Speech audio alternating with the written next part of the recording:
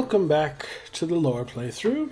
It's been a minute since I recorded for this, so hopefully I didn't forget anything. But yeah, it's good to be back. Seems like the room is overflowing with shovels, and you don't have anything to dig through them with.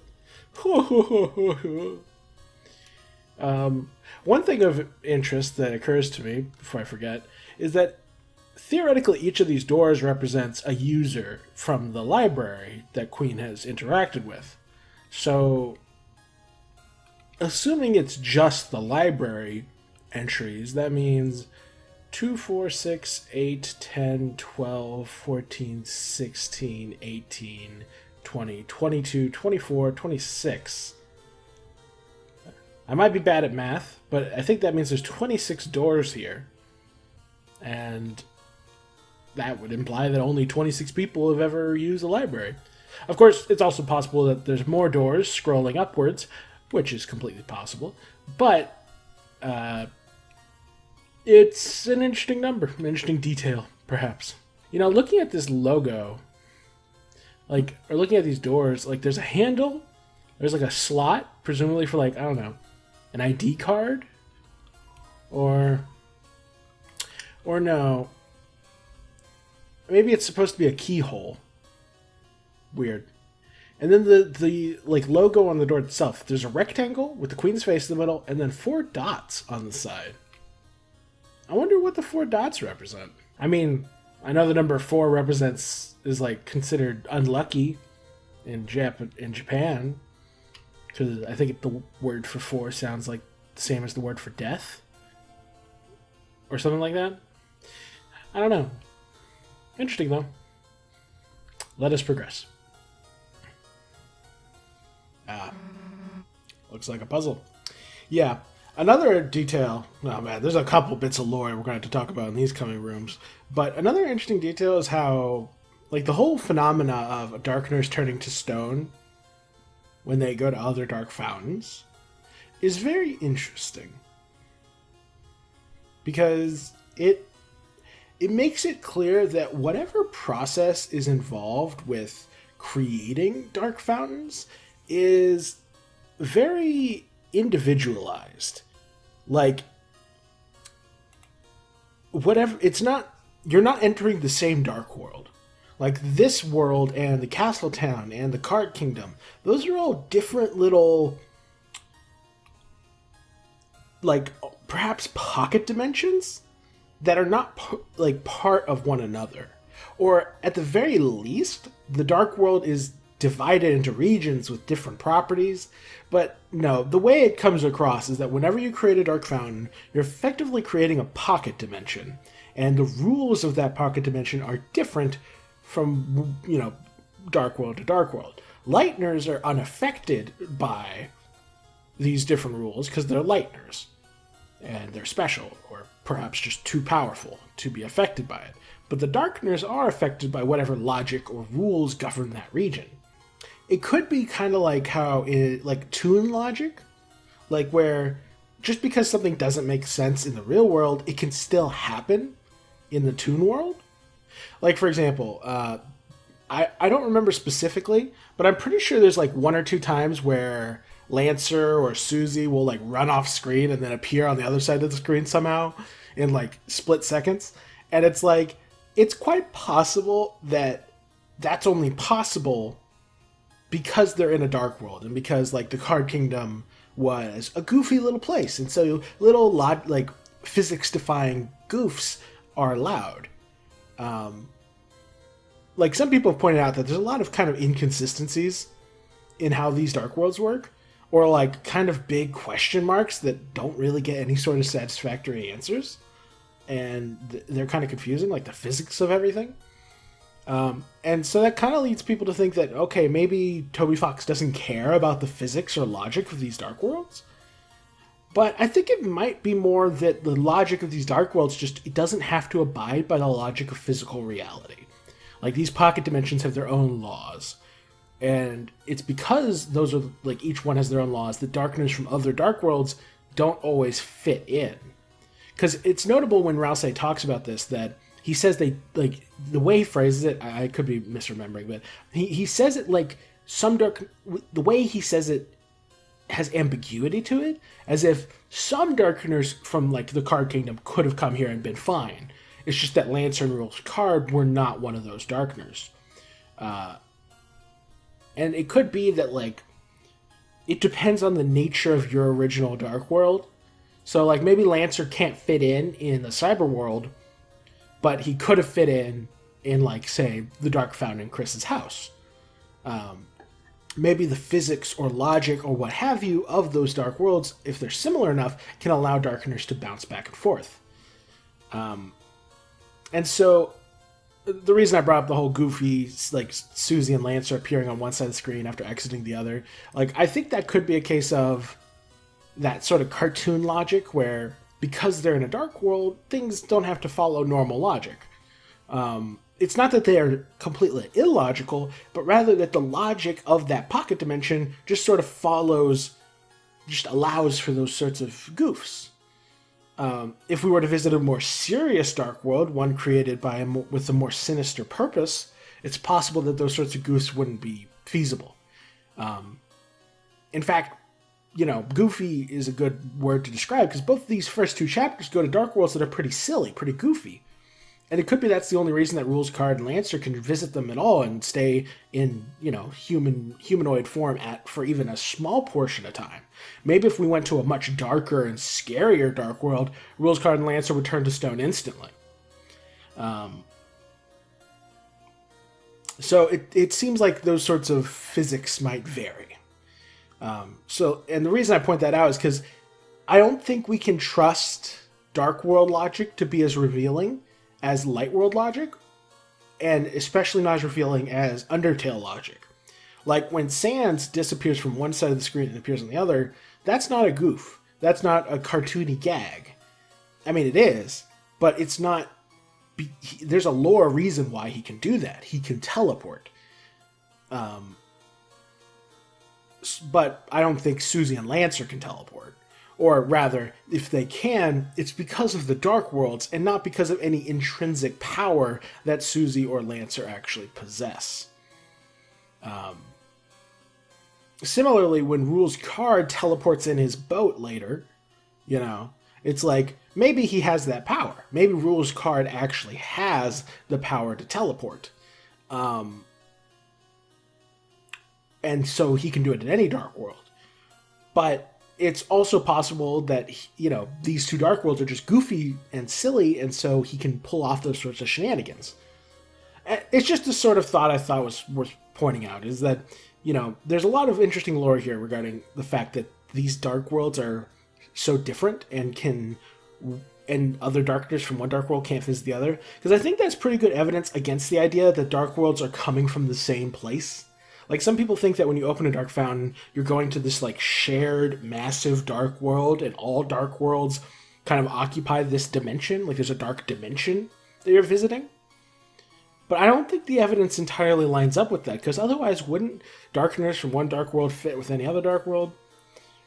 And the way that they're described as worlds rather than kingdoms or regions makes it sound like these are their own, like, kind of like Kingdom Hearts worlds. They're not, when you go to a world in Kingdom Hearts, you're not just going to a planet. It's implied that you're going to its own kind of separate pocket universe where, you know, their own physics and laws and whatnot hold true.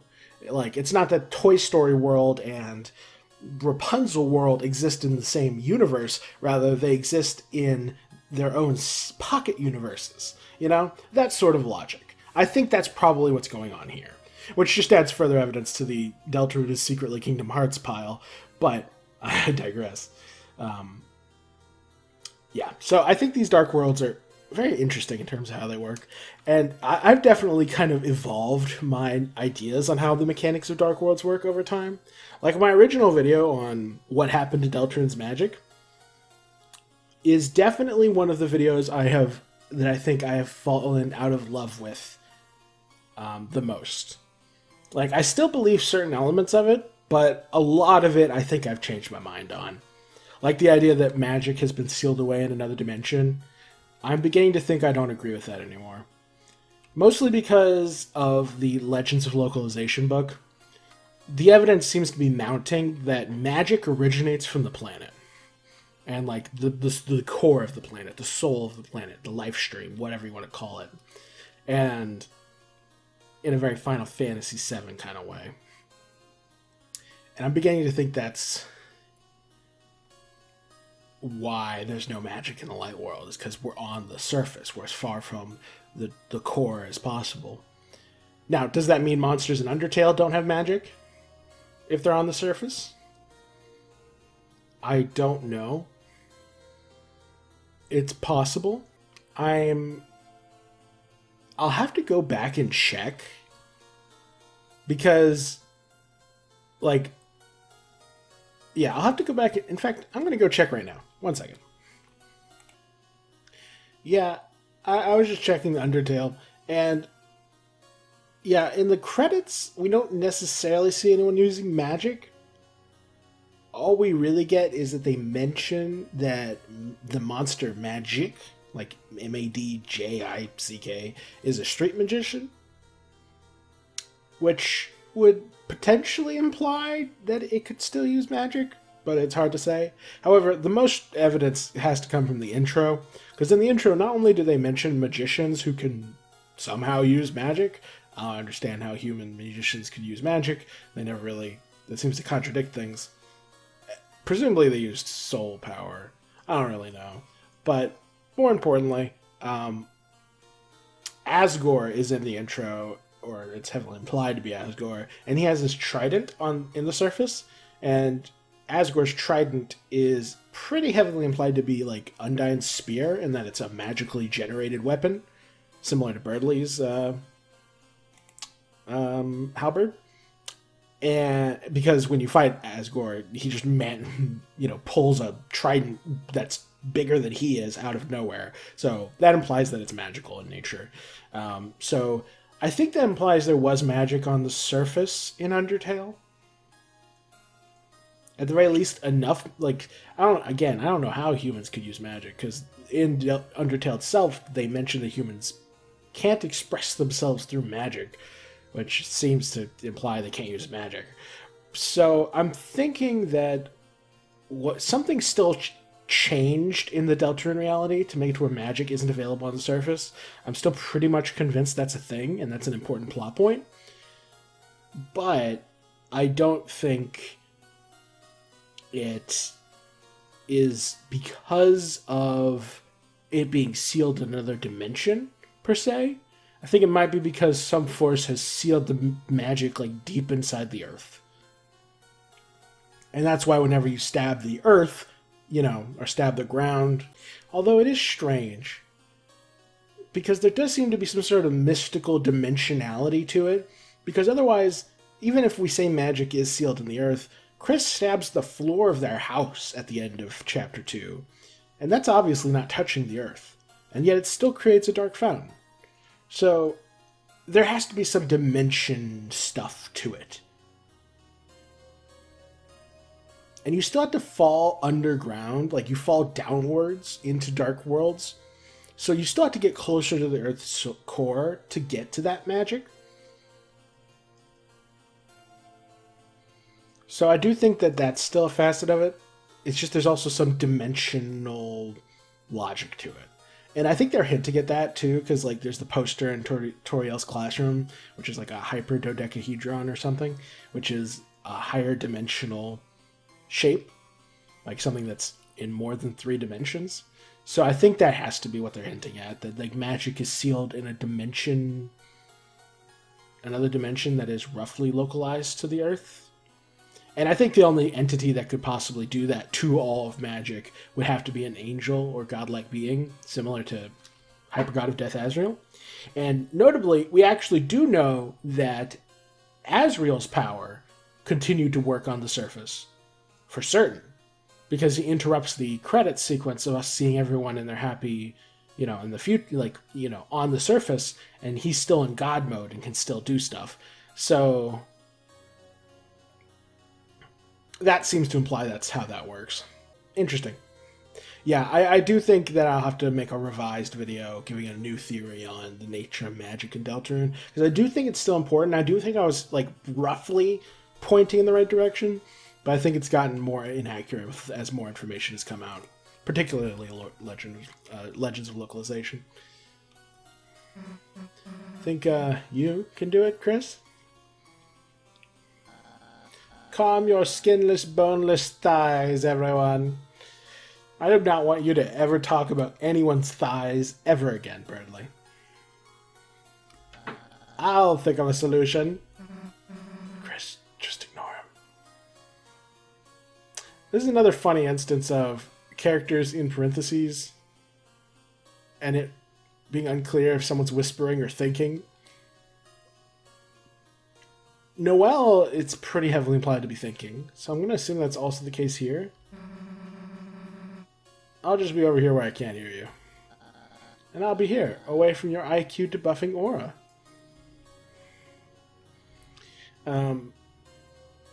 Yeah. I just noticed this window. It has like a crown shape on it and two horns. That's very reminiscent of Asgore, actually.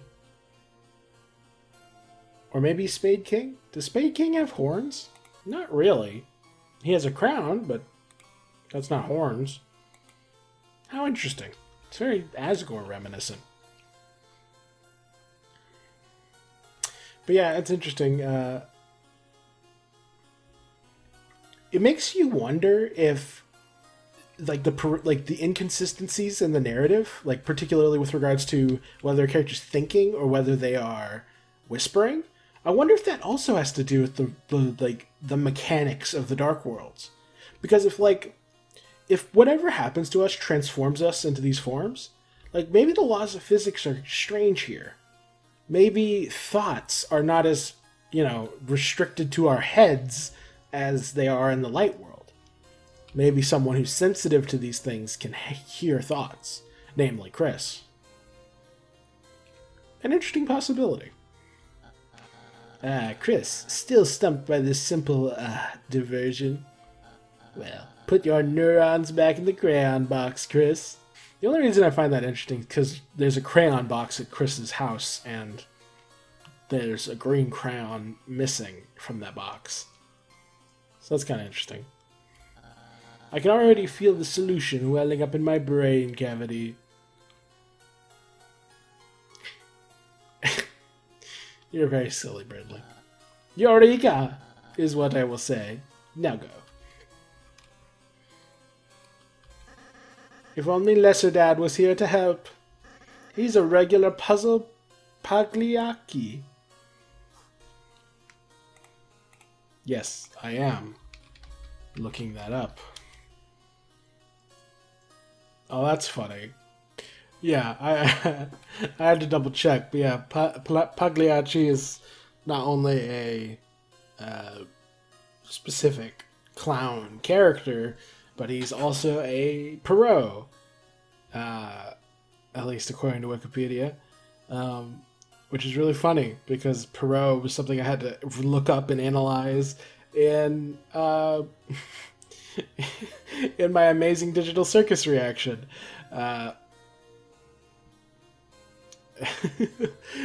If I had a nickel for every time a Perot came up in my analysis videos, I'd have 2 nickels, which isn't much, but it's strange that it happened twice.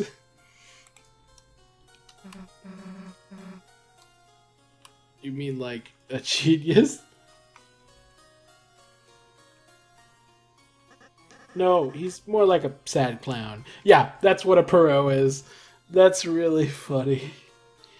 Oh, man. It's interesting, too, because they're associating... Oh, that's so funny. Wait, that's actually like a deep cut, because Perot is a character heavily associated with being a sad, cartoonish, almost innocent kind of character who's most specifically affiliated with unrequited love, which is heavily emphasized with rules in from chapter 2 onwards, because he's totally infatuated with Queen. So that's pretty funny. So yeah, that's a pretty interesting deep cut. It makes you wonder if he's meant to, like, if he plays the role of a Perot in this story beyond that. Because if not, then that's just a funny joke. But if so, then that's an interesting bit of literary analysis to be had. But yeah, that's a deep cut. Christ. Hurry up, Chris. I don't want to look at Birdley. Chris, don't distract me while I'm deep in thought. If only I could alt-tab away from you in real life. These dark bulbs will cast a bright shadow on the ground and say hello to one of the most brain-meltingly confusing lines in Deltarune. Because it's the light bulbs in the dark world cast shadows, which is the opposite of how everything works. A light bulb casts a bright light on the ground. These dark bulbs cast a bright shadow on the ground. Oh, man. Yeah, definitely adds credence to the idea that physics just don't necessarily follow normal logic in these worlds. Lancer made a similar comment in Chapter 1 when he talked about how he was shadow tanning, and the shadow tanning made him pale. Although, as I think it was Spooky Dude on Twitter pointed out, that Lancer's comment from Chapter 1 is almost definitively a Final Fantasy VII reference. So, now, that doesn't mean it's not lore, but God, I wish I could just write it off as a joke. And I mean, it is Lancer saying it, so it is a joke. And I doubt that it literally makes you pale to be in the dark fountain's light or shadow or whatever. But, you know, if you spend all your time in darkness, you'll get pale because you're away from sunlight. So, like, it makes sense still. Now, the dark bulbs, though, this is just... Because if you work out the logic that this whole world is suffused in darkness, and you can't see anything normally, and the only reason you can see anything is because you are transformed when you enter, and that transformation alters the way you perceive reality. Like, I doubt the characters are seeing with their eyes in the normal way that you would see. They've probably been altered in some way to see darkness the way you would normally see light. Yeah. I think that's the only logical explanation. Yeah. Fill in the space with the dark to unlock the way. Fill in the space with dark to unlock the way. Fill in the space with dark to unlock the way. This is another line that could totally be read as having meaning. Like, oh, if you fill up a place with darkness, you'll unlock the way to your goals. So this is Queen's face. There's an orange chunk of her face.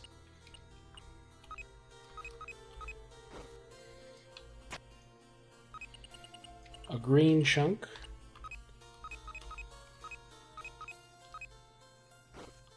And a purple chunk.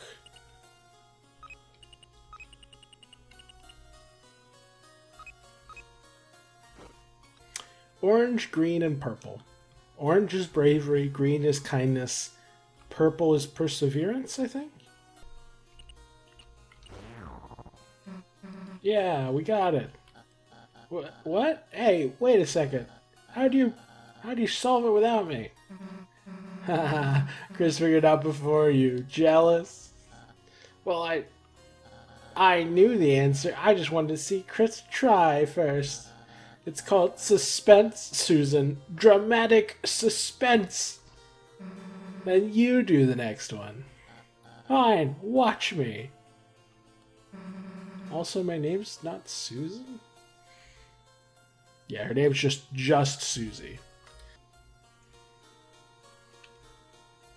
Ha, child's play. Couldn't you give me a harder one? For example, if anyone had a 4x4 puzzle cube. That's so funny because that's just like one tier like less difficult than a Rubik's Cube, and I'm pretty sure that makes it just childishly easy. Like I've never seen a 4x4 Rubik's Cube before, but I'm pretty sure that's like cartoonishly easy. Just tell us the solution. Well, you see, first you line the shadows with the lines on the floor. All right, what do we move first? I like how that's not even a question. It's just a statement. Also, they're continuing to refer to them as shadows, so that is a consistent bit of lore. Chris, just do the puzzle. Just give me a moment. It's not like Chris could even solve it anyway. What a bird brain, right, Lancer?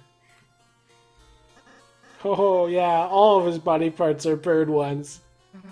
Lancer, tell Chris our sick scheme. So, when we make track jackets, I'm making his a different color. Oh, cough. Oh yeah, track jackets. I thought Ralph had to make the jackets. Alright, we had our laughs. Hurry up, Chris. Lancer's getting weak. I'm as brittle as a biscuit. Chris, leave the controls alone. If you get sweat on the controls, it's going to eat up my inputs. So just let me solve this. Chris, leave the controls alone. Okay. We've got orange, green, purple, and yellow. Yellow is justice, if I recall correctly. This puzzle is for staff only. Guests, please head back to your rooms.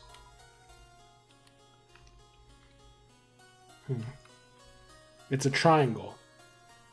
In the Deltarune symbol, the triangle pointing downwards, I'm pretty sure, is like it's the only one. It's the one that in Chris's room is green and thus is aligned with Rouse, I think. So that's interesting. I mean, generally speaking, it seems to be affiliated with monsters, the underground, darkness, darkners. So that makes sense.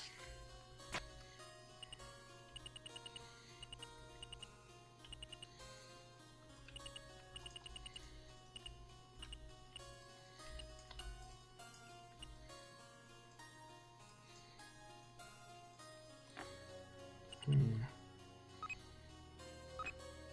go.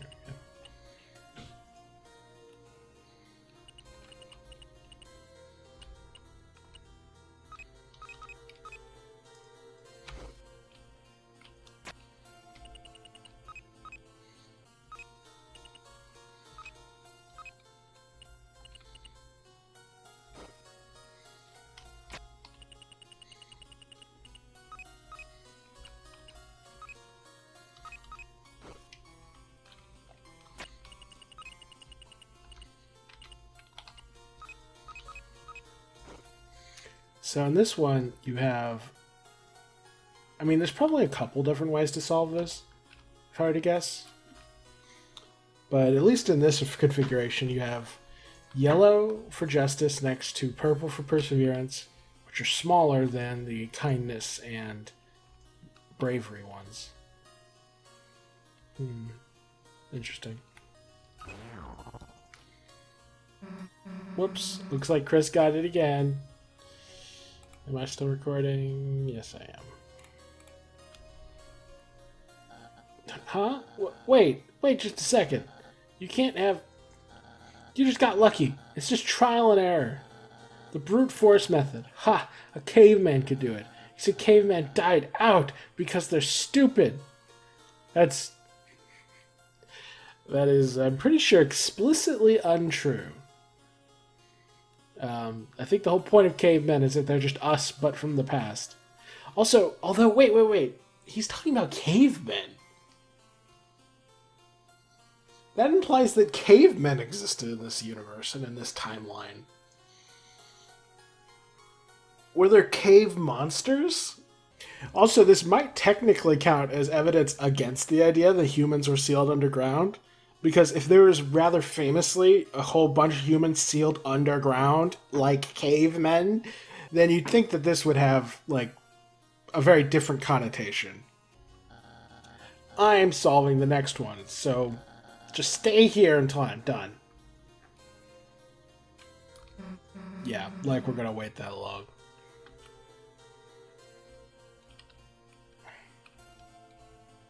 Oh, it's the hacker. This puzzle. I think I got it on the download. I just need to data mine the answers from the console. The answers in the code. All he's managed to do is get a child's toy to play a beep version of nursery rhyme music. Child's toy to play a beep version of nursery rhyme music. Beep, beep, beep, beep, beep, beep, beep. It's interesting that he's talking about data mining the console, since, as far as I know, no one's probably done much data mining of the console versions of Undertale. Anything else back here? No.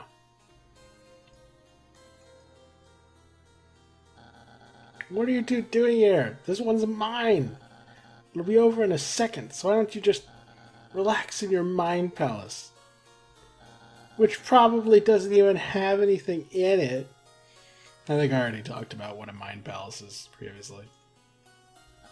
I just need to figure out why. It's funny, because I'm pretty sure the point of a mind palace is to arrange, like, your memories and stuff.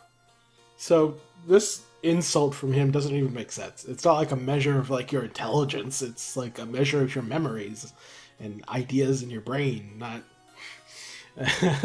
So yeah, I'm pretty sure that's also another case of Bradley trying to sound smart but secretly being a complete dummy.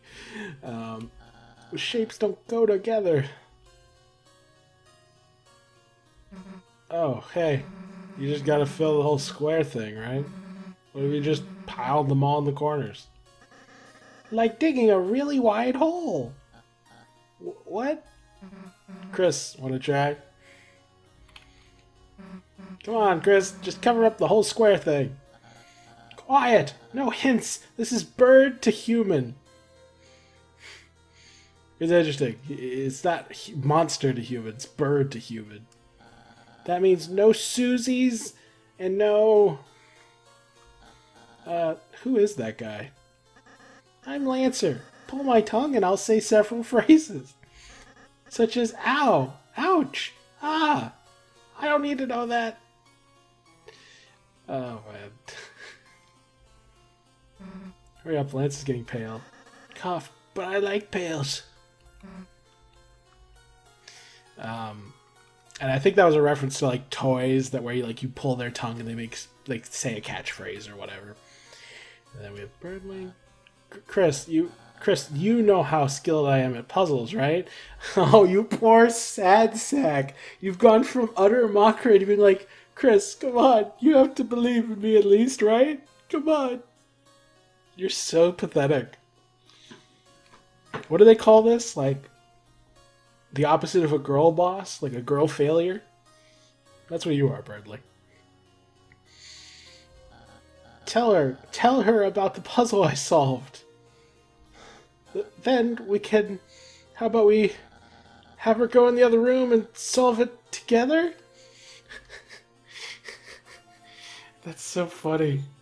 He's less concerned with proving his intellect and more concerned with not being embarrassed by Susie. Typical ego. Fine, go ahead and listen to Susie, Chris. Susie, are you hearing that? You'll be a laughingstock. Do you realize that, Chris? God, you're so sad.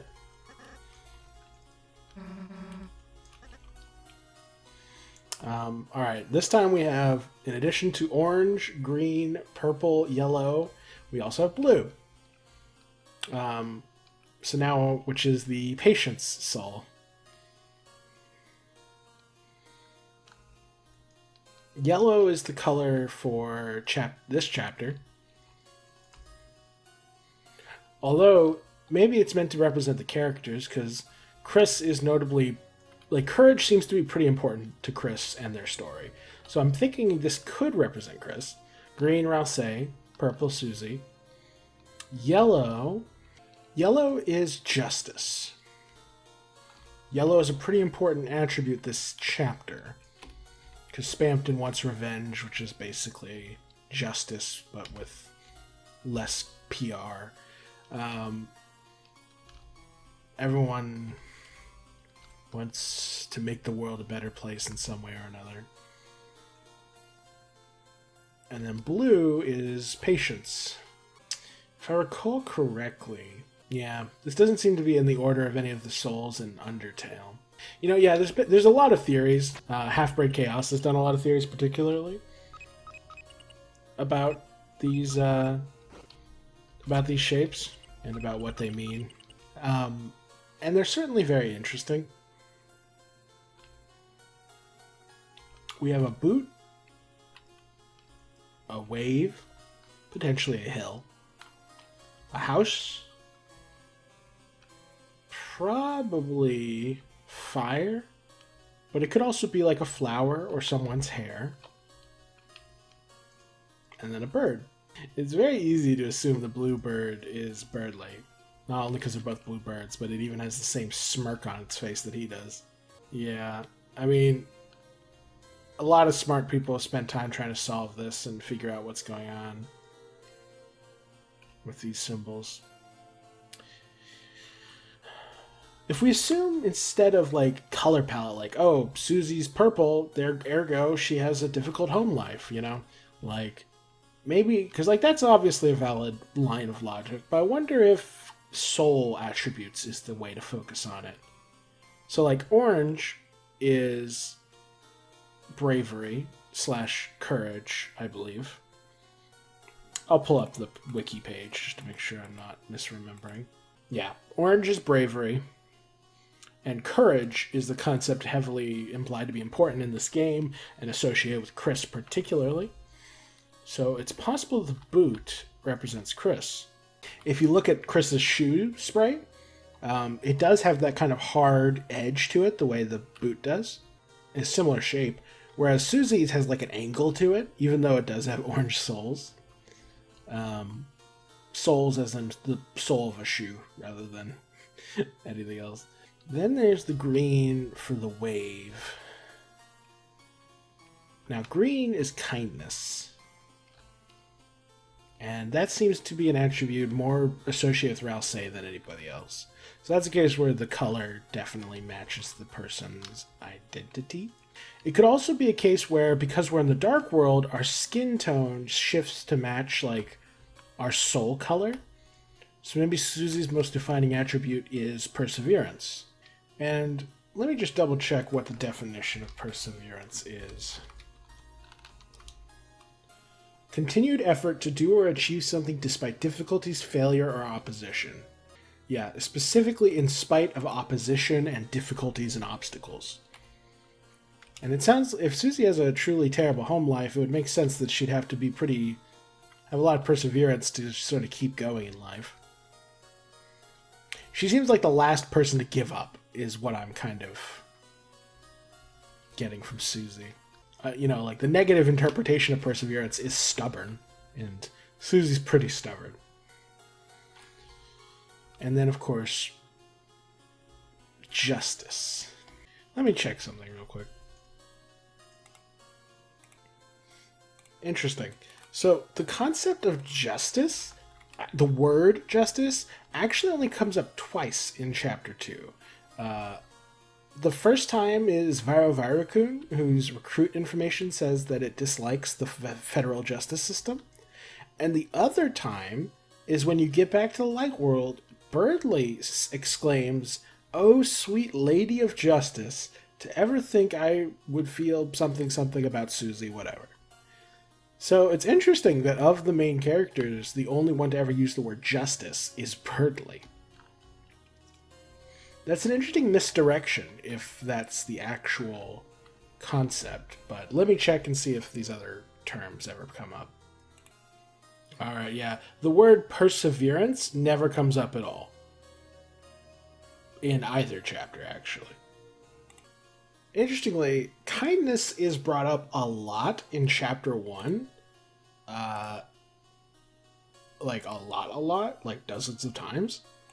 And it's almost always either being used to describe Rouse or being encouraged by Rouse, as in encouraging the other characters to be kind.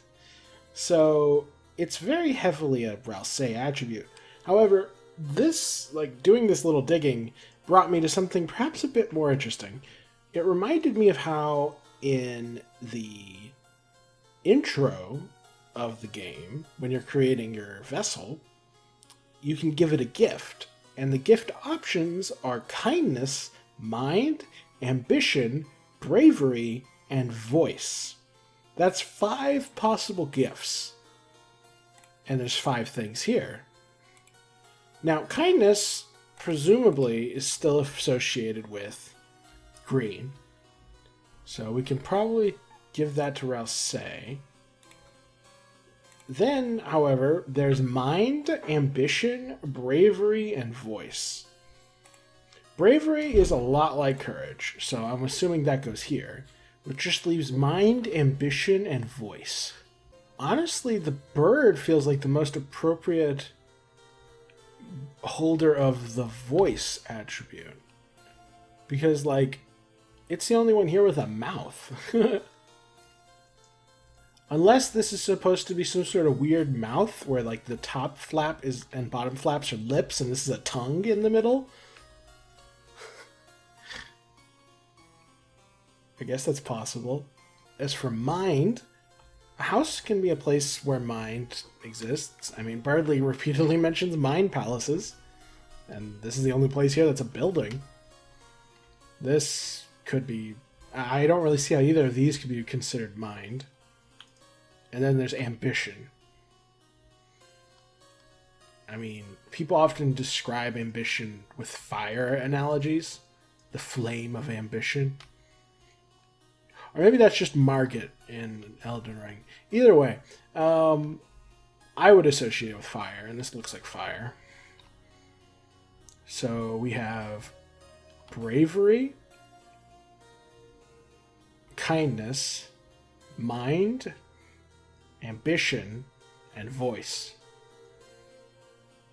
And Bradley does talk a lot. Perhaps that implies Susie is smarter than she gives herself credit for.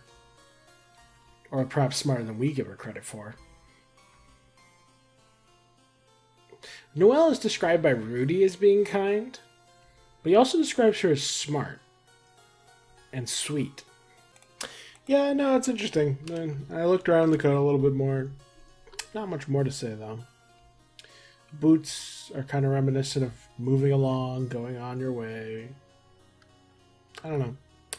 There's obviously been a lot of analysis of these things, and there's a lot of room for potential interpretations. You know, it's a boot, it's a wave, it's a house, it's a fire, it's a bird. Yeah. Lots of potential explanations.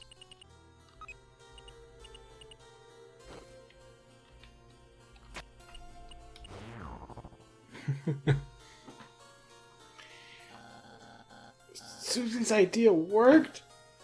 There's no way. It's a computer bug. It's a glitch. You're cheating. Just like when you wave dash. Which is another Smash Bros. Reference and is also evidence of Bradley being a sore loser because he's not as good at video games as Chris. How's it taste, idiot? Man, I'm gonna relish this forever. All those times you acted so high and mighty. Well, guess what? You're not. Face it, you're just as big a dumbass as the rest of us. Ha ha ha.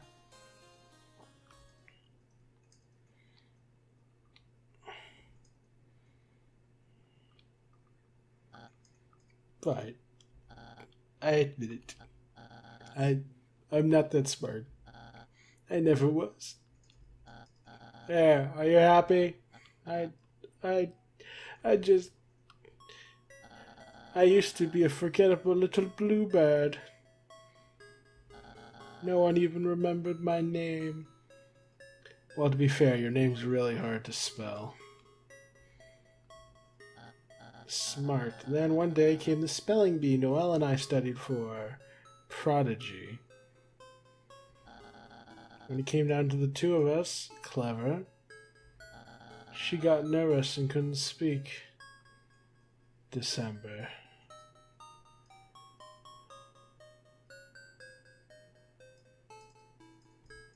Yeah. They were little babies. They've been in town for a while. Probably their whole lives. And it's interesting, though, in this context, Birdley's associated with the color blue and Noelle's associated with the color yellow. That does add further credence to the idea that maybe Noelle represents ambition? Huh. I mean, she does become very powerful in Snowgrave, and she's the one with the most ambitious goals of finding her sister. Perhaps. Maybe. I don't know. Maybe I'm just retrofitting her character to whatever supports the theory. But yeah, since December upset her even then, that implies that even when she was, sometime around the time when she was a little girl, Des disappeared. And unless Des was much, much older than her, then that would imply Des was still a teenager herself. Which does make you wonder why Noelle's the only one still looking for her. Maybe the adults lied and said that Noelle, or that Des was missing, even though they knew she was dead. That would explain why no one else is looking for her. But it seems like a weird thing to lie about.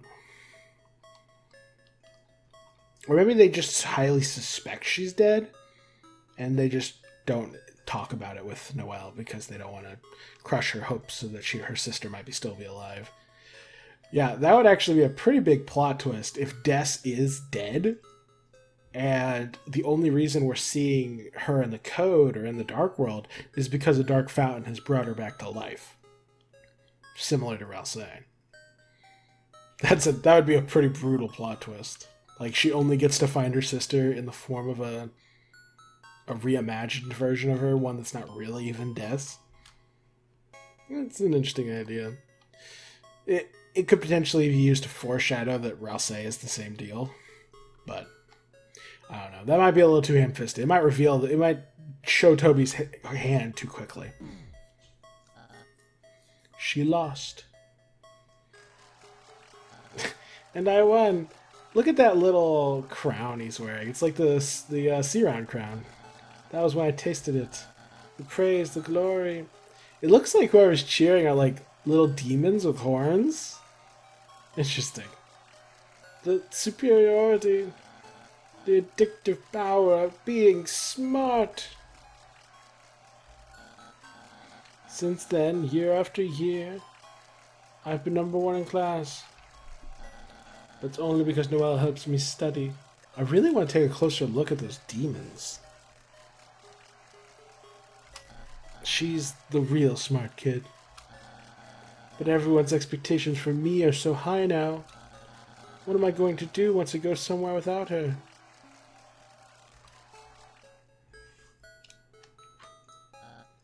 That's why I wanted to make a new world for us. Yeah, no, the demons are mostly copy-pasted demon-looking creatures. One of them looks like it's some other kind of creature, but I can't really make it out. That's why I wanted to make a new world for us. A world where we'll always be number one and number two.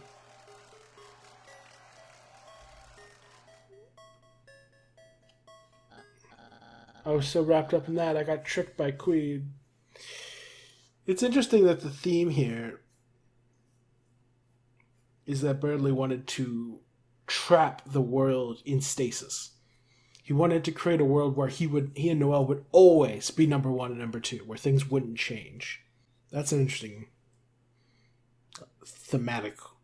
potentially thematically relevant detail. And now, Noelle is going to suffer because of it. Maybe I did just like being superior. It would be narratively, dramatic irony if Birdley wanted to ensure that he and Noelle would stay the same way with forever without realizing that he's stuck in a time loop where he and Noelle are already stuck the same way forever.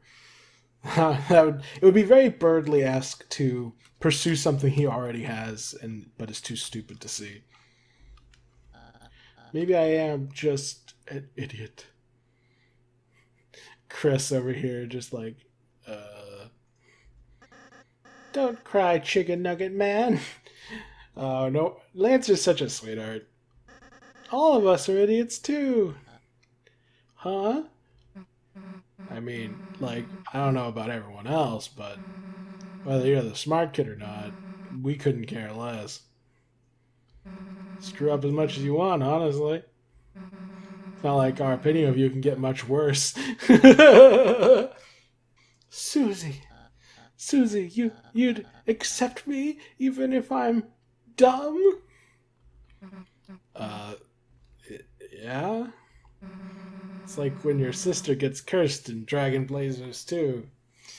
A cursed sister. Yeah, Dragon Blazers is a very important series for Noelle lore. And a cursed sister is pretty relevant to Noelle lore as well. Cursed siblings are all pretty interesting. Lancer's getting cursed in this scene, and he's almost like a little brother to Susie. Interesting concepts.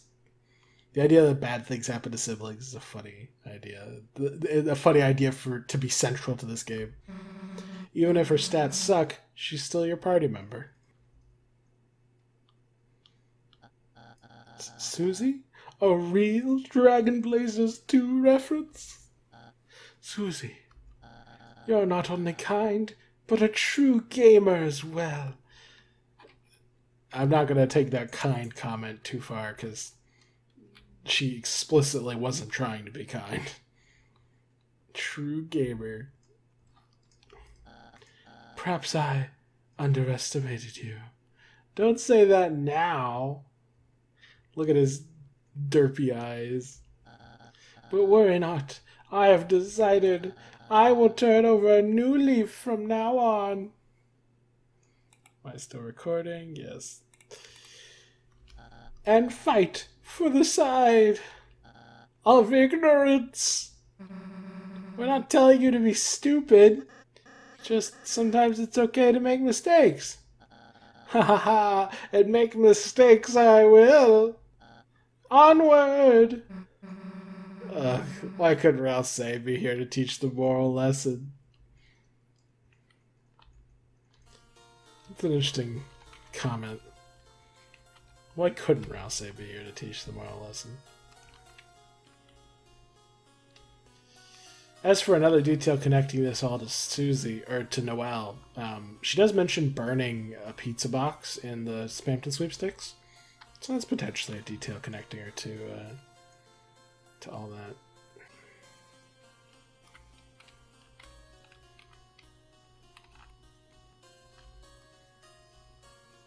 It's interesting how these dishes and the lights on the chandelier are kind of flickering. This downstairs table will be for our special guests. There's a dinner party on the second floor for everyone else. Combined, we have enough seats for everyone in the world. Really? That's a fascinating comment. 6, 10, 14. And then combined with whatever's upstairs. That has to be a comment. Or like a subtle joke about how upstairs, like the number of recruitable characters maxes out at like however many chairs there are. Okay, we gotta count these for later because that's almost certainly a reference. So that's 10, 14. 14 down here. Everything here is tailored for you. Right? Really? It's a funny comment. It could definitely be read as hinting at Chris being the one to create this dark fountain. I don't think the evidence really lines up with that, but that could be interpreted that way. It could also refer to how like our personal rooms are customized to us. And it could also acknowledge that, it's not actually tailored to us, like these rooms and stuff. So maybe it's, I don't know, it's interesting.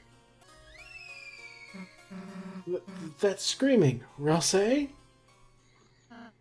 You don't have to scream just because you like my outfit. Adorable. Oh, Chris, Susie, how may I serve you? The hell are you doing? It's funny how he just sort of intrinsically starts like fitting to his role. Like he's just like, oh, well, if I'm a butler, I guess I have to serve them.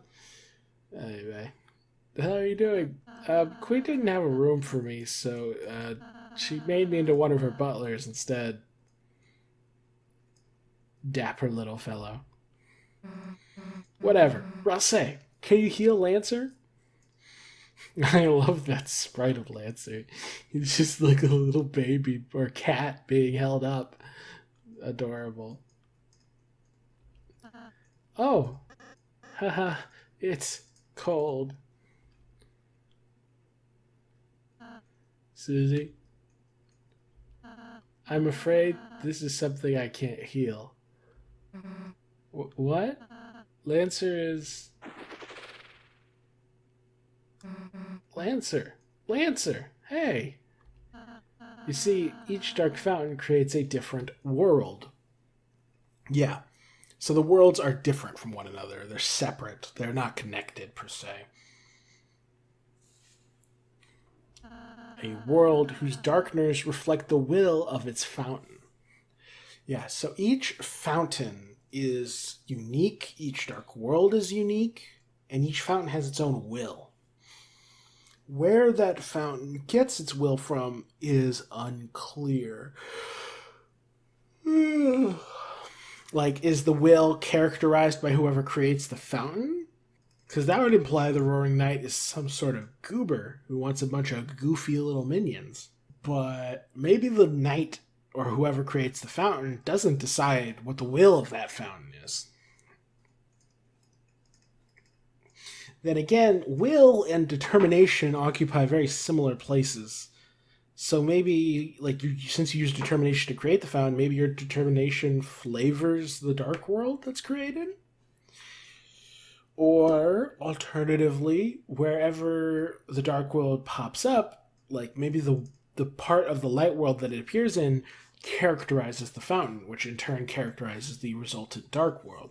Then again, in the roaring prophecy that Ralse discusses this chapter, he shows the fountains seemingly transforming into the Titans. So maybe they have a will of their own because the fountains are Titans in some way. Yeah, there's a lot of possible explanations for that. If we work off of the life stream logic, then dark fountains have will of their own because they embody all of the life and magic and energy of the world. And different parts of the life stream represent different sections of life and souls and magic and whatnot. Interesting. But though those darkness can exist in their own worlds, they might not belong if they go to another one. Yeah, see, he says they might not, implying that they potentially could belong if they went to another world, depending on the will of that fountain, the nature of of that reality, etc. Yeah, whatever Lancer is, he's characterized, whatever the nature of the Card Kingdom Dark Fountain was, it's quite different from the nature of the Cyberworld Dark Fountain. Its will is different. They're different enough that they don't generate the same kind of student, which is interesting, or the same kind of world, or what have you. And that's interesting because Gerson Boom is implied to have been the teacher of the classroom Lancers from, and a different member of the Boom family seems to be in charge of the library. So it's interesting that these dark worlds would be so different, despite them coming from the same family, seemingly, or from places connected to the same family. Then again, the people who went to that class are different potentially from the people who visit the library. And if we interpret it through the lens of, like, the place where the fountain appears decides the character of that fountain and decides the will of that fountain, and thus the, I don't know, feng shui of the soul, the spirit of the unused classroom is just fundamentally different from the spirit of the computer lab. And it's also interesting how Lancer endures upon coming here for a while, as if like he has a battery and that battery runs dry. It's also interesting how Rules card seems to last a fair bit longer and gets to do a lot more.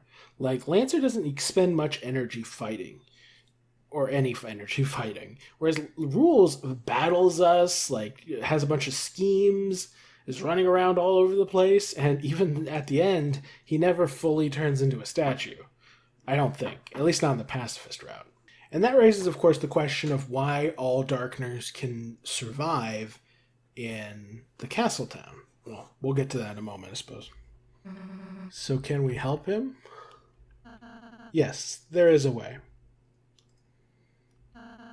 Castle Town's grand fountain is made of pure darkness.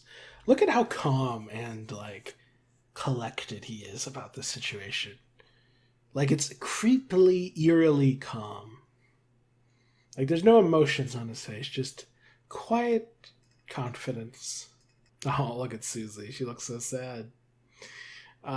Castletown's grand fountain is made of pure darkness. As long as it stays flowing, any Darkner can live there. As long as it stays flowing, any Darkner, and it's made of pure darkness.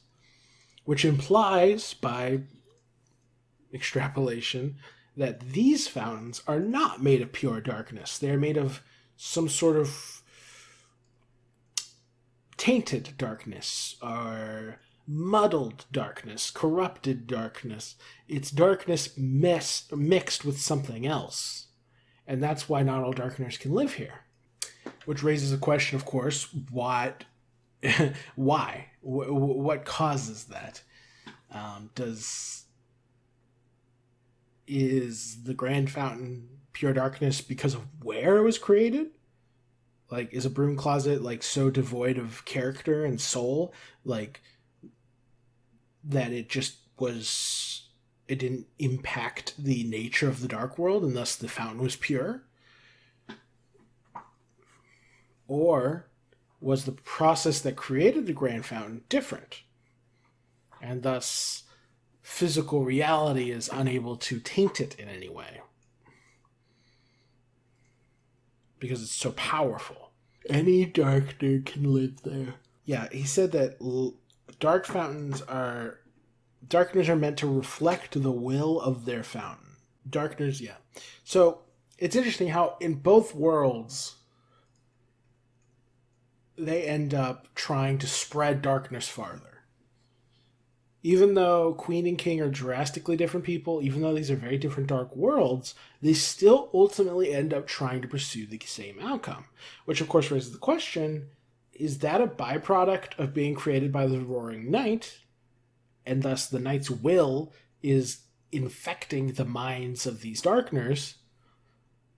It's, forcing them to reflect the Knight's will. Or is it a case of all darkness wants to escape? The darkness has been trapped somewhere, and it wants to be let free. And so it's the will of the fountain is the will of darkness in general, and the will of darkness is to be let loose. A lot of possibilities here. So if we bring Bill Hanson back to school, he'll be okay again. So we just need to get out of here, huh? Right. Alright. Lancer, we'll be back for you, buddy. Your friend, if we do eat Queen, we can save him? Yeah. With me out of the way, Queen is going to force Noelle to do our bidding. And if Noelle doesn't want to, she might make her face into a robot one. Susie, could you assist me in saving Noelle? Huh? Me? I just can't do it by myself. But if you can help me, I have a plan. A plan? I remember from Queen's tour of this place. There's a secret shortcut on the 3rd floor. While Chris is distracting Queen, Susie will take the shortcut to reach Noelle and transfer her to me on the roof. From there, I'll bring her to a safe hiding spot. And together, we can all defeat Queen.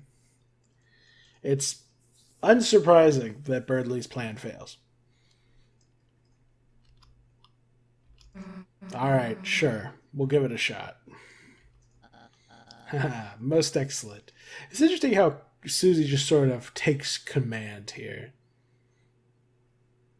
And just, like, she decides the plan, or she accepts the plan on behalf of Chris. See you on the roof, fellow agent. Alright, let's go. Would you take that off already? Sorry.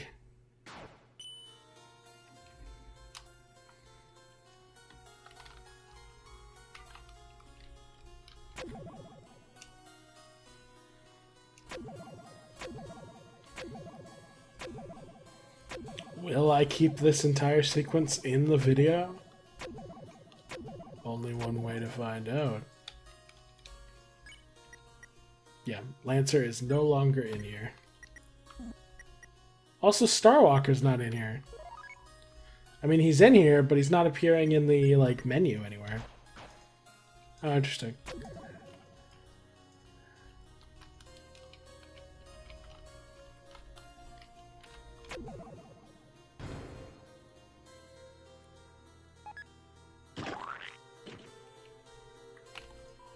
He seems to be well taken care of.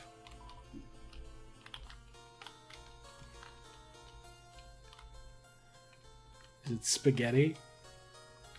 They do sell spaghetti code in this world. Also, we have Rouse back. It's interesting how Susie and Chris both have a lot of guts, but Rouse doesn't.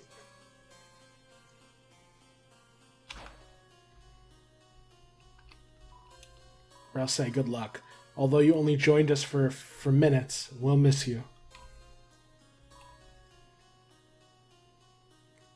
That's one of the only times that anyone in the Dark World addresses Rouse by name. Fascinating.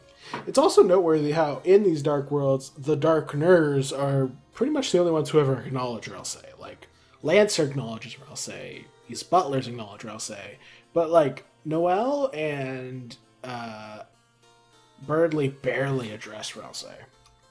Even Queen's not that interested. Oh, it cut out 2 of the rooms. That's interesting.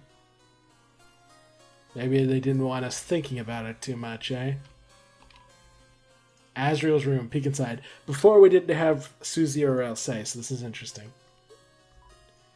Yes. Haha, Chris, whose room is this?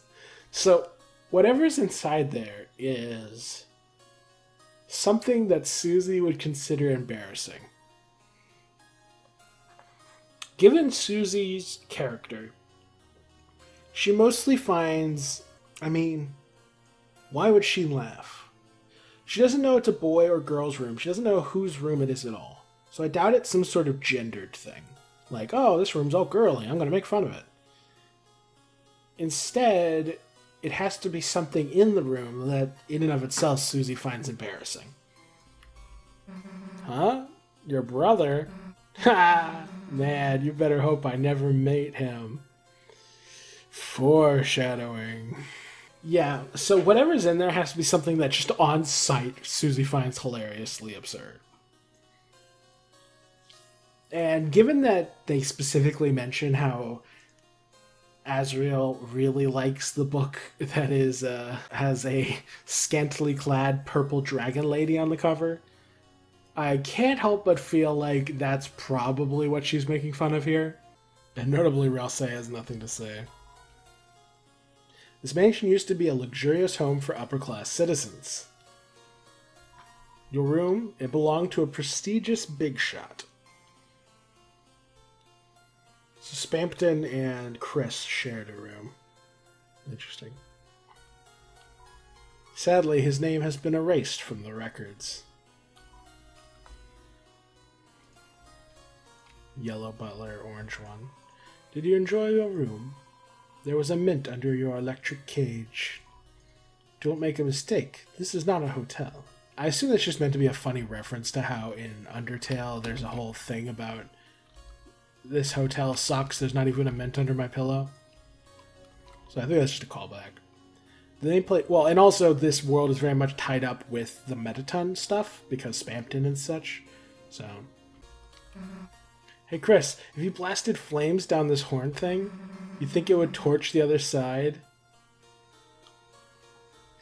Look, she has, like, the caring, sensitive face on, which is hilarious. It's like, instead of, haha, what do you think it would torch the other side? Ralsei's like, why are you using that face now? That's funny.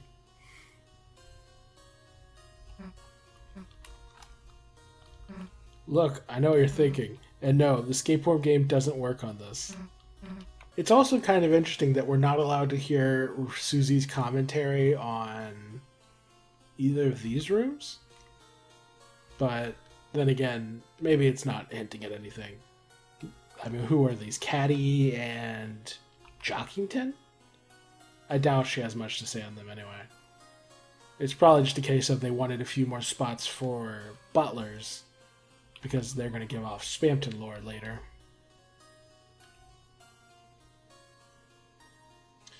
And there's those legs. Those legs are, I've mentioned this in several videos, but those legs are they're not part of the Giga Queen sprite. You can tell because her heels are like a different color and her tights are a different color. It's actually part of an unused Giga Queen thing that's more reflective of the concept art. The whole body of it is in the code. I might even put it on screen. I make no promises.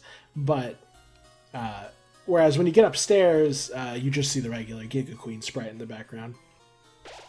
Looking at those legs, these legs fills me with a certain power. All right. Okay. Let's take a look around. It's a door. Where will you go? Cancel. You don't. Oh, man. I notice there's tiles on the floor that are different colors randomly. I doubt that has any lore significance. There's a cybernetic bookshelf. There's a book here about shortcuts that open up later. That's cute. Cybernetic bookshelf. There's a book here about shortcuts that open up later. Yeah. It's kind of funny how there's this like carpet here, and yet there's no front door. Strange. Welcome to Color Cafe. Let us warm your day. A bunch of buff dudes with drinks and flowers and cake. Adorable. Our menu is specially prepared. Butler juice. Spaghetti woven by master coders. Big shot bow tie. A handsome bow tie. Luxurious brooch. Queen thanks you for your patronage. Take your time. We'll be waiting. Alright, let me pull up the wiki pages for these. We'll start with Butler Juice. So, it heals for 100 HP, which is practically a full heal, so that's pretty good. It's the check description of it says it's short for Butler Juice. It changes color with temperature, which is fun because that hints at the fact, like the mechanic used for the butlers. I wonder if there's any deeper lore to that, because you know Chris changes color, Souls change color. I'm not sure. If you try it when using it on Susie, she says, "Hell do you call this?" Because, you know, butt juice. If you give it to Rousey, he says, "I made this." Rousey's butt juice. Ooh, you know, I didn't think that statement through before saying it. I don't think I fully processed how disgusting it was. I blame Toby Fox. If you give it to Noelle, she says, "Brain freeze!" Kidding. Presumably because it's warm. Yep, that's all there is with the butler juice. Then there's Spaghetti Code. We may have already talked about Spaghetti Code, actually. It's a consumable item. Gives 30 HP. Spaghetti woven by master coders, made of macarons and macarons and ribbons, and heals everyone for 30 HP. Susie says, "I'm not wearing it." Rousey says, "How sweet," and Noelle says, "Reminds me of one of my sweaters." Macarons. Oh, it's some sort of pastry. It's a sweet meringue-based confection made with egg white, icing sugar, granulated sugar, blah, blah, blah. It's a sandwich cookie. So it's made out of cookies and ribbons. Susie says she's not wearing the Spaghetti Code, which is kind of funny. But, so like, Noelle says it reminds her of her sweaters. Presumably because, you know, she wears a lot of ribbons and stuff. I don't know, this one seems a little strange. There might be an obvious joke that I'm kind of missing. Yeah, the trivia, they suggest that maybe Susie refuses to wear it because she refuses to wear all the ribbons, and this is made partially of ribbons. Beyond that, not much of interest here. And then there's the Big Shot Bow Tie, or B-Shot Bow Tie. It gives 2 defense, 1 magic, a handsome bow tie. Looks like the brand name has been cut off because it was used by It was sold by Spamton back in the day, but then he got outed, so they cut off his name from his brands and kept selling them without him, which is pretty horrible. Malleus can actually fuse the Big Shot Bow Tie with a tension bit to make the tension bow. I will check what that means I'll take a look at the tension bow in a minute. If you put it on Susie, she says, "Ugh, I look like a nerd." If you put it on Rousey, he says, "Can I have suspenders?" Because he's a nerd. And Noelle says, "Do I put it in my hair?" Because she normally wears, you know, ribbons in her hair rather than, you know, on the chest, which is where a bow tie goes. Yeah, Spamton sells a version of this that's worse. But we'll talk about Spamton stuff when we get to Spamton Shop. But you can combine it with a tension bit to create the tension bow, an armor item. It gives 2 defense and increases TP gain during battle by 10%, specifically from grazing. Interesting. Unlike most other equipment, party members do not comment upon equipping the tension bow. Weird. That seems like an oversight rather than anything lore related. Because it's just not that important of an item to justify not having dialogue. Okay. And then after the Big Shot Bow Tie is the Royal Pin. I'm almost certain we covered this already, but I'll take a look just in case there's anything new to discuss. Yeah, no, we definitely talked about this already when we had Noelle in our party. Okay. Don't be blue, we're here for you. Queen makes us buy trash for her. An item to delight our queen. A weapon to protect our queen. Armor to adorn our queen. An item to delight our queen. Chatting would be our pleasure. About yourself. So yeah, Swatch is the head butler. The word swatch is a small sample of fabric intended to demonstrate the look of a larger piece. As a verb, it means to apply a sample of paint, makeup, etc. to a surface or one's skin to test or demonstrate the color. So, yeah, I think this is... both are probably meant to partially reflect him, because not only is he a snazzy dresser, but he's also like a paint program brought to life, presumably. Notably, he has, if you look at his glasses, I might hopefully remember to put Spamton on screen next to Swatch to compare them, because their glasses look drastically different. Like, Swatch has orange and yellow, Spamton has pink and yellow.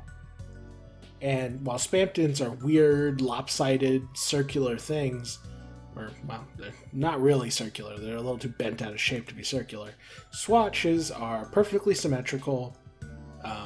Well, I guess they're not technically symmetrical, but they are, very consistently designed. Like, they've got these almost diamond shapes to them. What is this thing that's, like, bouncing up and down on his face? Like, is that, like, his collar? I never really noticed that before, but it's kind of weird looking. Oh my god, is that his mouth? Oh my god.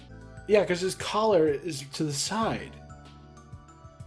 Oh my god, I never looked at him and thought he had a mouth. I thought his mouth just wasn't there. I thought he didn't have a mouth, or it was obscured or something. Oh my god. That totally changes how I look at this guy. Okay, one second. I gotta tweet about this. Okay, yeah, that's a very strange detail. I definitely choose to believe that's like a collar or something else, because it, like, coolly flapping in front of his face while he has no expression is way cooler than this triangular Sonic-looking beak mouth he's got going on. I don't like it at all. Okay. Still recording? Yeah, okay. About yourself. Forgive me for not introducing myself sooner, young masters. I am Swatch, Our Lady Grace's head butler.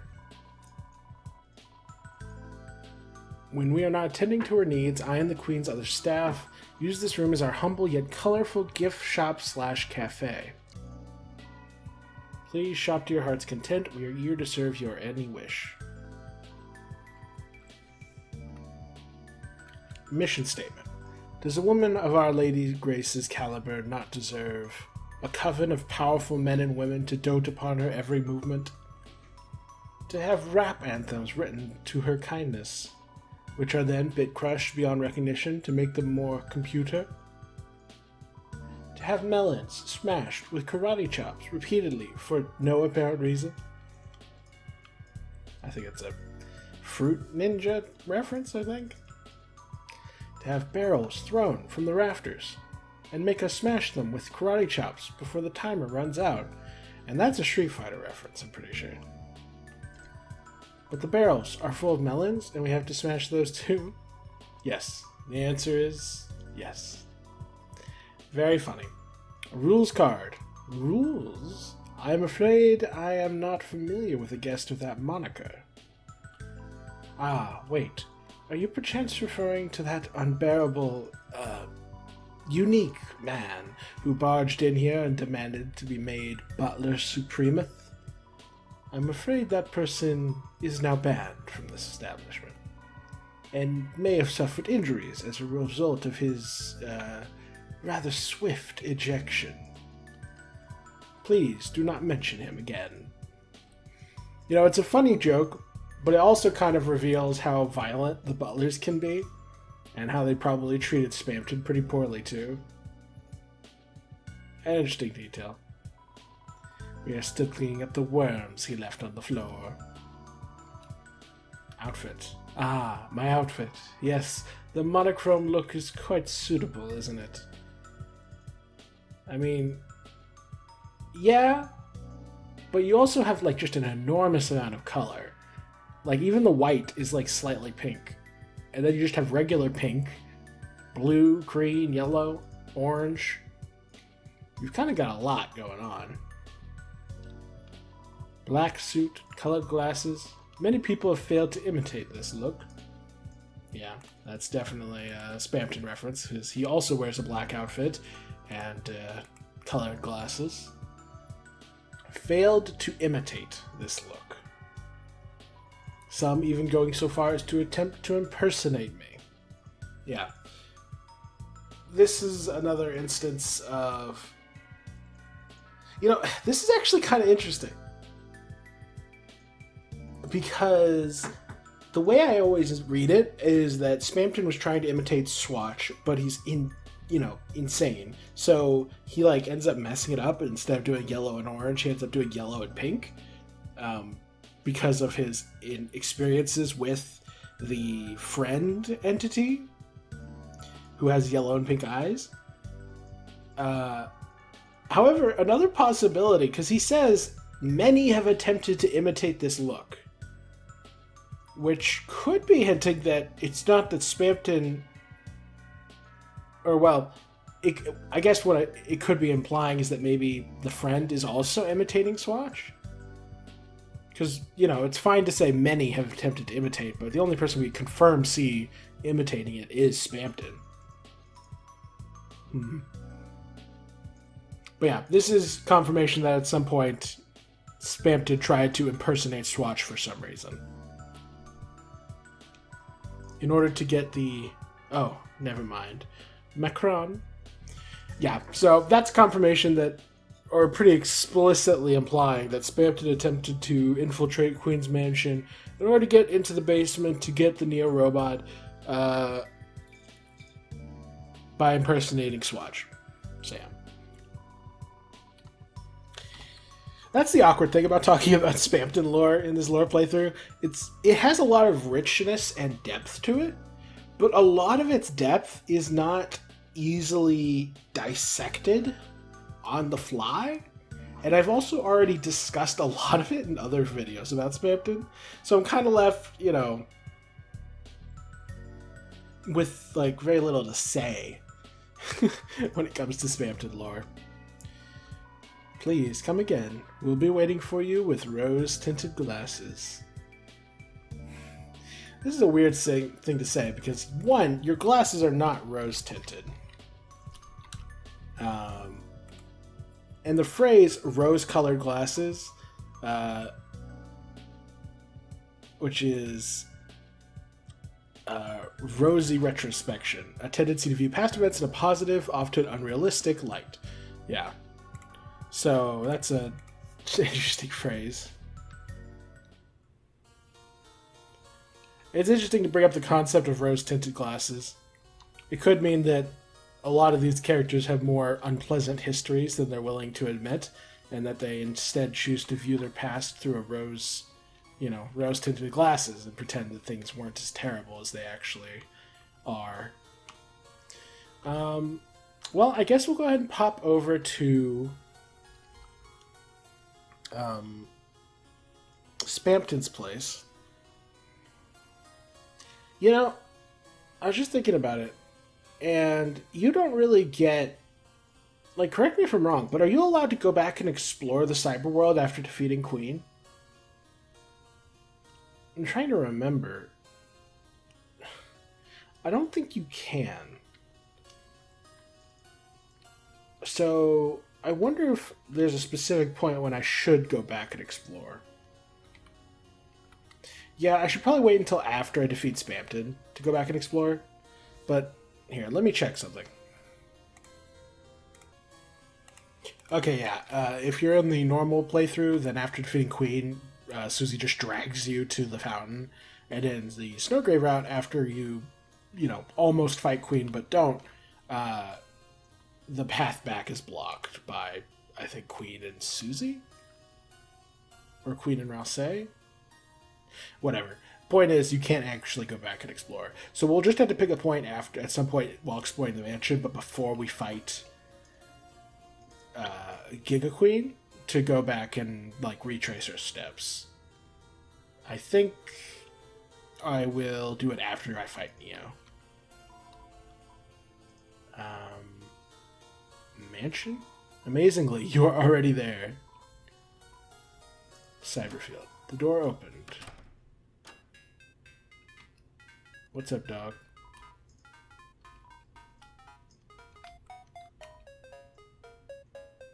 Haven't seen a single pop-up yet.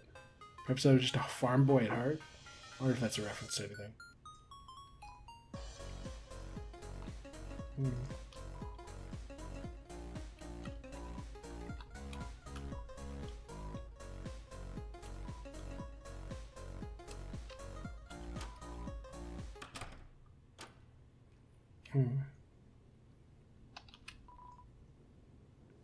A funny little guy was looking for you to the west. He was muttering something about deals. I'm trashy.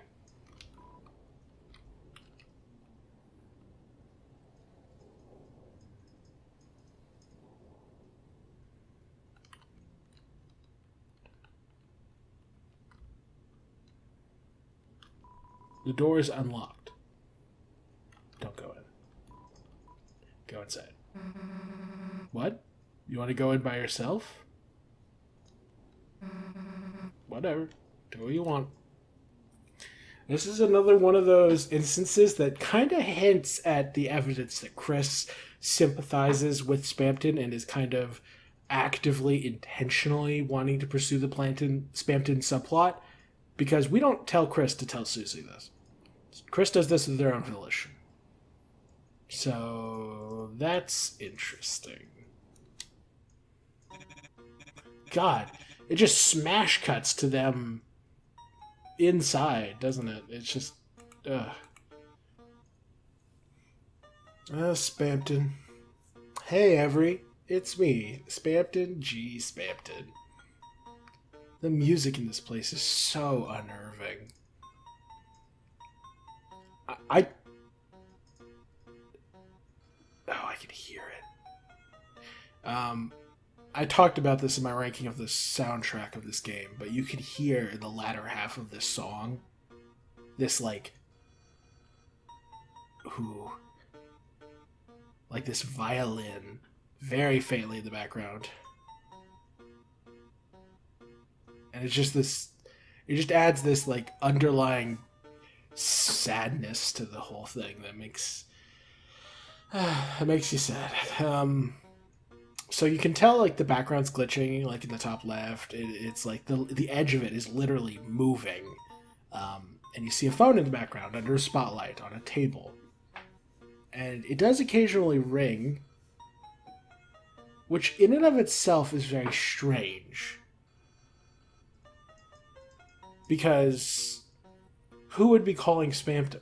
However, if I recall correctly, once Spamton leaves, all this goes away. The whole background disappears. And I think that includes the phone. So I think the logic is that Spamton isn't receiving any phone calls. He just wishes he was. And he wants to project the image that he is a successful, popular salesman, and so he has a phone ringing off the hook. Even though, rotary phones haven't been a real thing for a long time. Let me double check, but let's see, when did rotary phones fall out of fashion? Because we know Spamton's old, but they began declining in popularity during the late 1970s and 1980s. By the 1990s, rotary phones had largely become obsolete. Okay, yeah. So even if we look at Spamton through the lens of he was mainly popular in the 90s, it's still weird for him to be using a rotary phone. So that almost makes it seem like he just doesn't have enough money to afford a proper phone. And so he was using old rotary phones, which is interesting. But yeah, a sun, a blue sky, clouds. Another part of what makes this interesting and potentially hints at his motivation is that he would never see any of this in the dark world. You can't see the sun. You can't see the sky. Sky is forever blue. And interestingly enough, even if other darkeners actually, as like back in the light world when they're normal objects, some of those objects could have conceivably been taken outside and see the sun. But Spamton is a spam bot. He's eternally on a computer in the in the Ethernet, in the cyber world, so to speak. So it would be pretty uncommon, if not impossible, for him to ever see the sun or see the sky. It's just interesting because we know he wants a soul. We know he wants to become a real boy, to use his own phrase. So this might be hinting at that, like hinting that he wants to ascend and enter the light world as some sort of half darkener, half human abomination, which would be nightmare fuel for certain. So yeah, it's interesting.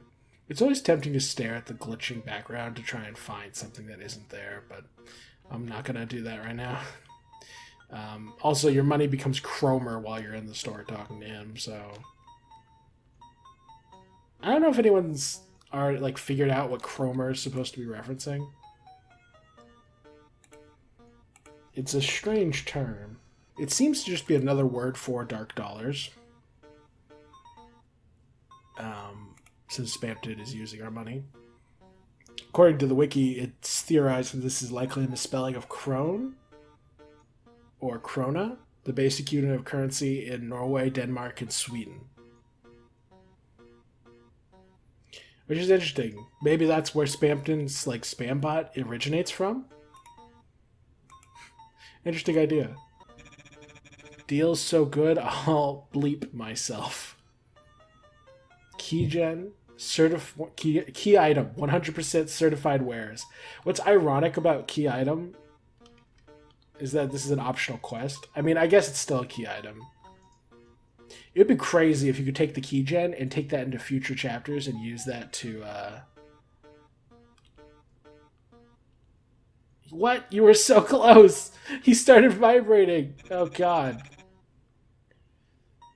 S potion, item, affects HP a lot, the smooth taste of... Oh, he does that anytime you almost buy something. Wow. The big one. Cut anything to pieces. Criminal. Oh god, his nervous energy is so... Big shot bow tie, but it's actually the tattered one. Runaway. Yeah, I was curious. I was thinking about the way that he starts doing that, where he just starts shaking. He doesn't do it all the time. He only does it in response to certain stimulus. And so it got me I was looking up to see if that was what could be the cause of that. And honestly, it's just too... I guess I was trying to figure out if this was characterization of anything specific about him. Was this a symptom of anxiety, of some sort of mental illness? Is it a autism thing? Because I know that some autistic people do stimming, where they'll move their body a lot in order to vent energy and stuff. But as far as I could tell, there's no way to narrow it down. So, I mean, I'm sure Toby Fox wouldn't mind if people chose to interpret Spamton as being on the spectrum, but I think he's also got just way too much stuff going on already, too much traumatic stuff, for it to be practical to specifically narrow down what's going on with him. I guess the point is, he would need an actual therapist to diagnose him, which I am not. Something else I noticed, there's I don't have a mouse, but if you look a little bit above the word what and slightly to the left, you can see 3 glowing dots. And it's at the juncture between the dialogue box on the right, the shop box on the left, and the menu that's popping up. And I just noticed that only 3 of the dots are glowing, which is kind of interesting. I doubt it means anything, but it caught my eye. Buy more? It's just, wait, is this just the same shop again? Money, no. Interesting. Okay, let me pull up the shop and see, or the stuff on the wiki to see, what his items say. First is the keygen. Is an item required to enter the basement. Is bought from Spamton Shop. Unlocks a lock to the basement of the Queen's Mansion. A shady-looking program that can open certain doors. Like, that's a vague enough... It's interesting, because it says certain doors. Not just a door. It doesn't specifically just open Queen's Mansion, basement, whatever. It can open certain doors, which kind of makes me wonder if you need it for the special route, like whatever secret route there is for, like, I don't know. Just a thought. Keygen is based on software key generators usually found in the wares scene among illegal software distributors. The track that plays when speaking to Spamton more than once about the keygen is also referential to the style of music that was composed for these games. Spamton's face-changing color is a possible reference to a YouTube poop. Blah, blah, blah. When the lock is inspected, the text is, Chris used the keygen, and the item is instantly used without a prompt. If one counts the keygen's highest possible price, it can randomly fluctuate to. It is the most expensive item in the game. Alright, not much else to say on the keygen currently. I'm not going to buy it in this visit, because I want to actually go back and look at the lock in the mansion, because I remember it says something interesting if you don't have the keygen yet. But we will get it eventually. S potion, or S poison, as it is actually called. It's called an S potion in the shop, but it's an S poison outside. Interesting. If you use it, it heals 40 HP instantly, but drains a total of 60 HP from the user at a rate of 1 HP per second. It does not drain below 1 HP. When used on Noelle outside of battle, it does nothing, as she pretends to drink it, but it still affects her in battle. When used on a downed party member, it still heals 40 HP, but does not drain HP if they are still downed. Oh, okay, so like if they're already in the negative and you heal them with it and it doesn't fully res them, then it doesn't drain. It doesn't make them have more negative. So yeah. Its check description says, a strange concoction made of colorful squares will poison you, which sounds very similar to the colorful squares that Swatch wears, and so I assume this is like his version of the butler juice. It does nothing to Noelle because she doesn't wear it, or she doesn't drink it. If you feed it to Susie or Rouse, they both like make an exclamation of pain, but then like try to cover it up and pretend they liked it. Susie says, "Ugh, tastes good," and Rouse says, "Ow, thanks, Chris." Which is interesting because that seems to imply that they're trying to not upset Chris or like not hurt their feelings, which is interesting because it means that it seems like they think Chris would be hurt emotionally if they didn't like this item specifically, which adds further credence to the idea that there's a certain special bond between Chris and Spamton, and like them not liking something Chris bought from Spamton is enough to potentially upset them, which is, I mean, it's really sweet, but it's also really sad. And if you use it on Noelle, she says in parentheses, "I'll just pretend to drink it," which probably implies that she was thinking that rather than saying that. The whole topic on parentheses is really confusing.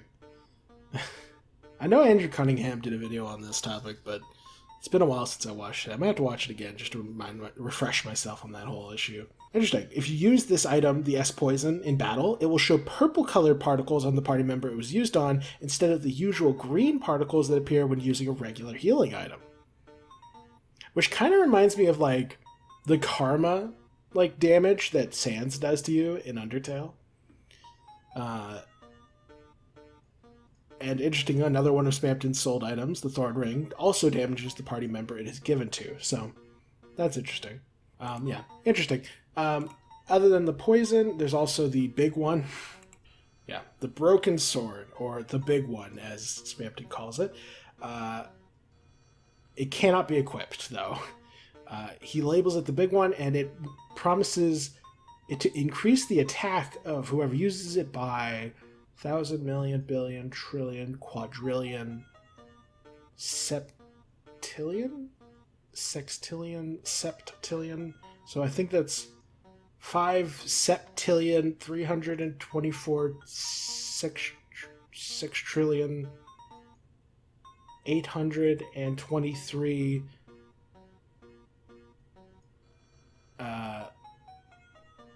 shoot.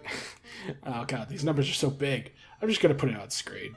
It's a big amount, and the number that he kind of trails is 5324823492348348000000 blah blah blah. I wonder if that number means anything. Yeah, 5 sextillion, 324 quintillion, 823 quadrillion, 492 trillion, 384 billion, 348 million attack. I mean, the number probably doesn't mean anything, but the fact that it might is kind of interesting. Let me just double check something. If you add all the numbers together, it makes 72, which is the number of hours in 3 days. Again, I don't know if that number means anything. Yeah, there's no lore to the number that I can find. But yeah, it's a rejected sword cut into 2 pieces. Not even you can equip this. Not even you. And funny enough, it's cut into 2 pieces, and Spamton's description says, cut anything 2 pieces. Which is supposed to make it sound like you can cut anything to pieces, but in reality saying that it's been cut into 2 pieces. If you attempt to equip it to Susie, she says, ... this is trash. When you attempt to equip it to Ralsei, he says, should we fix this? ? And then if you attempt to give it to Noelle, she says, why give this to me? But in parentheses, because she might be thinking it. Oh, that's funny. It's equipable by nobody. Its effects are failure. That's hilarious. Hold on. Did any of these... What about the... Oh, have we gotten to the bow tie yet? No, we haven't. Okay. Despite being labeled as broken, Malleus cannot fix or fuse this item. Yeah. And it's interesting because Spamton refers to this as the big one, which is also what he refers to the Neo robot body as. The big one. Or potentially referring to the souls he plans to reap, but it's hard to say. And then lastly, there is exclusive official Spamton B-Shot bow tie. Yeah, it gives 1 attack, 1 defense, 1 magic, and reduces damage received from puppet and cat-based attacks by 15%. Its description is an old bow tie. It seems to have lost much of its defensive value. Exclusive official Spamton. The only characters who this the bonus resistance to puppet and cat attacks works on are Spamton Neo, Task, and Task Manager. And if you attempt to equip it to Susie, she says, look, I have standards. Which is funny. If you successfully equip it to Ralsei, he says, it's still wearable. And then if you successfully equip it to Noelle, she thinks, in parentheses, reminds me of Asgore, ...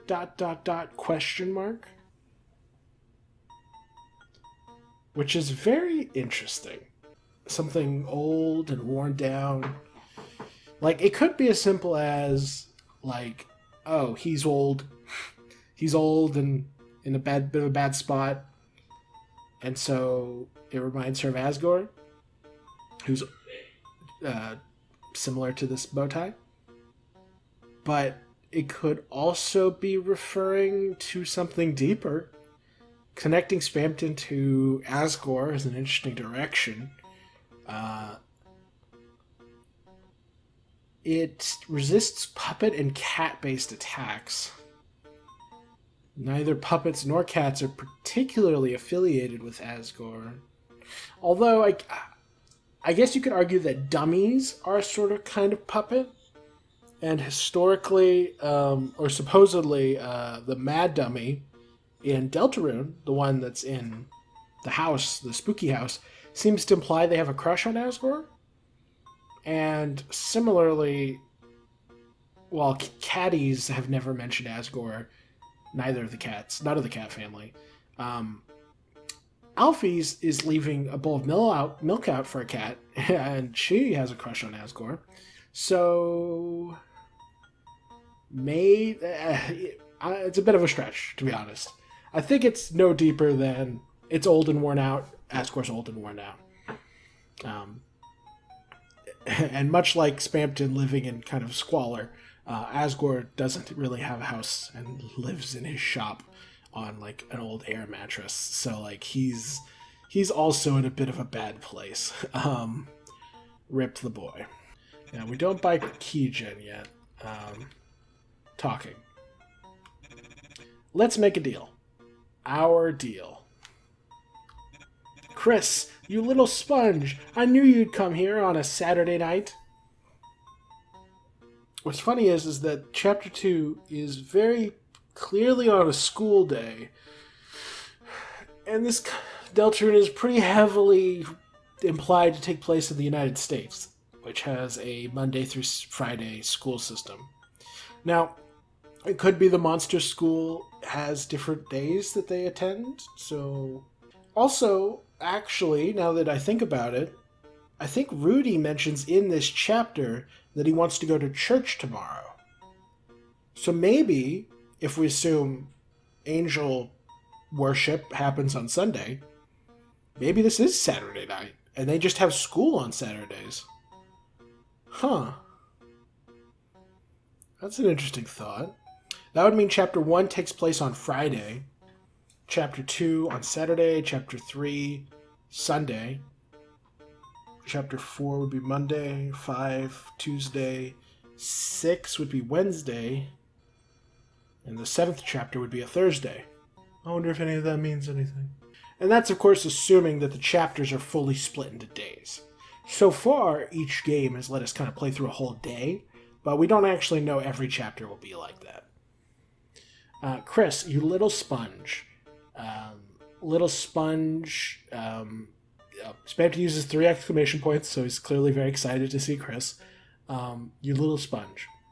Sponges are used to clean things, but they also notably absorb things. So the idea that Chris has absorbed something, what that could be, absorbed experiences, absorbed power, absorbed their brother's soul. There's lots of options. I knew you'd come here on a Saturday night. After all, you want to be a big shot. Yeah.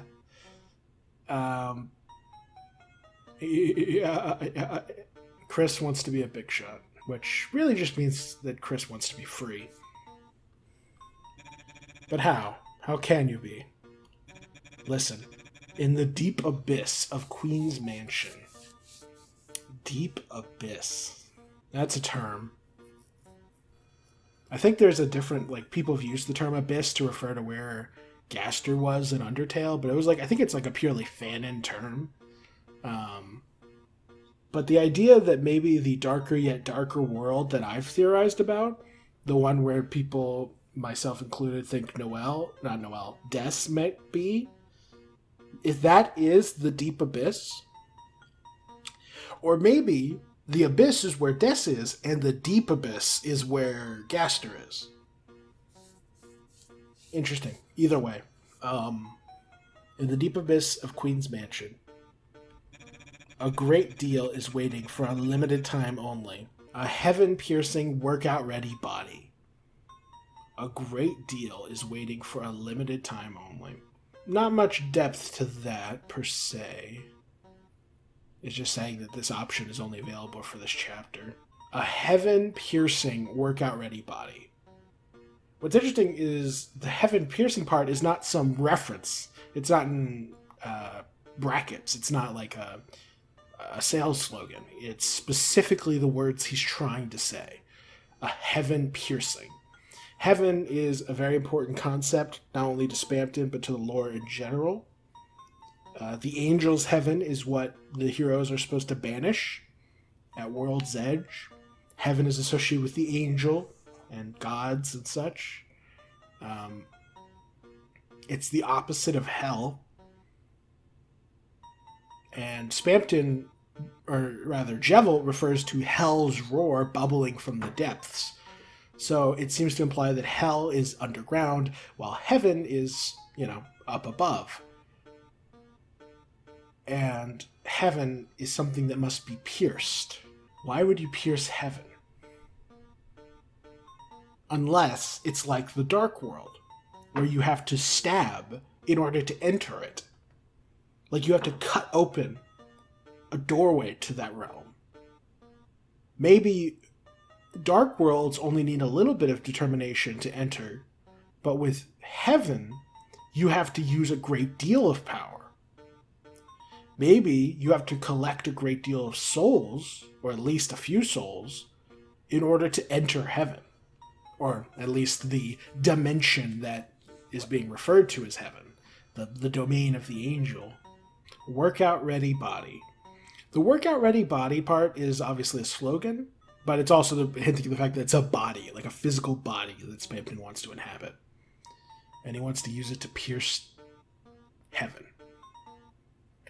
Although that, if anyone else had said this, I'd question whether they view the light world as heaven.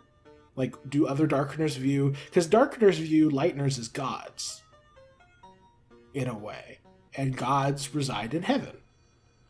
So this could be at minimum hinting further at Spamton wanting to escape the Dark World into the Light World. But it could also be hinting... But since Spamton specifically knows more about the lore than normal people do, since he's a secret boss, I'm inclined to think he's talking about more than just getting to the Light World. I think he's talking about getting... Because you don't need to pierce heaven to enter the Light World. Anyone can enter the Light World. Spamton, or Chris, Susie, Lancer, Rules Card, they all enter the Light World at one point. Admittedly, Rules Card, Lancer, what do they call it? They're reduced back to being just mundane objects, but they enter it all the same. So I'm inclined to think he's talking about something more, some sort of heavenly dimension where the angel from the prophecy resides. And that of course raises the question, why would Spamton be going after the angel? Well, it implies that the angel has something that Spamton wants, or that the angel is keeping something from Spamton that he wants.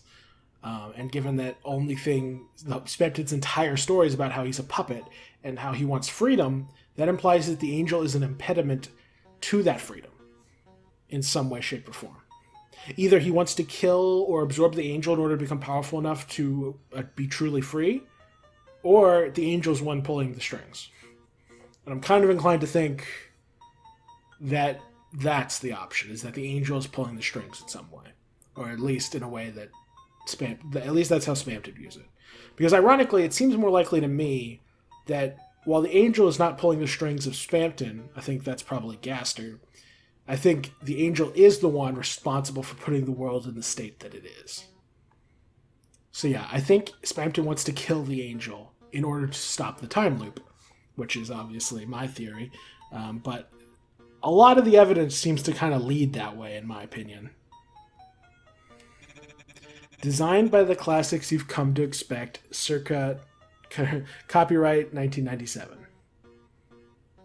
What's interesting about this is that the C here would presumably mean copyright, but it could also mean circa, as in like this was the time period where it was, I think that's what the circa means, in front of a particular to say that this is the approximate date when something happened or was made.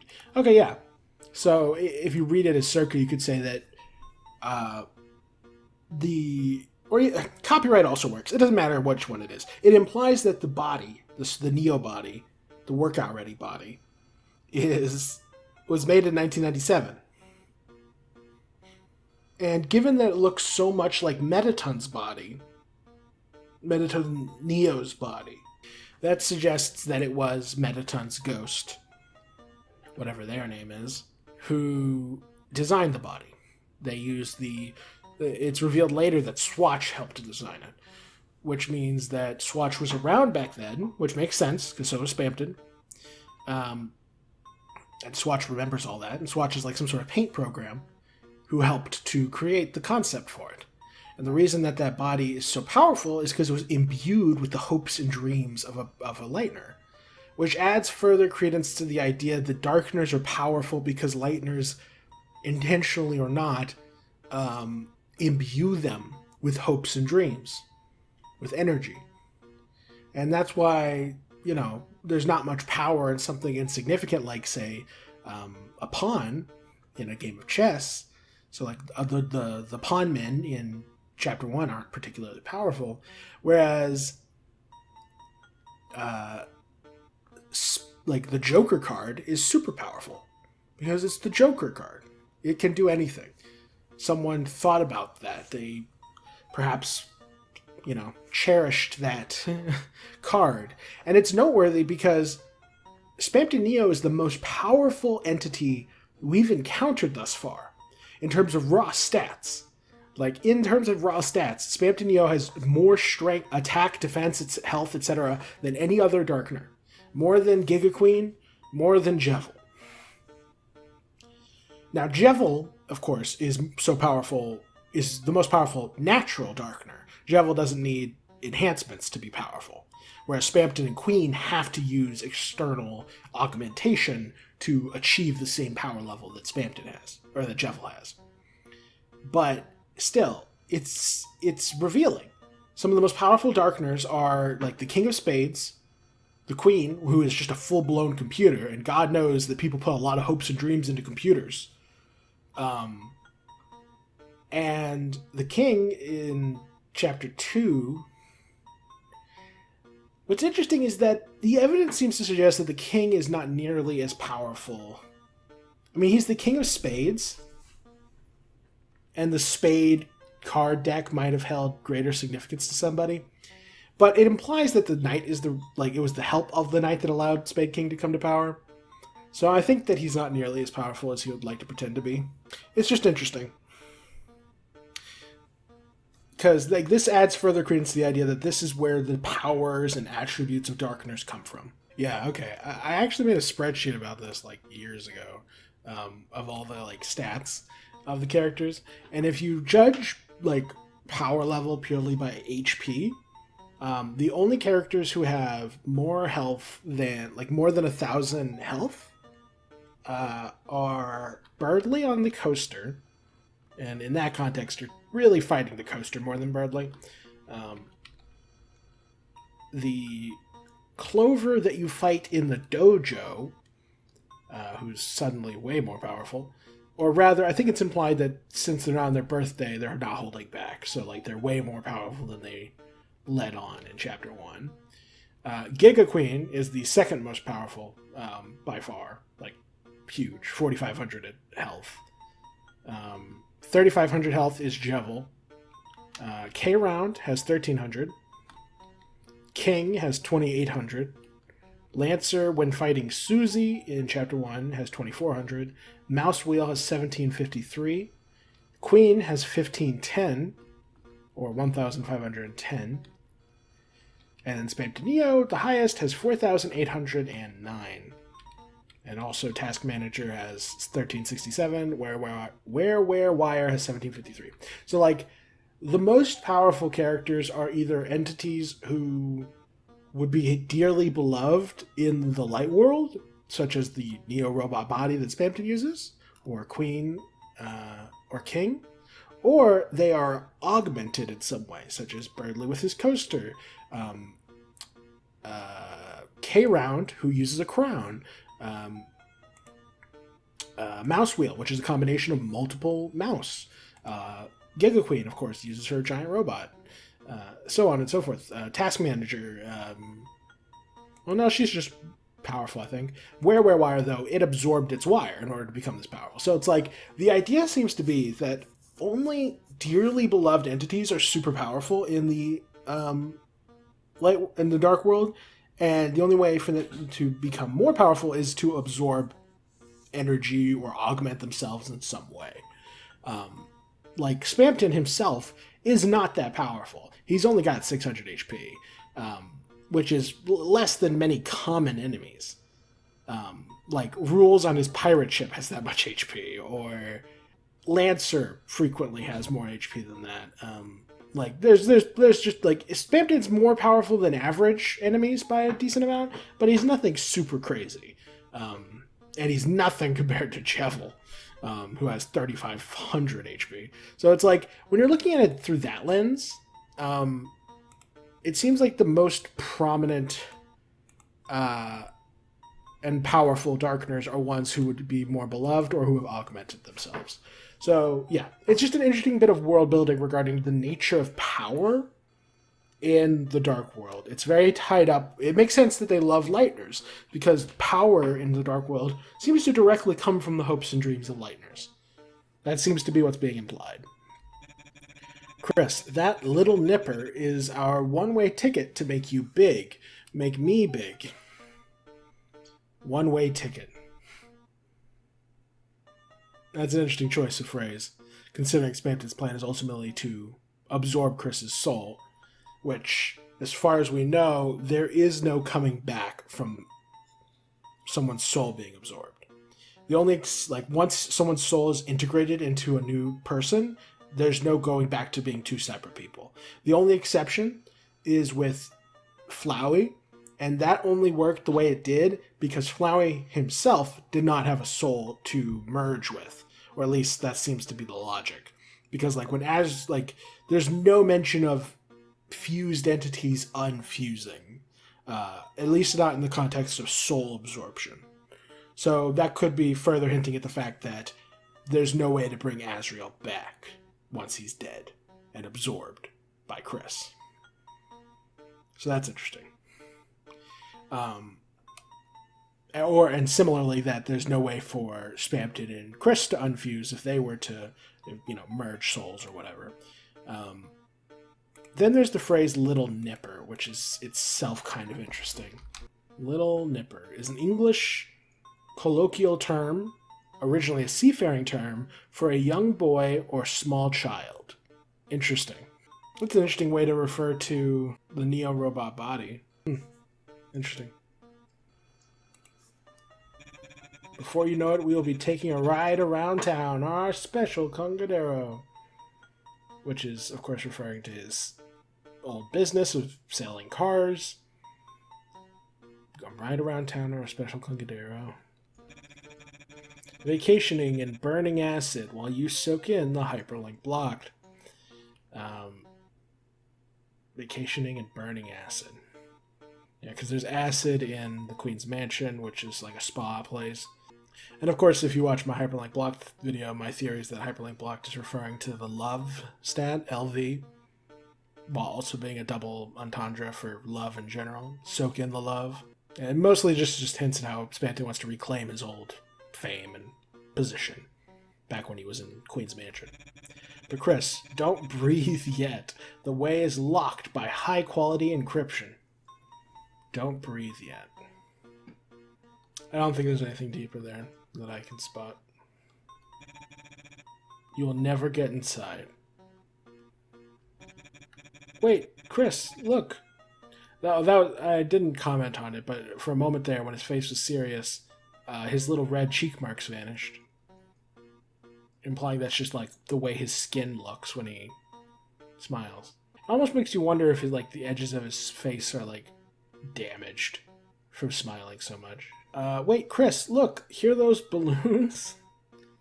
You are 1000th customer. This is kind of referring to how when you're like the 1,000th customer at a store, they might like have some prize, and like maybe balloons would fall down or something. Whether there's balloons actually in the lore in some way, or whether there's 999 other humans involved or something, I'm not sure. As a commemorative ring, I will let you buy keygen from me at the low price of... So the commemorative ring, typically commemorative rings are like most famously a sports thing. Like you give them to like people who win sporting events, like the whole team. And they even actually sold like something like that. It's usually made of rare, valuable materials like gold, silver, diamonds, precious stones. They receive them following an important victory or a trophy. And then the Spamton sweepstakes, when they did the whole commemorative ring, like someone actually won a commemorative ring, and the description on it, yeah. How about that? I might put it on screen right now. Yeah, he talks about sports and stuff. Show that you're a big shot with this one-of-a-kind commemorative ring. Yeah, 1997 G Spamton fantasy. Interesting. Yeah, yeah, it's like a commemorative sports ring. However, he also refers to the thorn ring as a commemorative ring, which is a like torture item that lowers your HP a lot and is necessary for Noelle to cast Snowgrave. So the concept of commemorative rings is curious. It maybe implies that Spamton was involved in sports back in the day, but it also is talking about like I don't know, he achieved some victory, and that's what it means to him. But it also seems like as a commemoration of, because like another term that he might be overlapping this with is the concept of just the word commemoration, which is a remembrance typically expressed in a ceremony or celebration in which someone is memorialized or celebrated in some way. So it could just be like his way of saying, you know, as a showing of my goodwill, I will let you buy keygen from me. So there's layers, but it's interesting. From the low price of, and I don't think he finishes that sentence. What do you think? It's such a steal. I'm bleeping myself. Oh my god. Take this deal and you will die. It's that good. Which is hinting the fact that Spamton intends to kill Chris and steal their soul. He's not very subtle. Also, notice how the colors of his glasses change. Like, they're not consistent. Buy the keygen from me, unlock the basement, and get that empty disc, which is the item in the Neo robot that Spamton needs to upload himself to in order to, you know, enter it.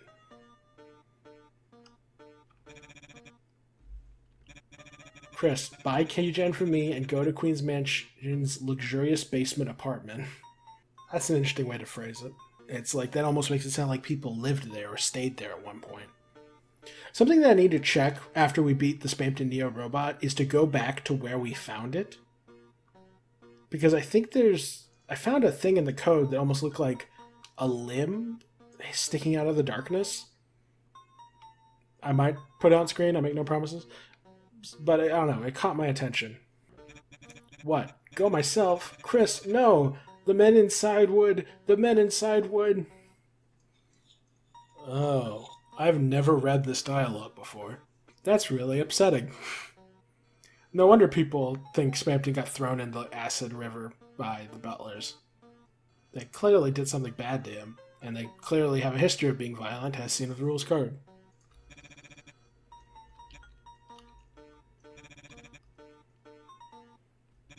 I used to be nothing but the email guy. Now I'm the, it burns, oh, stop, help me, it burns guy. Yeah, this also feeds into the theory that, he was thrown in the river. But it also hints at the possibility of, like, his eyes are burning. Because he mentions before when he first fights us, that his eyes are burning, like, when he looks at our soul. So it's almost like he's seen it's like a case of he's burning because he's seen the truth and it hurts him. It's a horrible truth that he's not supposed to know. Yeah, and he went from being some normal guy to being someone who's in horrific agony. Amazed at this amazing transformation, you too can have a communion with unintelligible laughter. Okay, yeah, not only are his eyes switching color, but there's a lot of lore here. So his eyes switching color is interesting because it shows that those aren't like that's his glasses. In all his depictions, actually, I guess it raises the question, like, are those his glass? Like, is it his glasses change his color, or can his eyes change color? Either way, it's interesting. A communion is an interesting word. Obviously, there's religious connotations, because in Catholic Mass, you go up for communion, where you are blessed and you consume the body and blood of Christ. Yeah, in which it's consecrated and stuff. And obviously, there's religious connotations throughout this game and its narrative, what with the angel and heaven and all that stuff. And you don't commune with, like, the devil, you commune with heaven, you commune with angels. So that almost seems to imply that the thing that ended up driving him mad, that made him like, oh, I'm burning, this is a horrible truth, was something to do with heaven and the angel. So it's the revelation of something tied to the angel that has driven him mad. Which, obviously, I tie that into the time loop theory, and that seeing the truth of the time loop as caused by the angel is what's upset him. However, there is another definition for communion, which is the sharing or exchanging of intimate thoughts and feelings, especially when the exchange is on a mental or spiritual level. So, like, you can commune with the dead, or commune. It's just a very intimate and intense thing. And it ties up with spirituality, so, like, souls. So, he had a communion with unintelligible laughter. So either he's implying that the communion caused him to go mad and just be a laughing madman, unintelligibly laughing, or whatever entity he encountered was unintelligibly laughing. Gaster does not give me I laugh unintelligible vibes, so it could be that the angel is some sort of laughing maniac. Or this is simply saying that he got in touch. He had a communion with madness, a communion with a horrible, maddening truth, stuff like that. Some people also point out that there is a priest in this game, Father Alvin, and in a religious context, in like a Christian communion, it is the priest who does the consecration, who gives you the body of Christ or whatever. And so some people theorize that maybe this is tying Alvin into all this somehow. It's certainly evidence for the Alvin is the Roaring Knight theories. I do think Alvin was involved to a degree. I think he's responsible for the creation of the Roaring Knight, personally, but I don't think that he is the Roaring Knight. Even so, this is certainly an interesting line. Because at this stage, while Chris is enslaved to the entity in their soul, they may not know about the time loop yet. So, that's interesting. Soon I'll even surpass that damned clown around town. So the phrase clown around town is like, oh, you're clowning around. Like, you're hanging out with your buddies, you're goofing off, just sort of hanging out around town. That's like the normal meaning of the phrase. But obviously that's not really the use here. What he's saying is he wants to surpass a certain clown. And really there's only one main clown that he could be talking about, which is Jevil. Had to walk away for a second. I'm back. But yeah, so this is most likely referring to Jevil, who is referred to as a clown by Sham.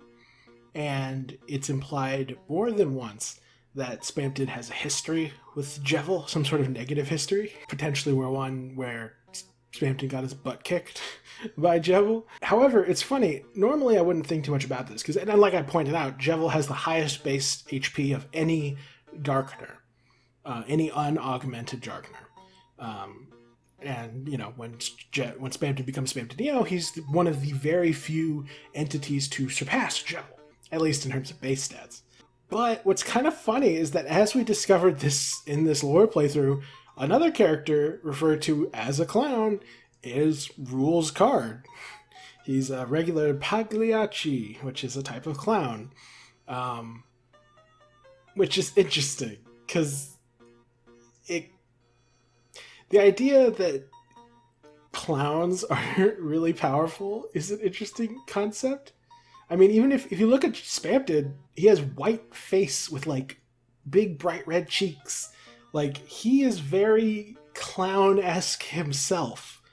So the idea that clowns and circus people are like the most powerful people in these games is interesting, or in these chapters, especially if it's potentially hinting at Rule's Card being more powerful than he lets on. And the idea that Rules might be some sort of like Sans-like figure who acts all silly and goofy while also subtly hiding a great deal of power is an interesting idea. And if you think about it, Rules also teleports around in a way that is not something you really think about at the time, but it's just sort of shrugged off. But in context, you later realize, oh, Spamton or Sans teleporting is a big deal. And so Rules being able to teleport not only himself, but large things like the Thrash Machine or the K-Round, that could be lore significant. So yeah, just an interesting detail.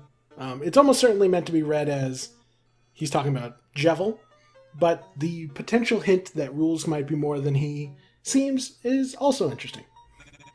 But unlike him, I'm going to shoot for the sky and get on the path to the big one. This is also interesting. He's saying, once again, this is emphasizing Spamton's aiming to shoot for the sky, aka heaven. He wants to pierce heaven. He wants to do something in heaven. However, and interestingly, he's pointing out how a difference between him and Jevil is that while Jevil is more powerful as he is, his ambition doesn't exist. He's not shooting for the sky. Which seems to be hinting, like, if you look at all this through the lens of time loop theory, it makes so much sense. I mean, I guess if you want to look at it through a purely meta lens, you could be like, oh, Spamton wants to ascend and become a real person in the real world, whereas Jevil's content being a video game character. But I don't really buy that. I think... like, maybe that's the meta-narrative, but I think in terms of the regular narrative, Spamton's talking about a time loop. And whereas Jevil is at peace with the time loop and uses the time loop's existence as justification for him acting however he wants and just focusing on, having fun, no matter how unethical that fun is, Spamton is horrified by the time loop and wants to ascend past it. He wants to shatter the time loop. He wants to break into heaven and kill the angel and stop the time loop. Because he wants to be free, and he can't feel free if he's stuck repeating the same life over and over and over again in a time loop. So, yeah. That's interesting. Yeah, so this all feeds into my... time loop theory pretty heavily. Honestly, I'd be legitimately shocked if it's not a time loop. Like I said, the only other option that's really obvious is like, oh, it's all about how they're video game characters and they don't have real free will because they're in a video game. And it's like, I mean, maybe that was cool like a decade ago when Doki Doki Literature Club did it, but I don't think that's interesting enough of a premise. And I don't think that's really being emphasized enough. So yeah, I think time loop theory is the most likely explanation at this stage, but we'll see. I could be wrong. Despite popular opinion, I do think it is possible for me to be wrong. But being confident in oneself is apparently unacceptable on the internet. The big one. I'll get so. Notably, his text bleeds out of the box, showing that he is a truly broken, glitchy character who's breaking even within the bounds of his own reality. Hyperlink blocked. Yeah, very interesting. I'll get so hyperlink blocked because he will get so much hyperlink block. He'll get so much love. He'll get so much power, etc. Night. Speaking of communion, and that's another interesting detail because it seems like when he brought up communion before, he was using it in reference to he communed with something that drove him mad. Like he spoke with Gaster that led him to the horrible truth of the angel, and he connected the angel to religious concepts like communion, etc. Like that's the way the wires crossed in his brain. However, now that he said it, he's like, speaking of communion, Chris, did you know that the night... So... This connects the concept of communion with the Roaring Night. It also, rather blatantly, seems to be implying that Chris is not the Knight. Like, Spamton and Chris have a pretty tight communion with each other. Like, they've got this camaraderie where they seem to understand each other remarkably well. So it's kind of bizarre for Spamton to not realize that Chris and the Knight are not one and the same. So I think this is evidence, pretty decent evidence too, that Chris is not the Knight. And it seems very Toby Fox-esque to let people who don't dig too deep think Chris is the Knight, and then layer in the hints that that's just the way, that's the surface level interpretation, the one meant to lead the casual gamer astray. So yeah, I do not think Chris is the Knight. And if you, the only way to explain this line otherwise is to either say that Spamton is ignorant of the identity of the Knight, or that Spamton, despite him being super knowledgeable about the deeper lore of this world otherwise, or it's by saying that Spamton is just insane and he says wacky stuff that doesn't make sense, which I don't buy. Everything Spamton says has double meanings, and both meanings are true and real. They're just not, phrased in a normal, typical way. But yeah, so this is connecting the concept of communion with the Knight. However, what's interesting about that is that, obviously this is evidence that people go, oh, maybe this is hinting that Father Alvin is tied up with the Knight somehow. And that's absolutely a valid reading. And it's one that I've been inclined to really believe in the past. But there's also another way to look at it that I'm realizing now, is that the idea of there being a communion between two entities, specifically usually a normal person and a spiritual entity like a god, and so by connecting that concept to the Knight, it could be hinting that the Knight is acting on behalf of a higher power. Like, the Knight might actually work for the angel, or at the very least, the Knight has aligned themselves with the angel, regardless of the angel's true intentions. Like, maybe the Knight thinks that doing this is what the angel wants, that bring about the roaring, because, in the prophecy it says that the angel's heaven comes about after the roaring, or during the roaring, or whatever. And if you're a big believer in the angel, if you're a religious type, and you think the angel is this good, powerful entity, then bringing about the angel's heaven sounds like you're bringing about, heaven for humanity, or monster kind, or whatever. It's sort of like how in the rapture, bad stuff happens, the apocalypse happens, but it's great for anyone who's a true believer. So it could be that the Knight is a misguided religious person who, in their attempts to bring about peace on earth or what have you, end up actually bringing about a horrific apocalypse that is directly responsible for keeping us trapped in this time loop. Which, in and of itself, is an interesting potential thematic commentary on how religious fanatics can impede societal progress. Or not just religious fanatics, but perhaps just fanatics in general. But especially, most obviously religious fanatics. So that's all very interesting. Because they mean well, but they end up hurting the world in their blind pursuit of what they think god wants. So that would be an interesting thematic commentary for Toby Fox to pursue.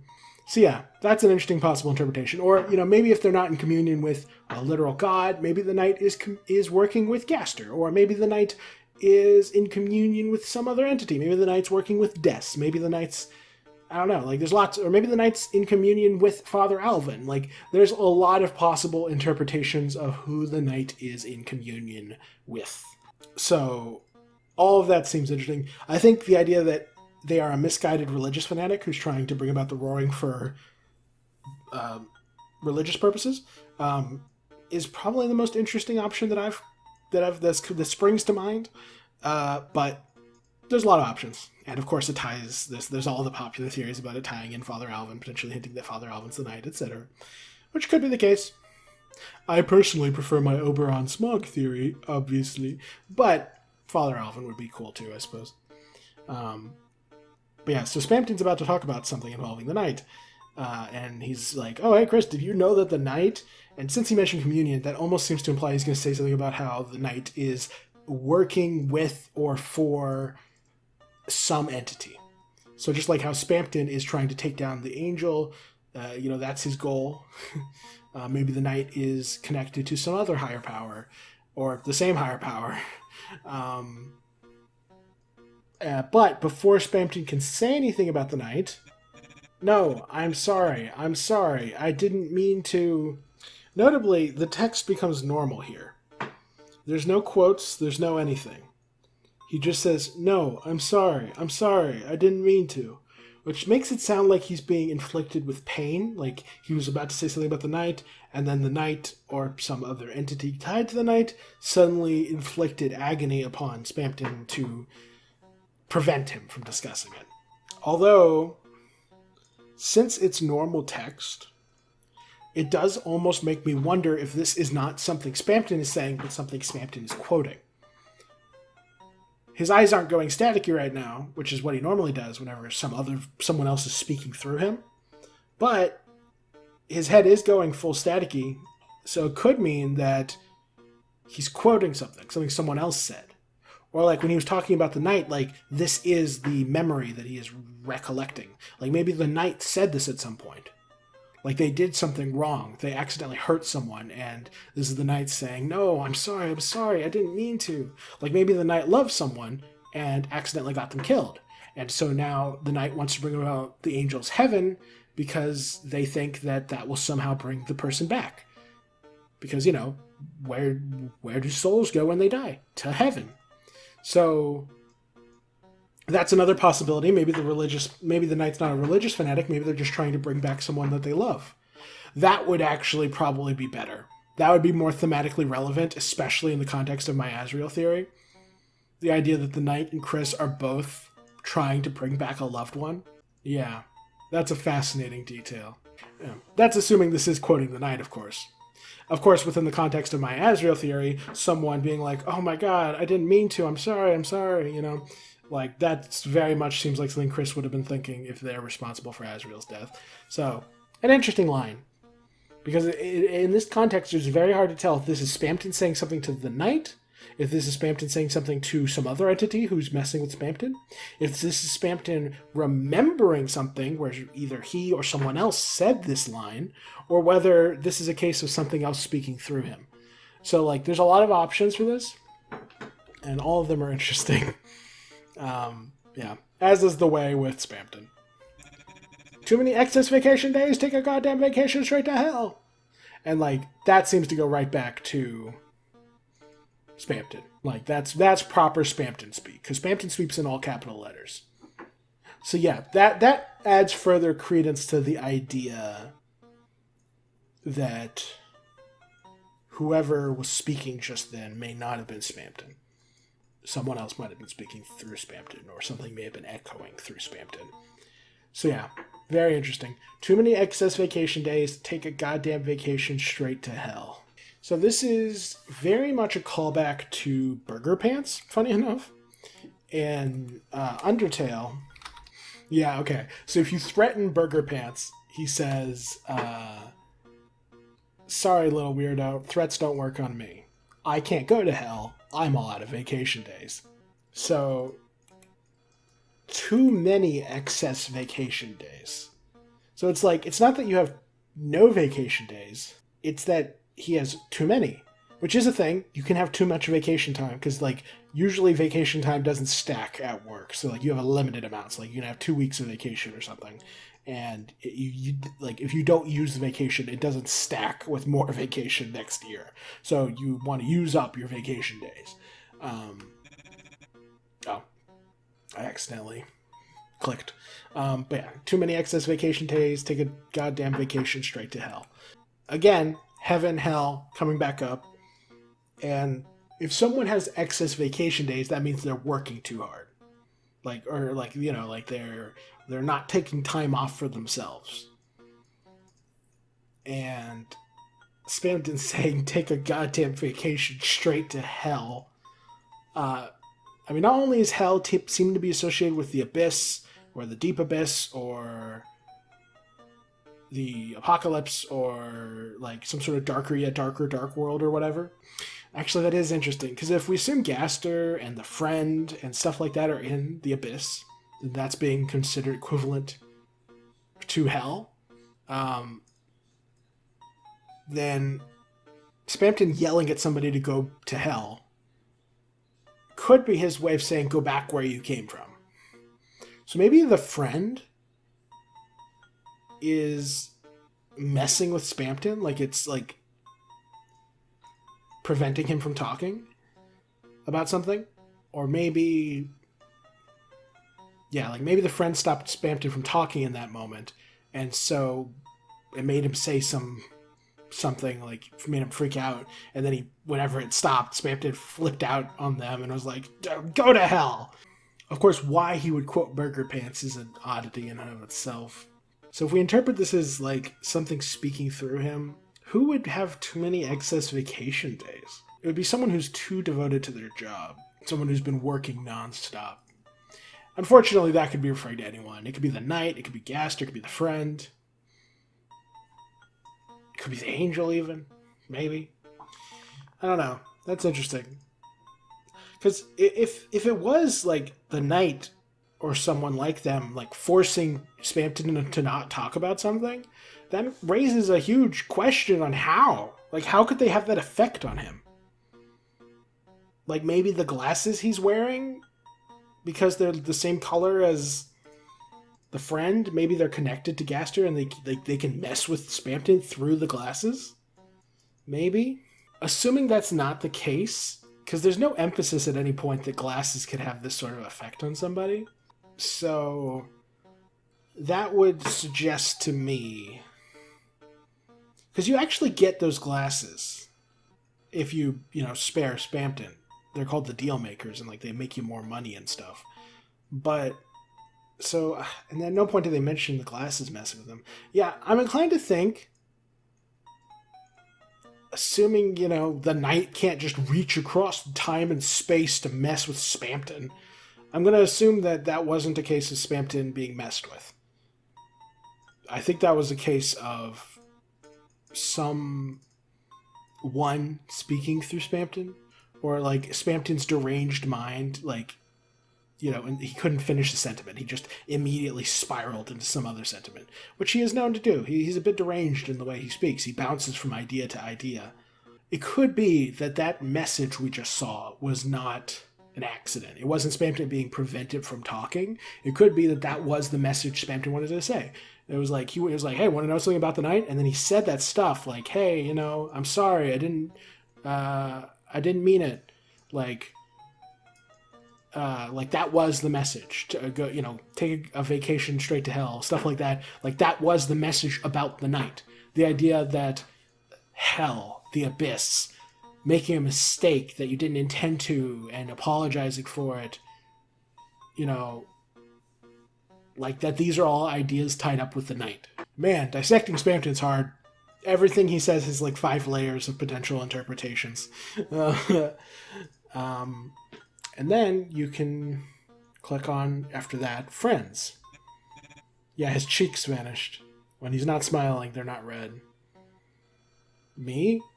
friends. Yeah, like notice here, even though he's relatively calm, he's not shaking, he's not smiling, he's still speaking in all caps, yet he speaks in lowercase, like regular caps, when he's saying, no, I didn't mean to, I'm sorry, whatever.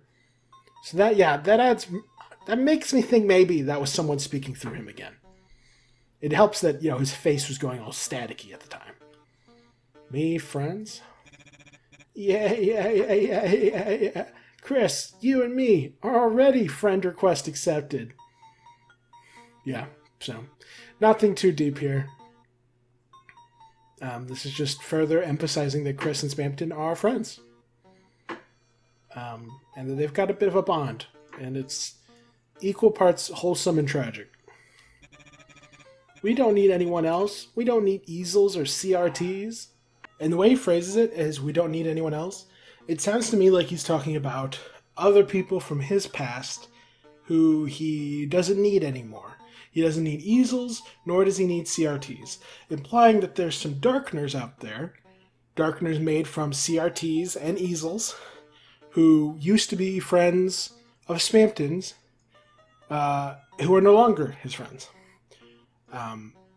CRT, meaning cathode ray television, and which is cathode is a term he uses in the Spamton sweepstakes, is almost certainly referring to some sort of antagonist in Chapter 3, particularly the television in Chris's house. So that's almost certainly what that's referring to. Now, easels is a little trickier, because easels, for those who don't know, are the stands that painters use to hold up their painting while they paint. They hold up the canvas while they paint, I should say. Which suggests that somewhere, somehow, we're going to encounter some sort of easel darkener, a darkener made from an easel, who was associated with Spamton and no longer is. Not only does that hint at a possible location for one of the future Dark Worlds, but it also potentially hints at the kind of, if it's a secret boss, it could be hinting at, who knows what kind of powers or abilities, or not even a secret boss, just a boss, an enemy. So, like, what would be an interesting powers for an entity who was an easel? Well, an easel holds up paintings, but the paintings aren't part of them; they're just add-ons. So you could totally imagine some sort of enemy who augments its power, as we discussed, through equipping certain paintings. So maybe if we got images of, say, the Lightners or someone else, it could augment its power through their image. Especially a painting that was cherished. And if you think about it, people put a lot of effort into making a painting. So there could absolutely be paintings that are super beloved, not only by whoever created it, but by people who've seen it. So an easel darkener, like kidnapping a painting darkener and kind of forcibly attaching itself to that entity in order to increase its own power, kind of like Cell from Dragon Ball absorbing other darkeners to gain their abilities, or a parasite where, like, I don't know, something horrific like a possession. Like, there's a lot of potential, and possession obviously has a lot of connotations in this game. So the potential for an easel antagonist is quite substantial. Now, it could also be an old friend of Spamton's who's just some sort of normal person who's just going to be an NPC. So it could be like a shop owner, or it could be, heck, maybe he's even referring to one of the Cyber City Darkeners. Maybe he's referring to Swatch, Like, because Swatch is a paint program, seemingly. So maybe Easels is referring to him. Now, admittedly, I've fallen so in love with this image in my head of an easel that, like, latches on to horrifically, like a parasite, onto painting darkeners, that I'd rather believe in that. But Swatch is also a valid option. And if easels, like a proper real-world easel, is what he's talking about, then that could hint that the location is some sort of place where people make art, which tends to lean me towards the other unused classroom in the school, the one on the opposite end of the hallway from the Card Kingdom. Because, there's a ton of places throughout the school, there's paintings and images of people drawing teachers and stuff. So it seems feasible that there's a dedicated art room where they did that. So that could be what Spamton's referencing here. It's also possible that just some new part of town is unlocked to us, and we'll see, maybe there's a museum, or maybe there's an art gallery. There's lots of possibilities. Or you could just go to someone's house who happens to be an art collector, or a painter. There's lots of possibilities, but it's very interesting foreshadowing. We don't need any man, woman, or child at half price. Oh God, what does this mean? Man, woman, or child. Now, the first thought occurs to me, talking about how you don't need any man. It does kind of remind me of, the man who speaks in hands, the man behind the tree. Not that those are the same man, but this could easily be referring to Gaster, or to the mysterious man behind the tree, or to anyone else in Chris's life. So, man, woman, or child. This could be referring to the rest of Chris's family.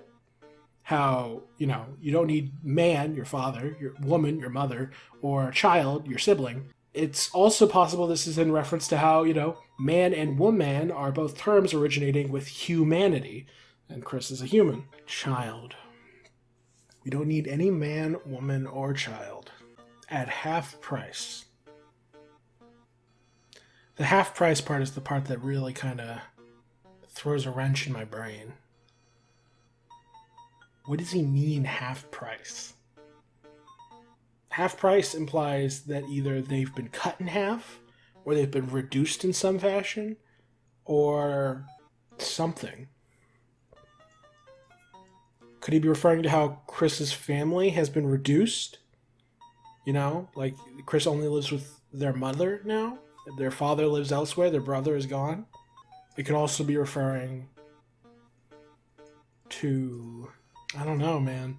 That's a line that I think probably has some deeper meaning. Oh, God. I feel like something's staring me in the face here, and I'm just not seeing it. Half price. What is he talking about? Half price. Who's been cut in half? What's been cut in half? What has had its value diminished? What man, woman, and child have had their value diminished? Oh, this is one that I think I'm going to have to figure out later, because I don't know. We don't need Mike. It's just a name. It could also be, a nickname for a darkener who is a microphone. His eyes go static, and he speaks normally, almost as if someone else is speaking through him. Mike. Or as if... Yeah, that's actually an interesting detail. Because normally people assume this is Spamton here. But in other instances where his eyes go static, it very clearly seems like someone's speaking through him. Chris, don't believe anything you see on TV. The man's a criminal. I tell you, a criminal. I remember in the Spamton sweepstakes, he said something that... Someone asked him about Mike. Someone asked, who is Mike? And Spamton replied in the Q&A, bleep you. Are you one of that Cathode's crew? You guys know nothing about Mike. Nothing. And that's the way it's going to stay. You leave him out of this. And the way that talks about it makes it seem like whoever... It makes it sound like some people have interpreted this to be that, Spamton assumes whoever's talking is a member of the CRT, the television, Cathode, part of that guy's crew. Makes him sound like a criminal. Makes him sound like a bad guy. Because, criminals have crews. That's the way it comes across to be. And this criminal crew, he's like, oh, you're part of that crew? Well, you guys know nothing about Mike. Now, if we assume Mike and the television guy are one and the same, then Spamton saying you guys know nothing about Mike is him saying that you don't know anything about your boss. Nothing. And that's the way it's going to stay.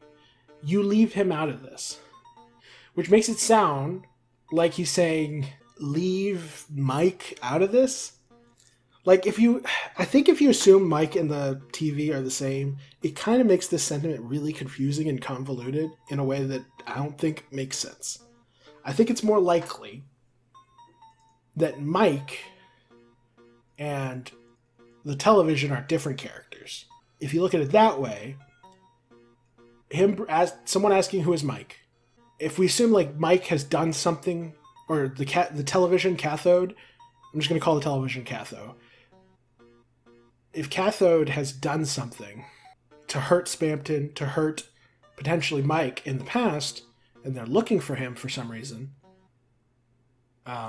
this is Spamton protecting his friend or his former friend. And he's saying, they ask who's Mike, and Spamton saying, screw you. Are you one of that cathode's crew? You guys know nothing about Mike, nothing, and that's the way it's going to stay. You leave him out of this. That's the thing. When someone says you leave him out of this, usually that means they're trying to protect somebody. Like you're arguing with someone and they bring up a person you want to protect and you're like, hey, you leave them out of this. I guess it could still be interpreted the other way, that, this is just him being like, listen, keep Mike out of this conversation. I hate that guy. But I don't think I agree with that. I think Spamton seems a little too soulful and emotional about it. So that brings us back to what he's saying here in Deltarune. Chris, don't believe anything you see on TV. This pretty clearly says, don't believe Cathode. Whatever you say, whatever he says, whatever he does, the man's a criminal. I tell you, a criminal. Which adds up with him referring to the guy as having a crew. And plus there's the, what we've seen of Chapter 3, there's these like black and white mobster types, which adds further idea to this boss, this cathode, this TV, this television, as being some sort of mafia boss, like a mafioso. Like, that's the vibe he's gonna have. And he did something to Mike. Or at the very least, him and Spamton. It sounds to me, the way this kind of spells out to me, to just cut the long story short, like, you can interpret it a couple different ways, but the way I've personally settled on is that Mike and Spamton were friends. They worked with this cathode guy, presumably for advertisement purposes. Spamton's a salesman, putting ads on TV makes sense. If Mike's some sort of microphone, then maybe he's some sort of agent, some sort of hype guy, or maybe he's some sort of just a friend. Whatever the case. He was a friend of Spamton's. Something happened to him. And this cathode guy, this TV guy, this mafia guy, betrayed them, abandoned them, whatever you want to say. And it hurt Spamton and Mike. And given the way, it's actually really hard to tell if Mike's alive or not. You leave him out of this could be said about someone who's dead. Then again, though, I almost feel like he's probably alive. It sounds to me like something bad happened to Mike. Because I think thematically, Spamton's story is kind of reliant on him being alone. And the way he phrases it here, like he says Mike, so like mournfully, that makes me think something bad happened to Mike. And at bare minimum, him and Spamton couldn't really stay friends anymore. At worst, he's dead. Somewhere in between, maybe he's insane now, maybe he's gone, maybe he's been kidnapped, maybe who knows what. But I think that's the way I read it, is that something bad happened to Spamton's friend, he blames the television, and that's the vibe. And they probably work together in advertisements at some point. So that's the way I read the whole Mike, television, Spamton, cathode situation. I know there's tons of fan interpretations already. Who's the boss? Who's the secret boss? Is Mike a secret boss? Is Mike a normal guy? I'm becoming increasingly convinced that Mike is just not a character. Like, I don't know, maybe he's a character, but he's not like a boss or an antagonist. Like, he might just be a sad character, like a crazy, sad character. He might just be a source of sorrow rather than a source of conflict. Like, maybe just someone who you talk to, and if you're wearing the Dealmaker glasses, then maybe he's like, he recognizes them, remembers Spamton or something. That's the way I'm kind of leaning. At this point, I'm inclined to think that Mike is a microphone darkener who is no longer with us fully. Maybe he's insane. Maybe he's, incapacitated. Maybe he's dead. I think the television is the main antagonist of Chapter 3. I think he's the king, queen equivalent. And I think the secret boss is probably someone we've never heard about yet. That's what I'm inclined to believe at this stage, personally. Obviously, this is all super open to interpretation, but that's kind of where the pieces line up for me. So yeah. What are you afraid of? According to Encyclopedia of Being Afraid. So it's interesting the way this is phrased. Because you ask him about fears. You bring up the concept of fears. And it's unclear if Chris asked Spamton about his fears, or if Chris voiced their own fears. But Spamton at least responds as if Chris is voicing their own fears.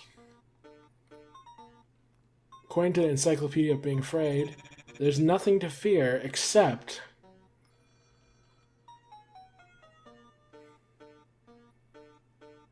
the concept of fear is what... It's like something's happened to Spamton, and whatever it is, it causes him to occasionally glitch out, and for the voices of other characters and the memories of other characters, the minds of other characters, something to speak through him. I don't understand how this works. Maybe because of the shadow crystal that he has? Maybe that's given him glimpses of the future or the past. Maybe it's given visions of other people and their lives, and it's like projecting through him. It does raise some question about these glasses, though. Makes them more insidious in nature.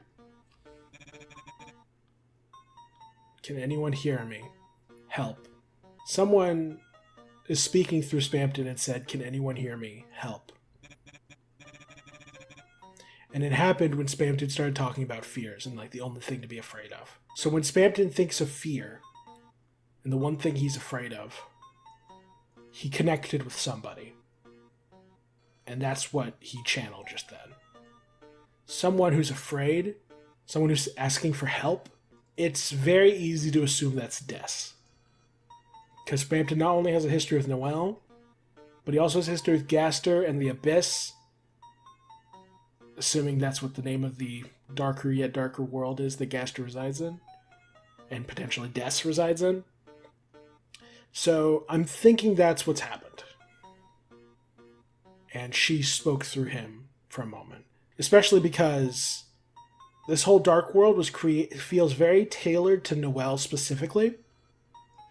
And that leads me to believe that everything here is trying to lead you to provide something that Noelle would be interested in. Noelle's interested in glitches. She's interested in finding her sister. She seems likely to try and attempt to glitch through reality to find Des at some point in the future. So the idea that Spamton is being bent to the will of the Dark Fountain and, in effect, causing Des to speak through him is an interesting idea. Huh? What? No, I didn't hear anything just now. That makes it sound like whenever these events happen and someone speaks through Spamton, he doesn't hear them. Or like he doesn't realize that's happened. But it sounded like they were talking to you. Horrifying. It sounded like they were talking to you. So like this is an interesting contradiction because he claims to have not heard anything. But then he says they were talking to you. Perhaps he didn't hear specifically what they said, but he knew who they were trying to reach. Which is interesting, because that makes it sound like Des is counting on Chris specifically to save her. Or she was counting on Azrael to save her. Either way, it seems interesting that she would end up being directed to Chris rather than Noelle. Very interesting. And of course this raises the question of why Spamton would be so afraid of whatever, because like it was the concept of fear that connected Spamton to Des here. So like, does that mean Spamton's terrified of Gaster? Or at the very least, Spamton's terrified of things that Gaster revealed. That seems likely. Or Jeff, if you insist. Oh. He refuses to say anymore.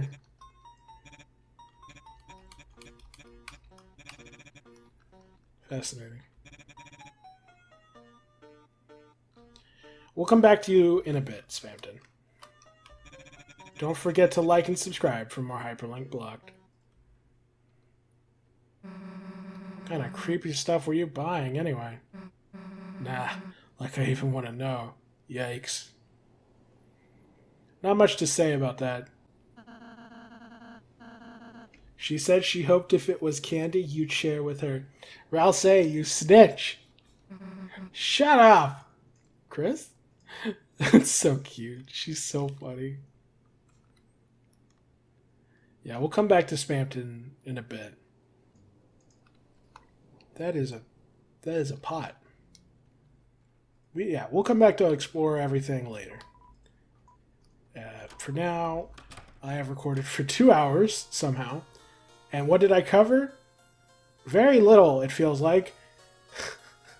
Okay, no. We covered the cafe, we covered this room, and we covered all the stuff in Spamton's dialogue currently available, which is a lot. This is a very Spamton-heavy recording experience, so it's understandable that we wouldn't have managed to cover too much.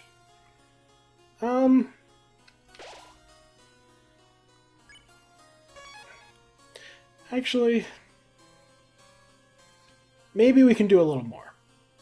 Yeah, you know what? Screw it. Let's do a little bit more.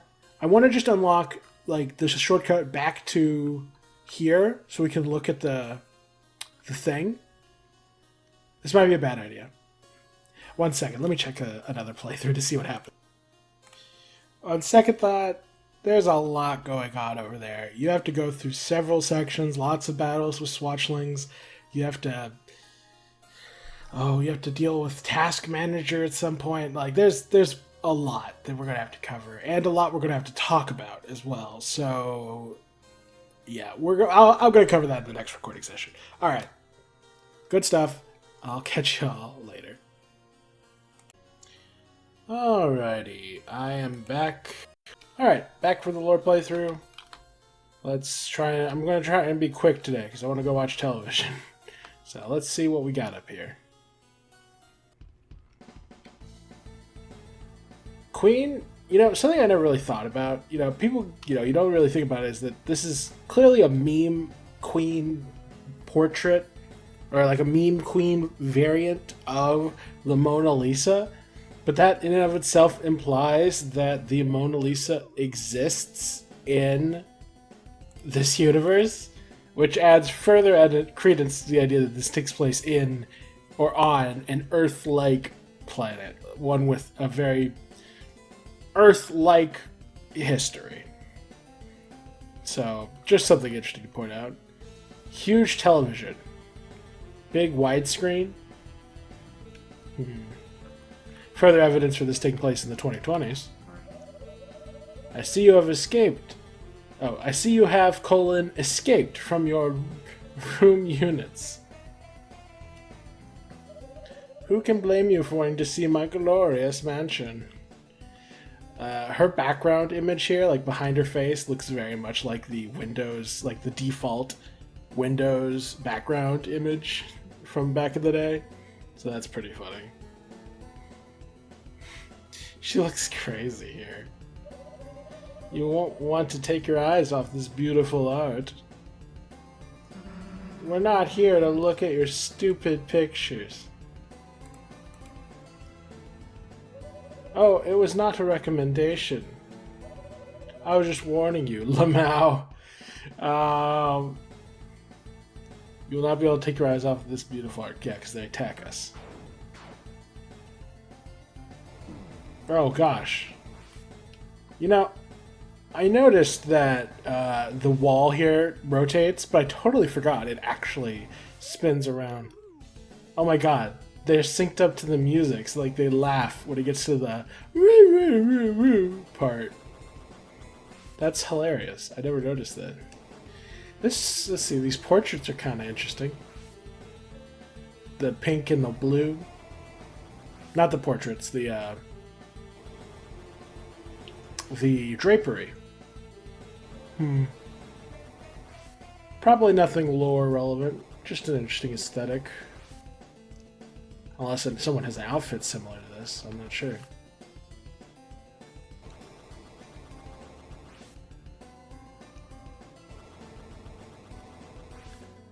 Why is the background on fire in this portrait?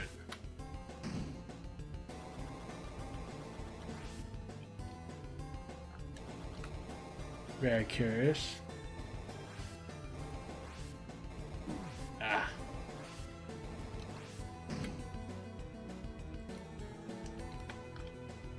And of course, there's wacky mustaches on some of them. Found a revivement. Very nice.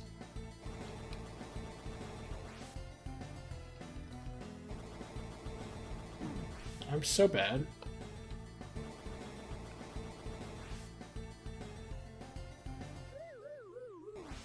That's so funny. It just acts as like a huge opening to... Oh, I get it. You can walk through the flame here, but it's safer to go down and turn off the flame.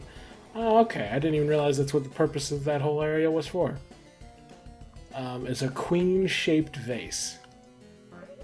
Now, I know you are all loving my mansion, but we have a few rules around here you have to follow. 1. Wipe your shoes. 2. Have fun. 3. Respect the pottery. 4. Have fun. 5. List entry duplication error. Very funny.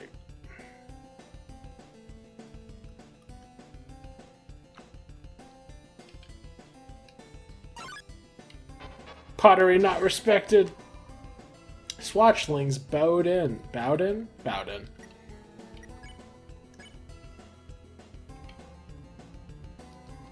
Now, this is an interesting detail that I will need to pull up the full sheet for, because some websites are... some enemies have really simple, like check data and stuff. But swatchlings actually have a ton of flavor text. Yeah, Chris has the ability to warmify or coldify a swatchling by 2 stages, whereas Chris and Susie and Rousey can warmify or coldify. So, like, I think Susie can only warmify, while Rousey can only coldify, if I'm correct. Yeah, and they can only do by 1 stage. Interestingly, one of the lines from the red swatchling is, "We'll make your bed with sheets blood red." So, another mention of blood. But another line that has since been removed was, "Please enjoy this complimentary shockwave." So it's kind of interesting that they would remove that. Green can say, "Would you like some horse devours?" Which is like an hors d'oeuvre, but like horse. Blue has a rare comment where it says, the blue swatchling, "What? The lasagna has some kind of explosive in it?" I have no idea what that's referencing. Explosive lasagna? Yeah, I have no idea what that's referencing. Maybe Chris at some point blew up a lasagna? I mean, they are known to make food, and they are known to put explosives in things.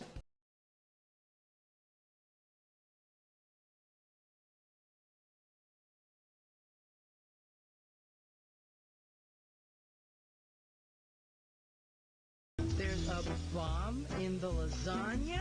There's a bomb in the lasagna. There's a bomb in the lasagna.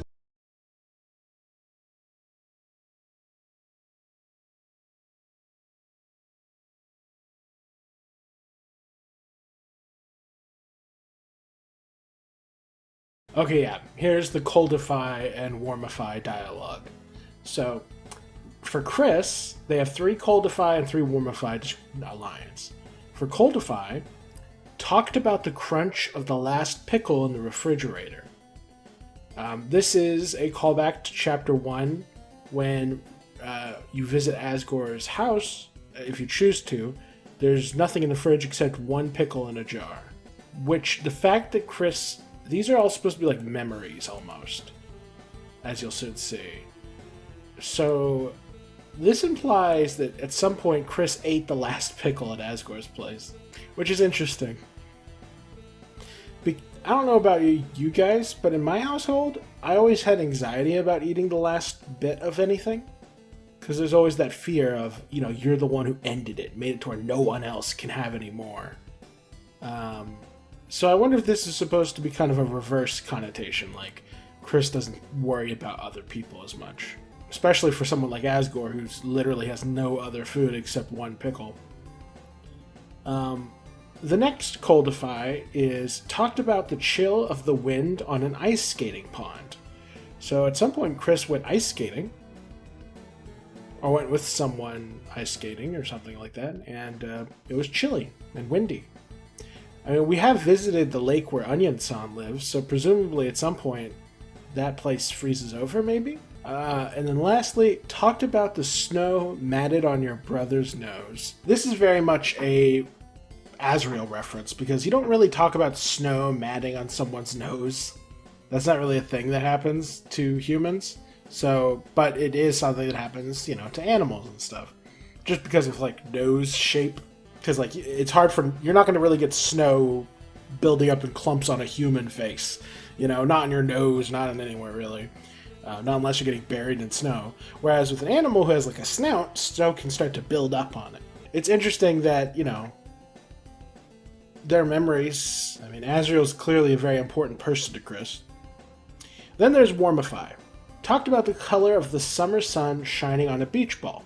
Okay, so it seems like Chris has spent a lot of time at the beach or at the lake, both in winter and in summer. Interesting. Not sure what to make of that beyond the basic details. Talked about the steam of a fresh hot chocolate.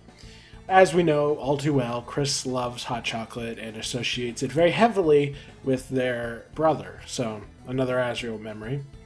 And lastly, talked about the warmth of a loving embrace.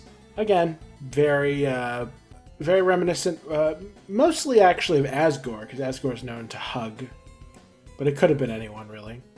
I mean, I guess, now that I think about it, both Asgore and Torio hug you in Chapter 1. I wouldn't be surprised if Azrael does too. And it's just sort of interesting, because this is all talked about. Like, Chris is speaking and is, like, reminiscing about these memories. Which is interesting. Then there's Susie and Rouse. Susie's warm action. She can mention lava, hot peppers, or explosions. Not much to say there. And then Rouse can mention icy scarves, mint tea, and ice cream. Not much more to deduce from those. Yeah, honestly, I expected there to be more to talk about with their... I remember there being a lot of it, but it didn't end up being all that deep. I think I just discovered that stuff about the Warmify and Coldify from Chris much later in my Deltarune career, so it just stuck out to me more. Okay, yeah. I guess we'll fight these guys real quick.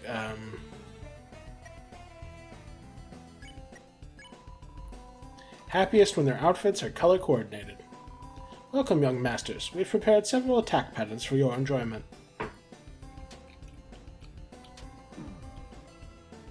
Oh my god. Oh my god. Chain pocket watch, which is digital. Let's coldify you.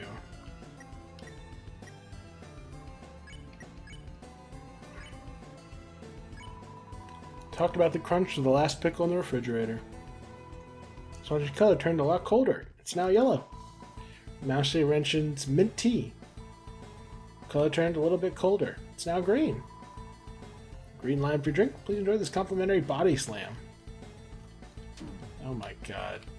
Swatchlings are tough, man. Just the fact that, like, they mix up so many attack patterns.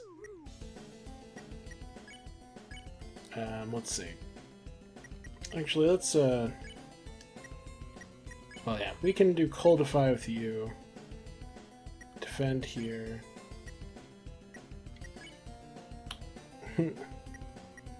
Defend, and then heal. Snow matted on your brother's nose. Colder turned a lot colder. It's now blue. You feel so coordinated. Thank you, young masters. Oh my god. Why am I so bad at this? Yeah, let's just get them out of here.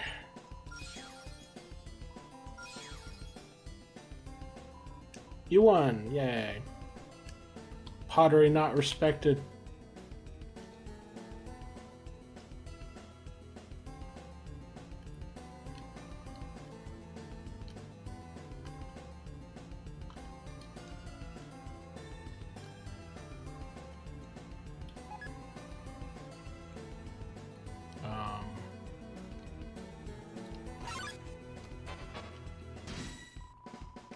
That's hilarious. I wonder if there's like special ways you can like handle that whole section. Like, can you get through that without without, you know, messing it up? There's no mentioning of it on the wiki, if so. I think I'm gonna warmify because I got bodied by the coldify, to be honest. Yes, yes.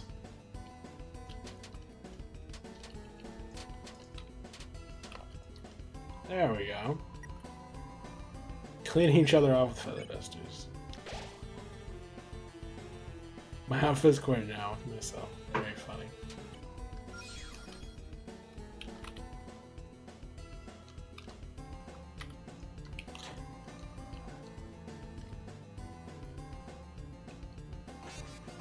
Yeah.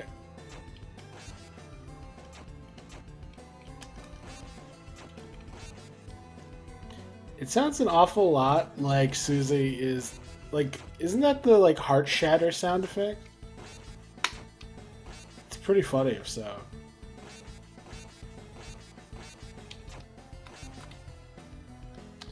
You're adorable, Susie.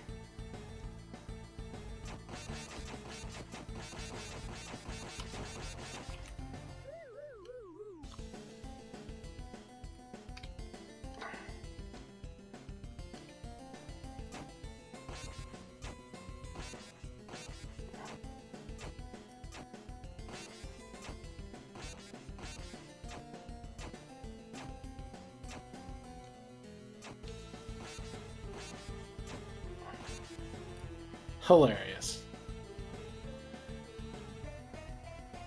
Ah, yes, this room. Task, like regular task.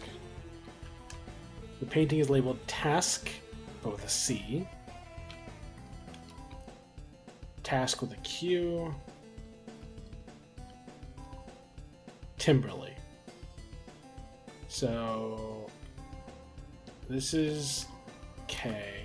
So I think it's 4132 is the correct order. In order to please Task Manager. Let me pull her up, see what is if there's any interesting dialogue. Yeah, so the funny thing with Task Manager is that if you answer her questions correctly about the paintings, she'll be spareable from the beginning. But what's funny is her last question can technically be interpreted like alphabetically instead of number-wise. And so if you make them like if you answer that correctly but not the way she wanted, she'll start with half the meter filled. So that's cute. If she, when you ask her, she'll ask you if you want to assist in organizing the paintings. If you say no, she says, "How disobedient. Someone ought to whip you into shape." If you say yes, she says, "How refined," and we'll see what she says when you do that in a moment. And of course, Task Manager is in reference to the Task Manager that you can open on a computer. Some of her quotes reference that. She is all about order and dislikes chaos. She reacts negatively if you have any Jevils items with you. She'll be like, "Chaos, chaos, no, order, now get rid of that silly devil's knife or devil's tail." She gets mad if you hurt her cats. She seems to regard us as puppies in unused dialogue. There's a dialogue bit where Susie wants, like, unused dialogue about getting treats and how Susie wants a treat and how Rouse loves to do what he's told, which is, makes sense. She's obsessed with order and abhors chaos. she makes a list of her outfits for the next year. She only has one outfit. I wonder if that's like a reference to how she's going to have a new outfit in chapter 3, like the one she sings in. She is straightening her whip with a hair straightener, which is weird because that makes it sound like her whip is made of hair. Yeah, and in terms of character design, as the wiki points out, Task Manager is the opposite of Jevil. Jevil is short, pudgy, darkly colored, and loves chaos. She is tall, skinny, lightly colored, and loves order. Okay, let's proceed. Just in time for your appointment. Would you assist in organizing these paintings? Sure. How refined. Then, the first question. Which painting's name is first alphabetically? If I recall correctly, it's the one on the left. How refined. Then, the next question. Which painting's name is third alphabetically? I believe that's the one on the bottom. Then, the next question. Which painting is fourth? This is the one that's kind of funny, because up until now, they've been saying third alphabetically, first alphabetically. This one, she says fourth, but she's not saying, she doesn't mean alphabetically. She means which one has the number 4 on it. But if you answer the slightly incorrect answer of alphabetically fourth, she still gives you half credit by letting you have half of her mercy meter filled. So the correct answer is, I believe, left. Yes. That's correct. I'm so happy I could whip something. Task Manager blocks the way.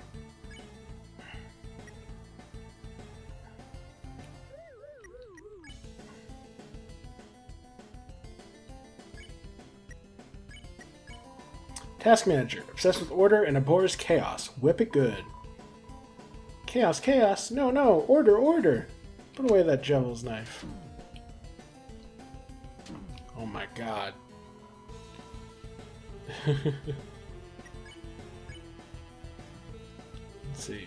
Soft voice and talk to a soft voice to the enemies. There, it's okay, little kitty. Isn't that just how he normally talks? Yell the task to get off her lawn. Hey, whip it into shape.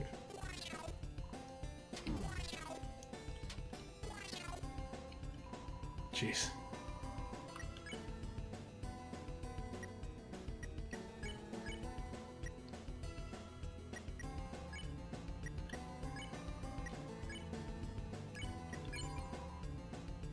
Oh, Rousey fell in line. Chris Baird task. Orders, hors d'oeuvre. I mean, order.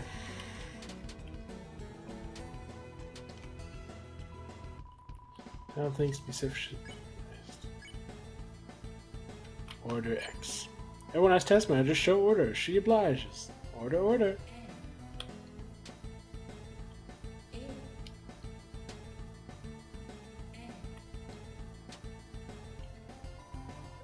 What's funny is I read that the voice line there of Task Manager, as well as Queen's voice lines, are all done by Toby Fox. So that's funny.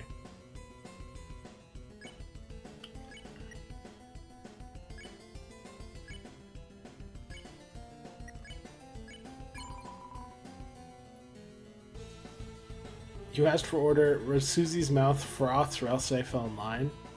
Performance details.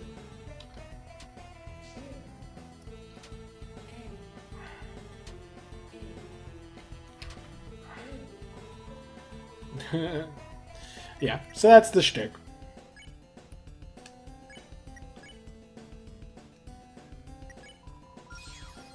Chris Spare Task Manager. You won. Yeah, there's ways to there's like some minor details that change. I mentioned it earlier that if you don't have Task Manager, then like certain animals will be running loose in the hometown. Interesting.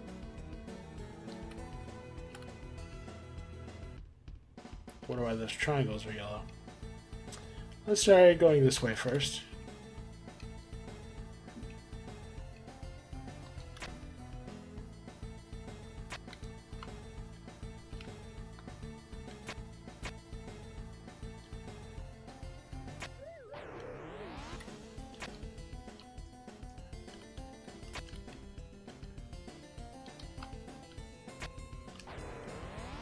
jeez. I wonder if there's an easier way to do this.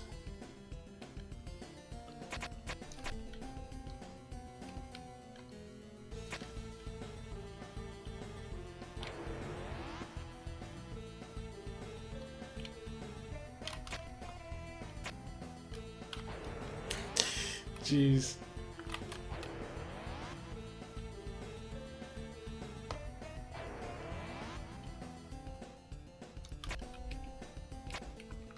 Oh my god.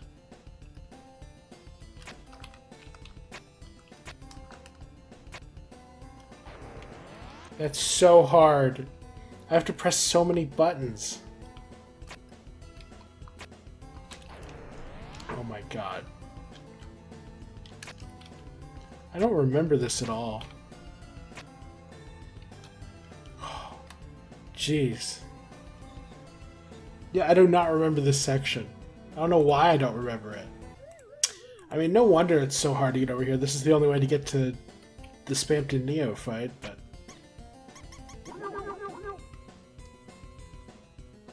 That's really funny.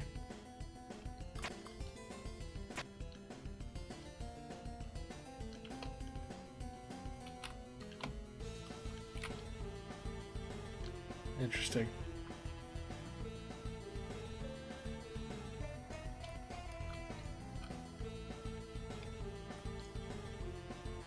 Yeah, this room I remember. You get lost in the craftsmanship.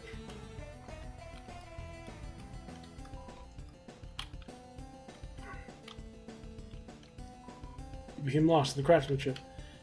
Teacups. You obtain the treasure chest. Inside was chainmail. Chainmails add to your armors.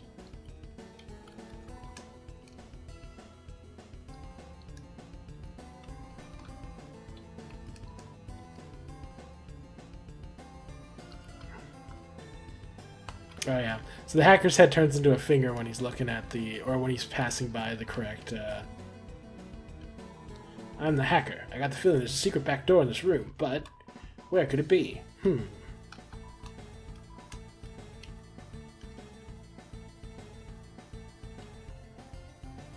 Yeah, it's like this thing here. Not this, this. Secret switch. You heard something opening. You became lost. Oh, wait. I'm the hacker. Where could it be?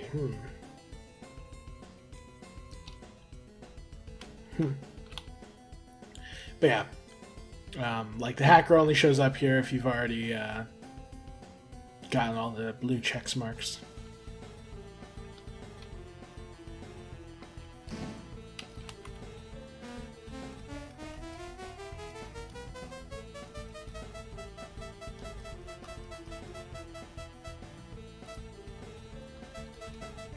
That's funny. Okay, and this is the thing I wanted to check out. Oh wait, the chainmail. I almost forgot. So we just picked up a new item. Yeah, really high defense.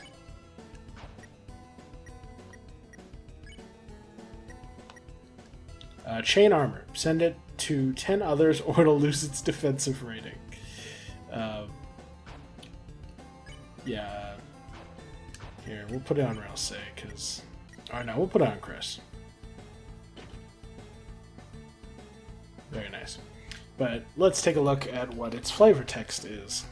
Gives +3 defense. The check description is referring to chain letters, where people will be like, you have to send this email to 10 other people, you'll be cursed or whatever.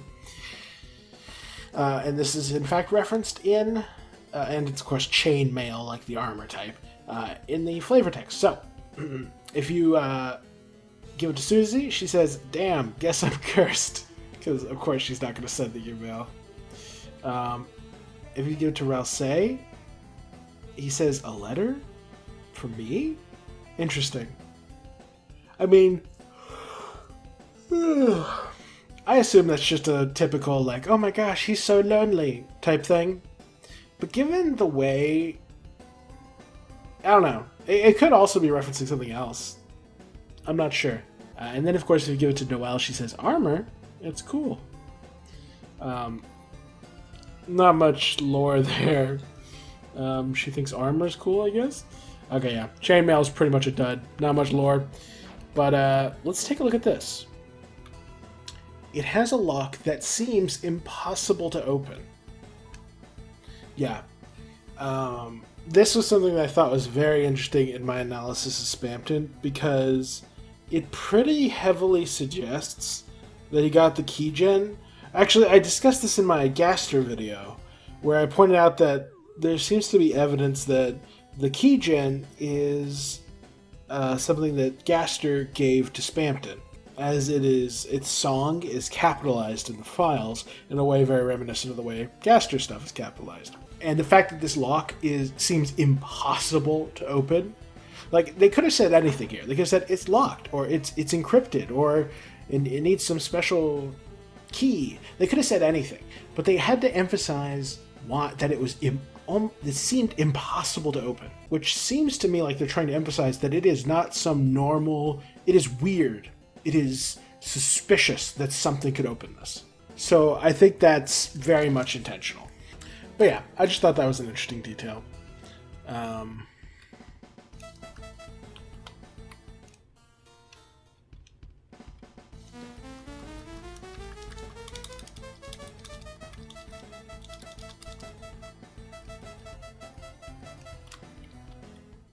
What a funny detail.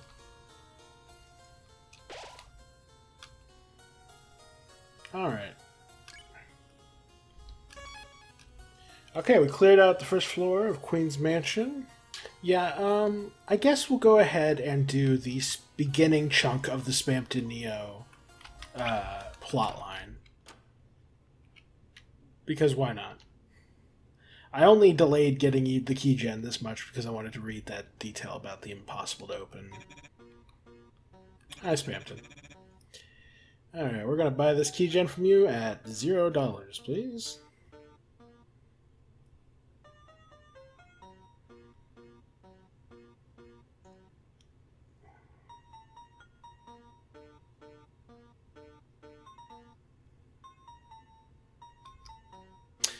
Four chromer is pretty good too.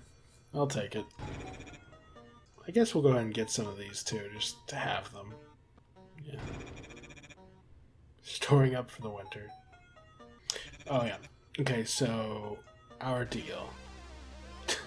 There it is. Keygen.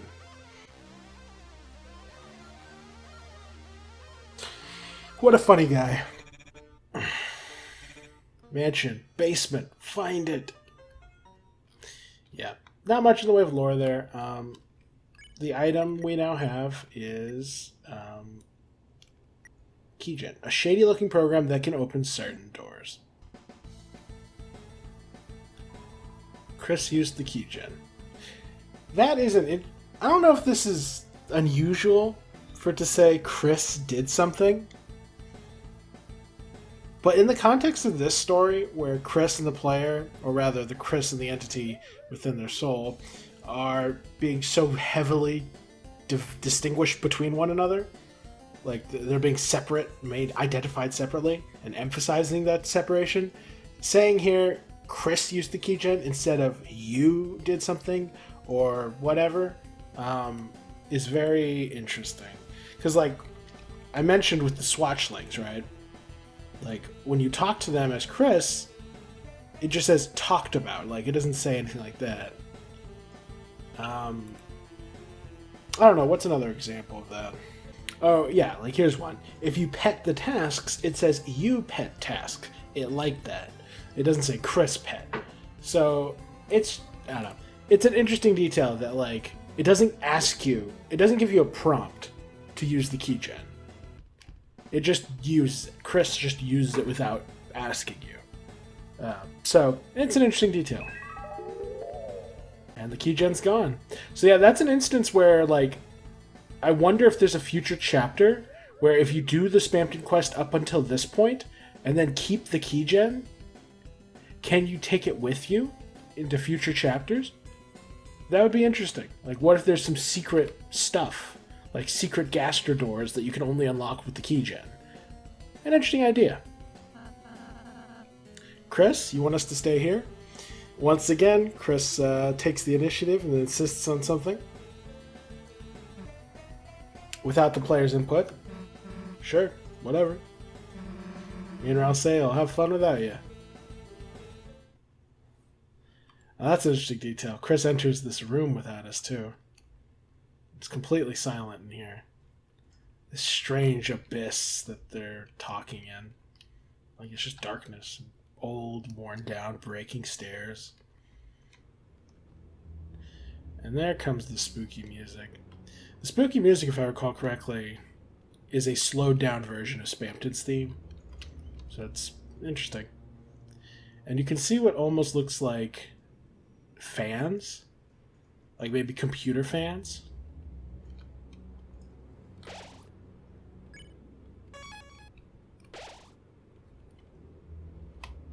Let's see, a force field. Used to be some kind of force field.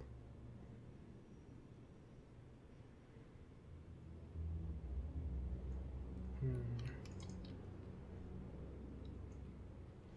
wonder what this pattern is. Like this one just to the right of Chris.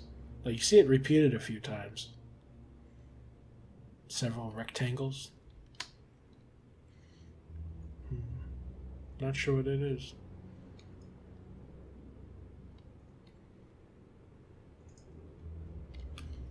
And we later get it revealed that these vine-looking things are actually wires. So that's curious. Okay, yeah, we're going to watch this thing for a second. Shortly, it gets revealed that these things are plugs and they attack us. But if you just sort of sit here and watch and wait, it will do something.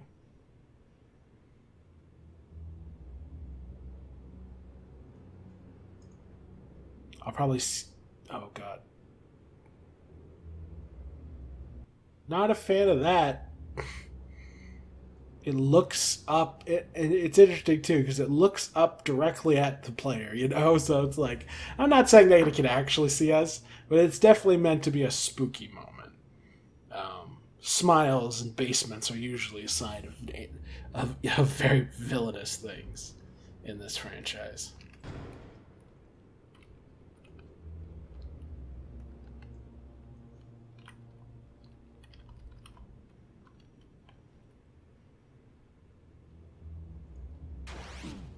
Ouch.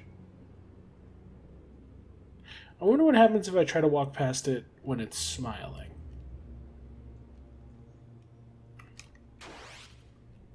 Yeah, it's like some sort of weird chain shop creature.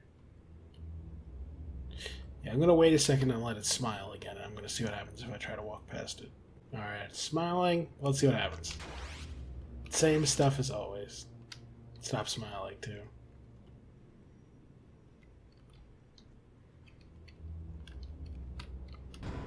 Open the treasure. Inside was one Dr. Eller. Was added to your money hole? That's actually a distinct line. Like, it doesn't say that in most places. Which makes this place feel like a weird, glitchy area. Forgotten code, forgotten things. Old files left in the dark corners of your PC. Stuff like that. I'm curious, if I sit right here, will they both smile at the same time? Let's find out. The answer seems to be no, they will not smile.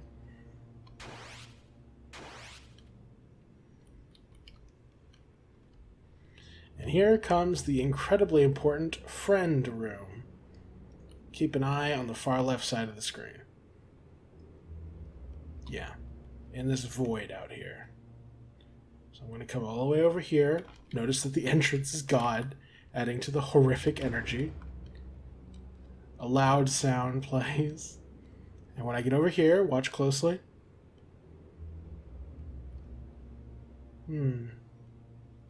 I guess I was too slow. That's an issue. Because I want to see the friend face. Maybe if I...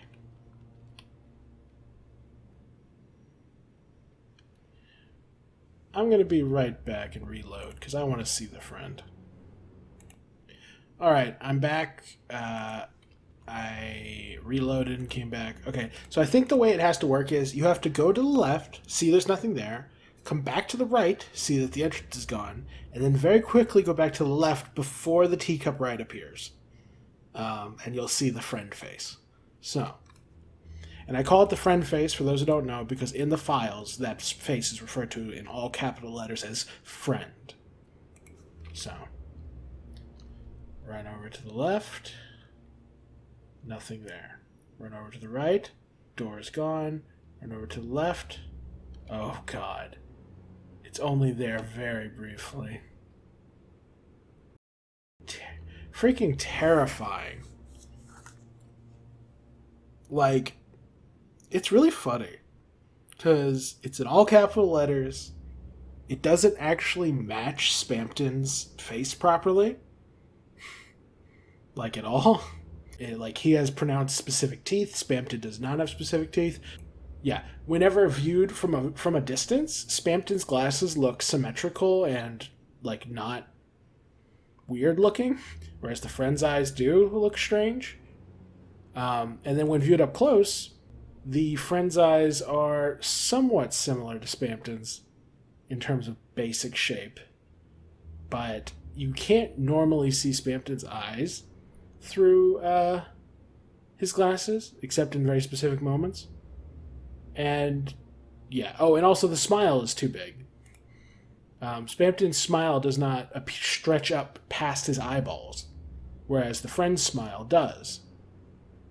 So, while they are certainly very similar, logically, like, there's enough differences that I think it's meant to be read as something different. Because at no point in none of Spamton's depictions does he have individual teeth. So it seems weird that this specific version would be the only one. Also, there's the detail that, you know, how the hell would that be Spamton? Spamton's not here. Spamton, the whole point is that Spamton can't get in here. And how would he get over here, be floating in this abyss? It just doesn't make sense. The only logical explanation is that it was something else. Something that wasn't Spamton. Whether you call that a hallucination, which is, I don't buy that. I don't think a hallucination. I think randomly introducing hallucinations into this conversation just adds like a whole layer of like ambiguity that is not warranted at this stage. Like maybe later we'll find out Chris is bonkers and they've been hallucinating a bunch of stuff. In which case, sure, maybe this was a hint at that. But for now, I'm assuming Chris is sane. And if they're sane, then what we're seeing is real. And they saw a weird spooky face with no explanation floating over a dark abyss. And it was clearly watching us, and it did not want it to be seen, because the second we try to get too close to it, it disappears. So yeah, I think, in my personal interpretation, I think that thing is a spy, and it's been watching us on behalf of probably Gaster.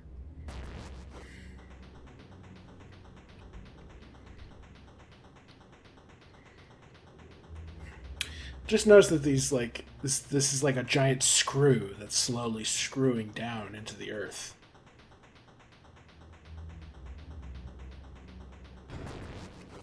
Yeah, it keeps going down even farther into the darkness. How spooky. And this thing's interesting looking, ain't it? Just this weird glowy power source thing.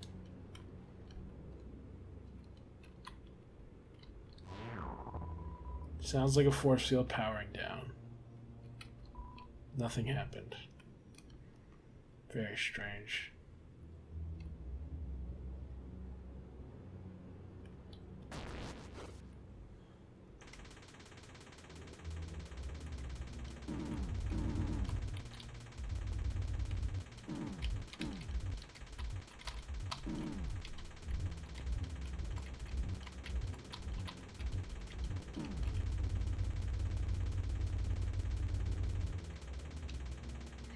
Ooh, I can't believe I got through that on my first try. Oh, and it falls. And the way it falls, man, it looked like it collapsed. Spooky.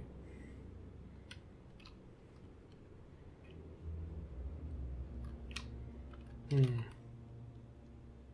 Yeah, people joke about how hard that little teacup section is, and it is very hard. I almost died to it, but it's just kind of ironic because you can people people say that they die more to that thing than they do to Spamton Neo.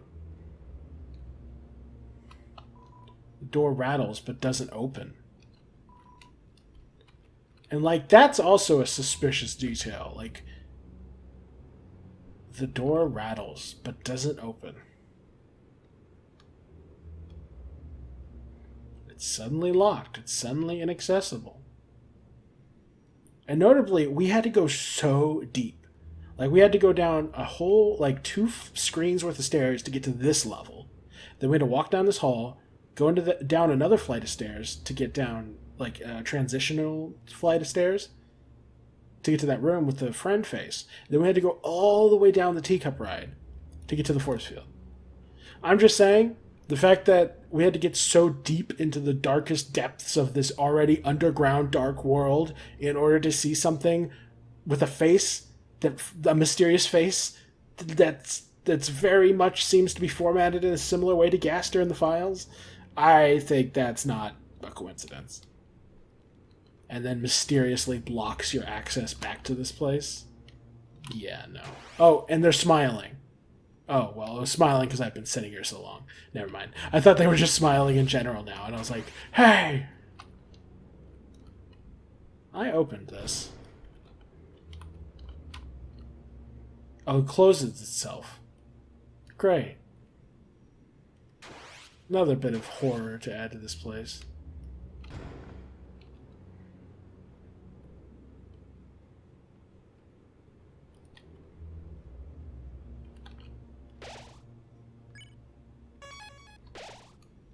Yikes. Oh. Unnerving. And here we find... Oh man, I do not like how the camera just suddenly snaps into place. Railroad carts. Or railroad tracks.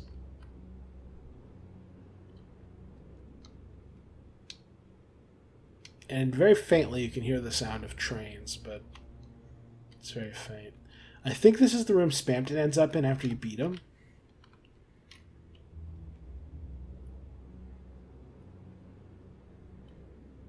And then, of course, it is over in this direction where you fight Spamton Neo.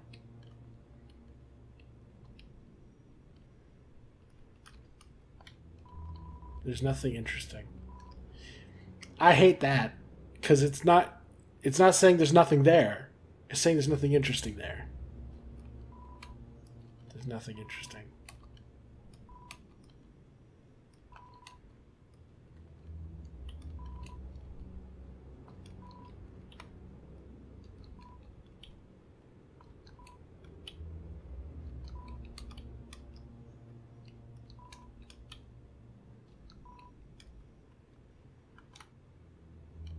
All these holes and like craters in the room. These are like old memory ports where files are kept. There's something shining inside the old machine. Take it. An old machine. So this is pointing out that this is an old thing. Whatever this thing is, it's old. So this wasn't created yesterday by Metaton. This was created probably decades ago. Like, we know Spamton was like high and mighty in the 90s. But... And I guess it couldn't be much older than that because computers wouldn't have been invented yet. But yeah, probably sometime in the 90s was when Metaton created this. Of course, Metaton didn't realize they were creating some powerful weapon. They probably just thought they were making, a drawing, a heartfelt bit of art of their ideal future self. But it's interesting.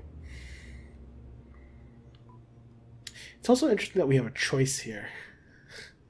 What happens if I say no?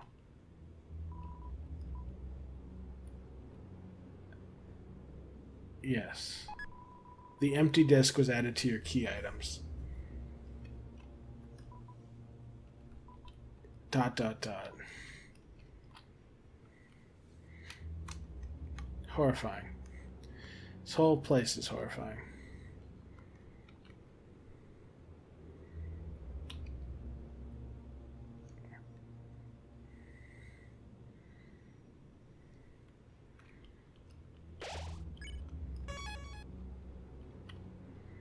Well, let's get out of here. Like, look how many stairs we have to climb before we get...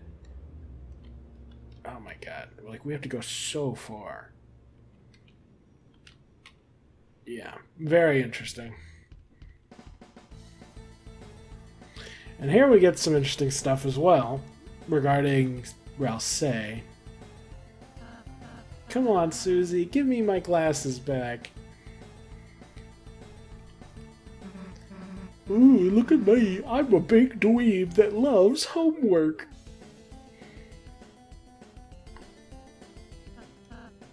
Come on.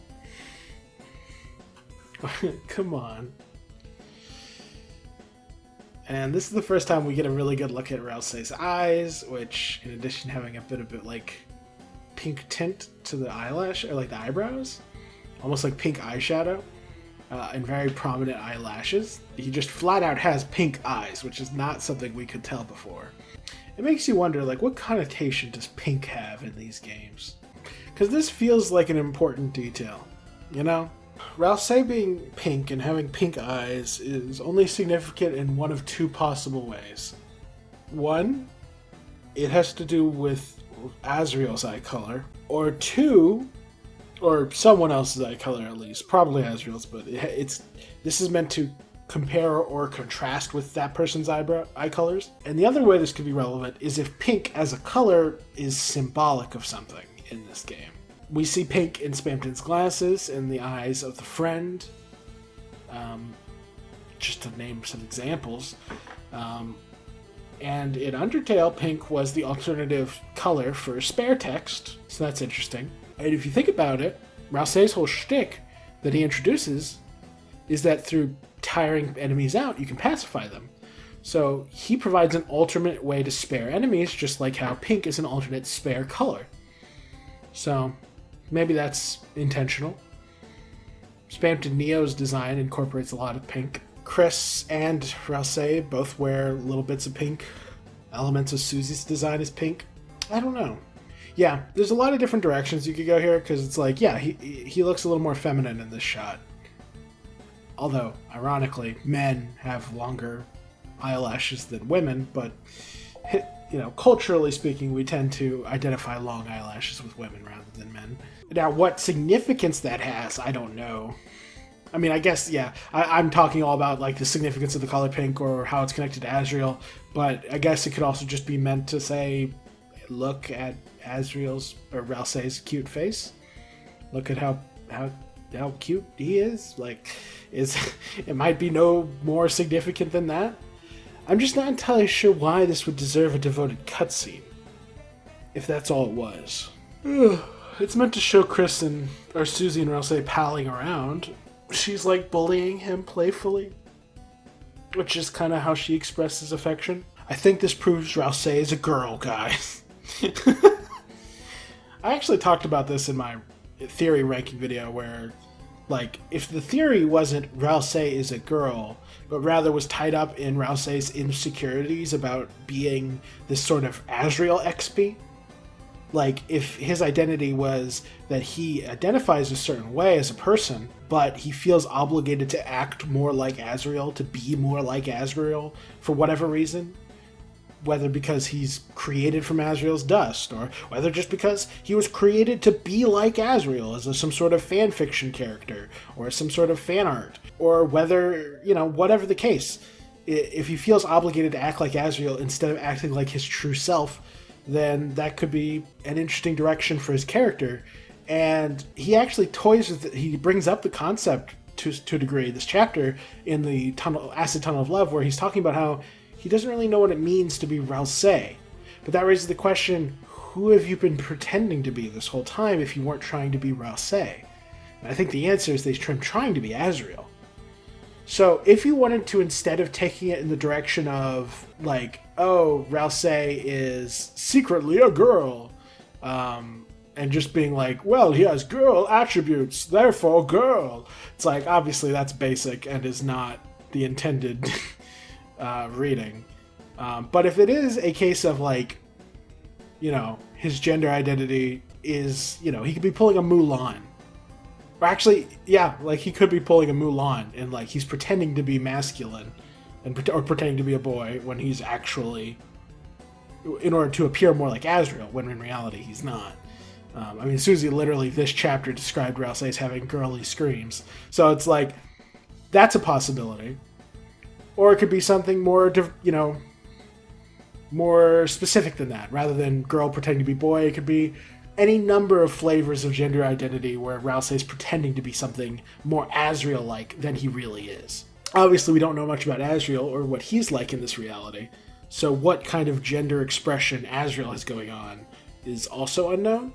But the idea that his identity and his expression of himself is different from how Rouse wants to express himself is an interesting direction to explore, because identity seems kind of important in these games, especially this game, where you have Chris, who's literally got a conflict of identity because they are being possessed by a supernatural force.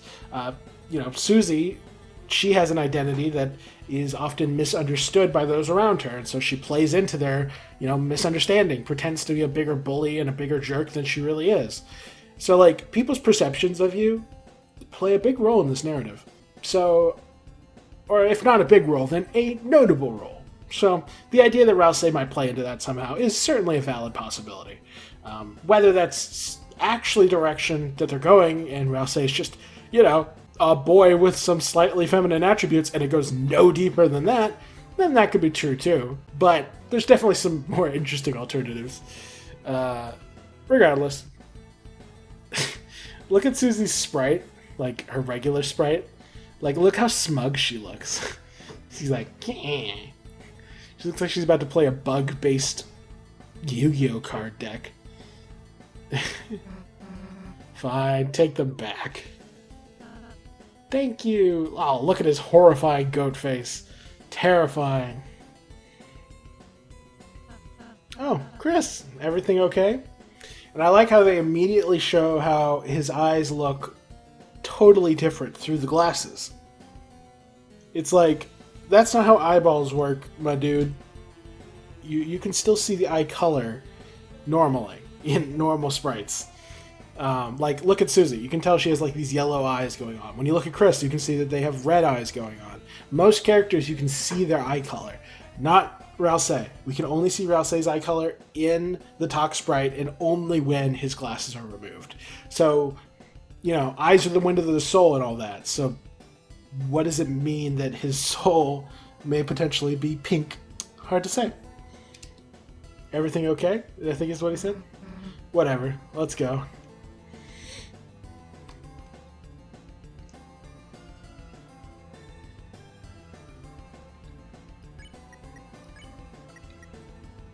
A data disk from a strange machine. Didn't someone want this? Actually, let me check something real quick. You are mostly filled with the power of fluffy boys and mean girls. The cat science still comprises about 1% of it. Well, this is mostly a joke, but I wonder if this isn't informing some aspect of the way Dark World power works.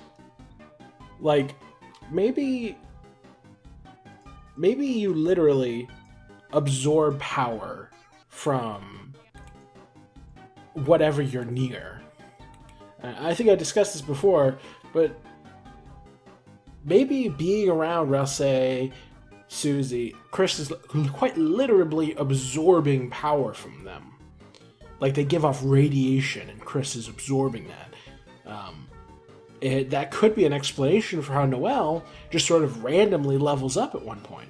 Maybe Chris has so much concentrated power at this stage that it's enough for Noelle to just sort of absorb that. An interesting idea.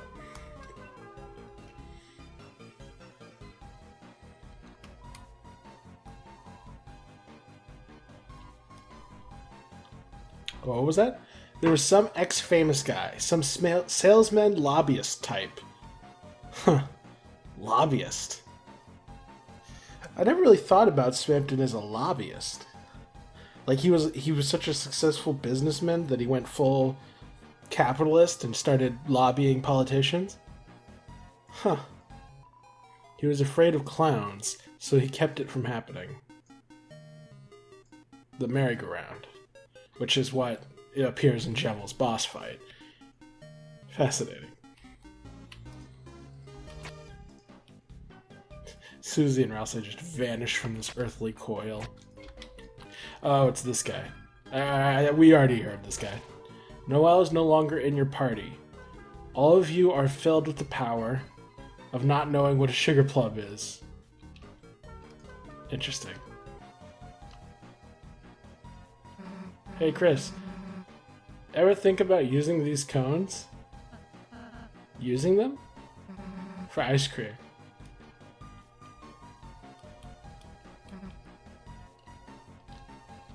What a funny line. I'm not actually retracing my steps for the purposes of, like, backtracking.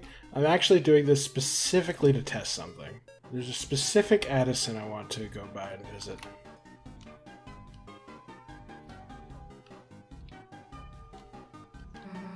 Hell yeah, boxes. This is what it's about.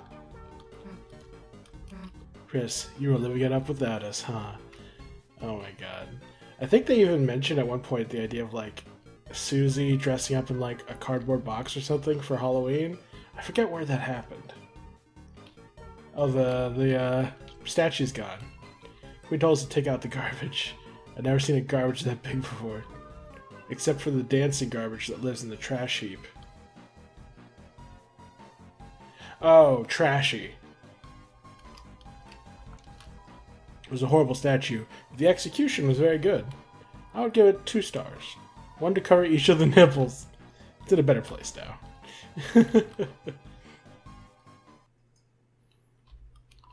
I came to support the rebels, but they aren't here. Not really sure how I would support them, though. I don't really want to eat bagels. We're filled with the power of silence. Oh yeah, free samples. No idea who you're talking about. Oh, you just talk about Spamton, so you won't give me any more free samples now that Lance is gone. Oh no! Because I bought the mannequin, I can't actually put the disc into it. No! How annoying. I was curious to see if the empty disc had a special interaction, but I guess we don't get to know. Alright, I'll cut back when I'm back at the garbage heap with Spamton.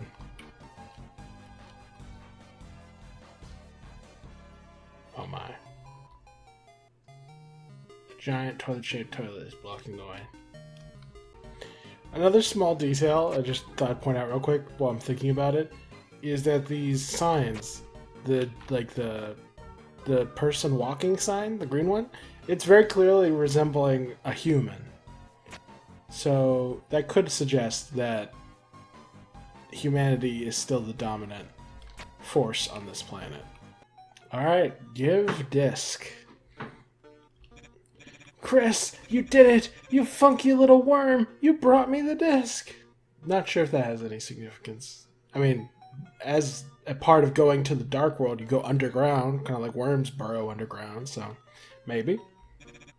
Ho Chi Mama, I can feel that smooth taste already. The smooth taste of Neo is, I think, what he's referring to. Now, Chris, don't be greedy. Hand over the disc. Notably, like, you can tell that he's trying really hard to concentrate and be sensible because he's using very brief sentence fragments to ensure that no advertisements sneak their way into his statement. So, interesting. Then we will transfer my hyperlink blocked.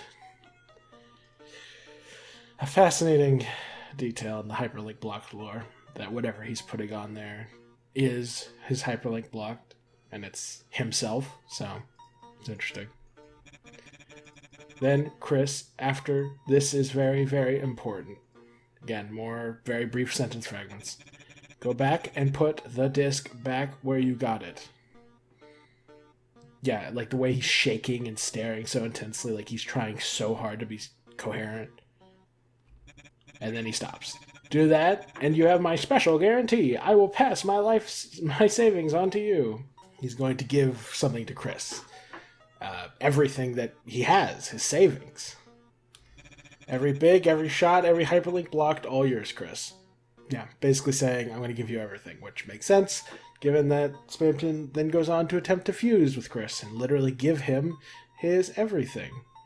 Or give them Spamton's everything. So what do you say, big shot? Warning, if you consent to the terms and agreements, our store is permanently closing down. Do not. Turning down a beloved stranger. That's not very big shot of you, Chris. Turning down a beloved stranger. Alright, let's do it. Transfer. Finally, I knew you would request accepted. Chris, here I go. Begin the transfer. There he goes. And now, the wall that had clouds and was glitching and had a sun on it, suddenly it's no longer glitching. It's completely stable. It's just a wall. A gray wall. And the phone is also gone, which seems to suggest that Spamton had some sort of power to create illusions or perhaps holograms around himself. And those included a storefront to make it look like he had business. So, an interesting detail.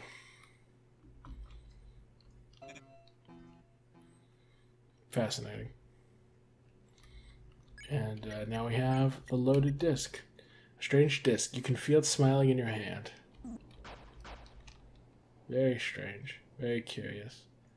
And of course, the word strange has interesting connotations, I think. If I'm remembering correctly. Does this guy have anything new to say? Basement. Oh, now that we've gone to the basement, we can talk to him about it. What? Basement? There's no basement here. You need to relax, have a drink, and talk softly. You're bothering the other customers.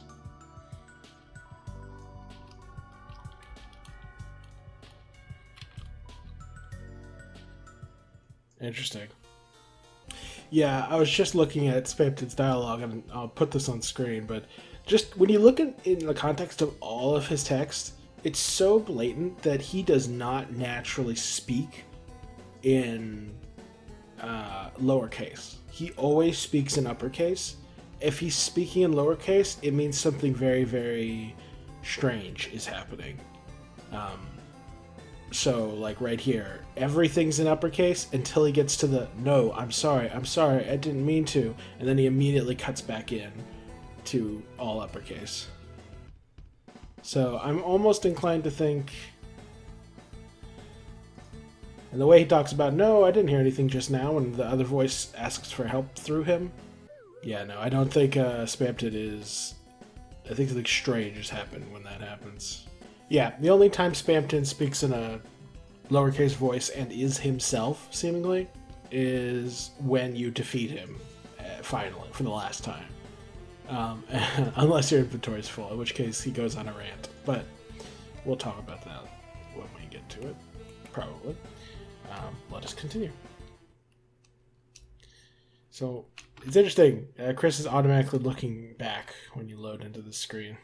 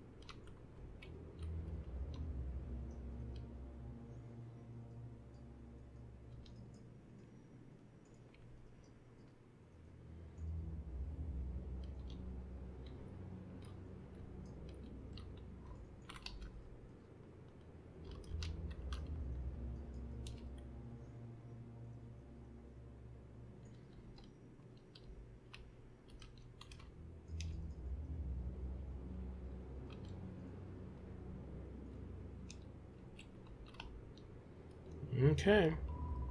There's a slot for a disc here. Insert the loaded disc? No.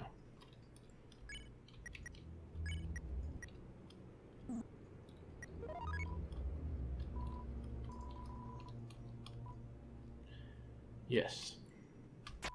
You put the disc into the broken down mechanism. It's a broken down mechanism. Not only is it old, but it's broken down.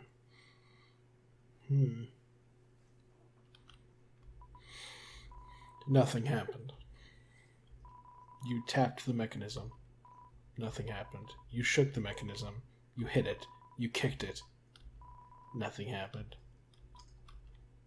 Yeah, that's another great moment of Chris' characterization.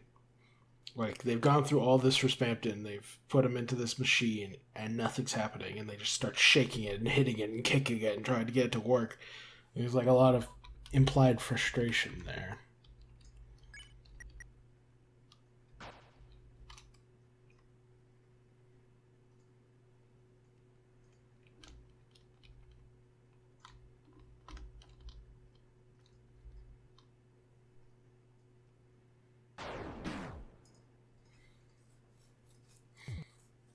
Yeah, in that moment, Spamton fell out of the ceiling and just smacked right into Chris. Holy Kungadero, do I feel good. Man, his voice, like, speech sounds almost like Asgore's when he's Neo form. Here I am, Chris. Big. Bigger and better than ever. I never thought about that when he's in Neo form, his voice pitch goes down substantially. Because normally he's like, I'm a weird salesman guy. Now he's like, I'm a Neo guy. Grr. Bigger and better than ever.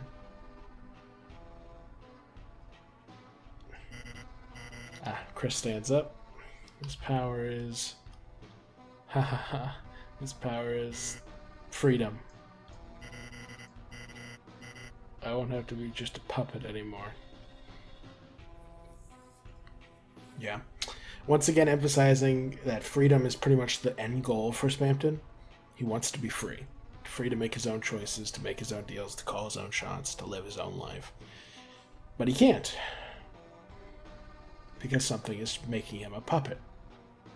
And given he wants to invade heaven, that thing is probably the angel, at least in his mind.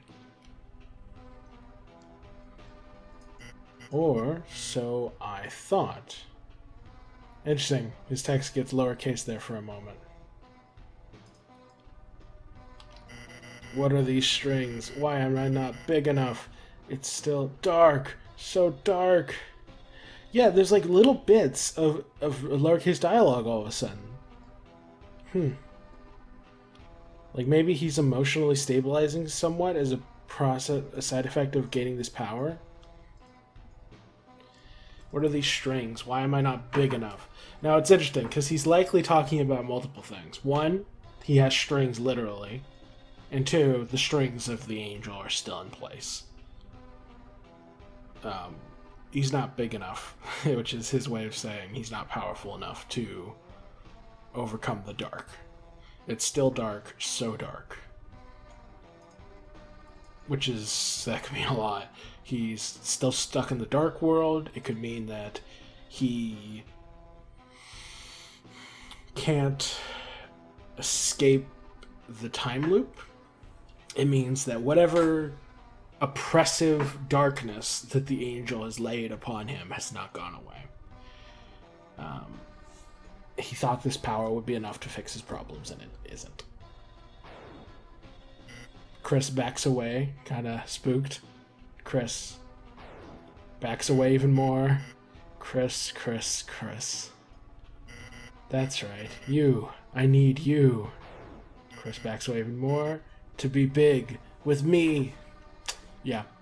Spamton needs to fuse / absorb Chris's soul in order for them to become powerful.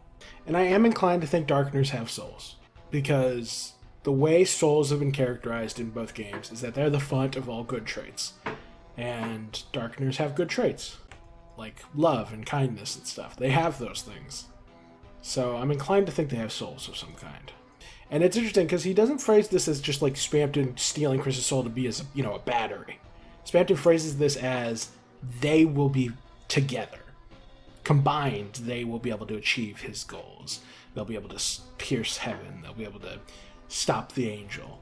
So it's once again playing into this fact that Spamton and Chris's relationship is very fascinating. Spamton seems to sincerely want to help Chris in his own delusional, twisted way. And Chris seems to really want to help Spamton in their own sad, lonely way. And you'll notice that Chris doesn't ever try to run away during this. And they don't draw their sword. Like, when you first encounter Spamton and Chris does not trust them, they draw their sword. Like, you don't prompt that. They just do it because they don't trust Spamton. But now, very, very big. So big we'll stand up tall and see past the dark. Yeah, so the dark is something on ground level or below ground level, which makes sense. The dark worlds are underground. But it's also probably speaking cosmologically, which is to say, you're not just seeing past the dark of the dark world, you're seeing back the dark of this reality, this terrible reality they're stuck in, and they're going to see past all that horrible reality stuff in order to see to a higher plane, wherever the angel resides, the angel's heaven. Stand up with our heads in the clouds and look into heaven. So, yeah, confirmation. And right then, he ran into Chris, and Chris got thrown backwards. They're on their knee now. So it's getting intense, it's getting violent. Chris is still not running away, though. They're not fighting back, they're not defending themselves, they're not doing anything. And they can do a lot of stuff without our input. They drew their shield to defend Susie in Chapter 1. They can run away, they can do a lot. So the fact that they're not could be important. Could show that Chris is willing to go with Spamton's plan. I just need that little soul you have. And this is where we also start to see like capital text like spread out, like the letters are spread apart, like with heaven, with you. And this is confirming, this is like a pretty crazy moment in Deltarune, because it confirms for the first time that just like in Undertale, stealing souls, particularly human souls, is still a way to gain power. And combined with the Queen bringing up determination, this very much feels like the chapter where Toby Fox is starting to tilt his hand a bit, like show that this is still an Undertale-like reality, that many of the same fundamental rules still apply. And the fact that Chris is gaining something other than determination from the Dark World is meaningful, although whether it's true that Chris is not getting determination or not, or whether they're getting something else, is a little unclear.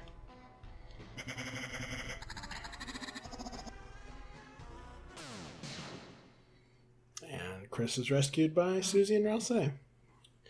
Chris. And look, notice during this cutscene, Chris never gets up.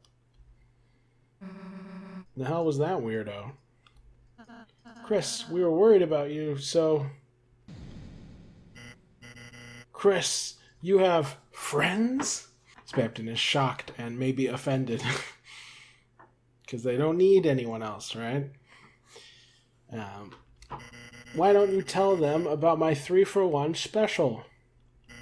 Today, the whole family can take a little ride around town. Interesting that he's referring to Susie and Ralsei as Chris's family.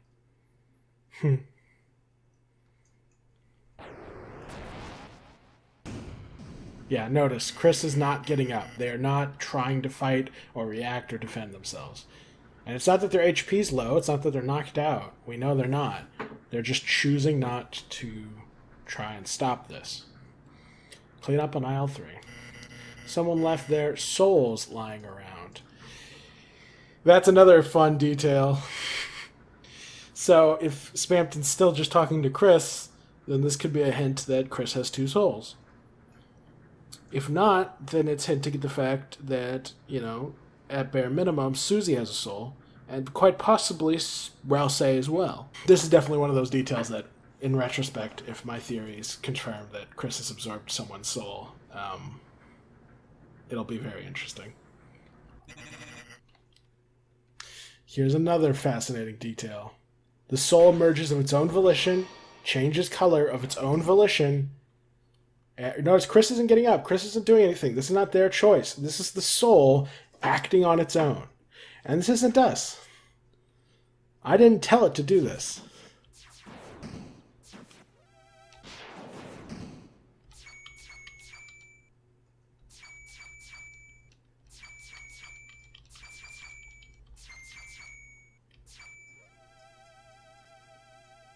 Also notice that the soul turns white when you charge a big shot. How interesting.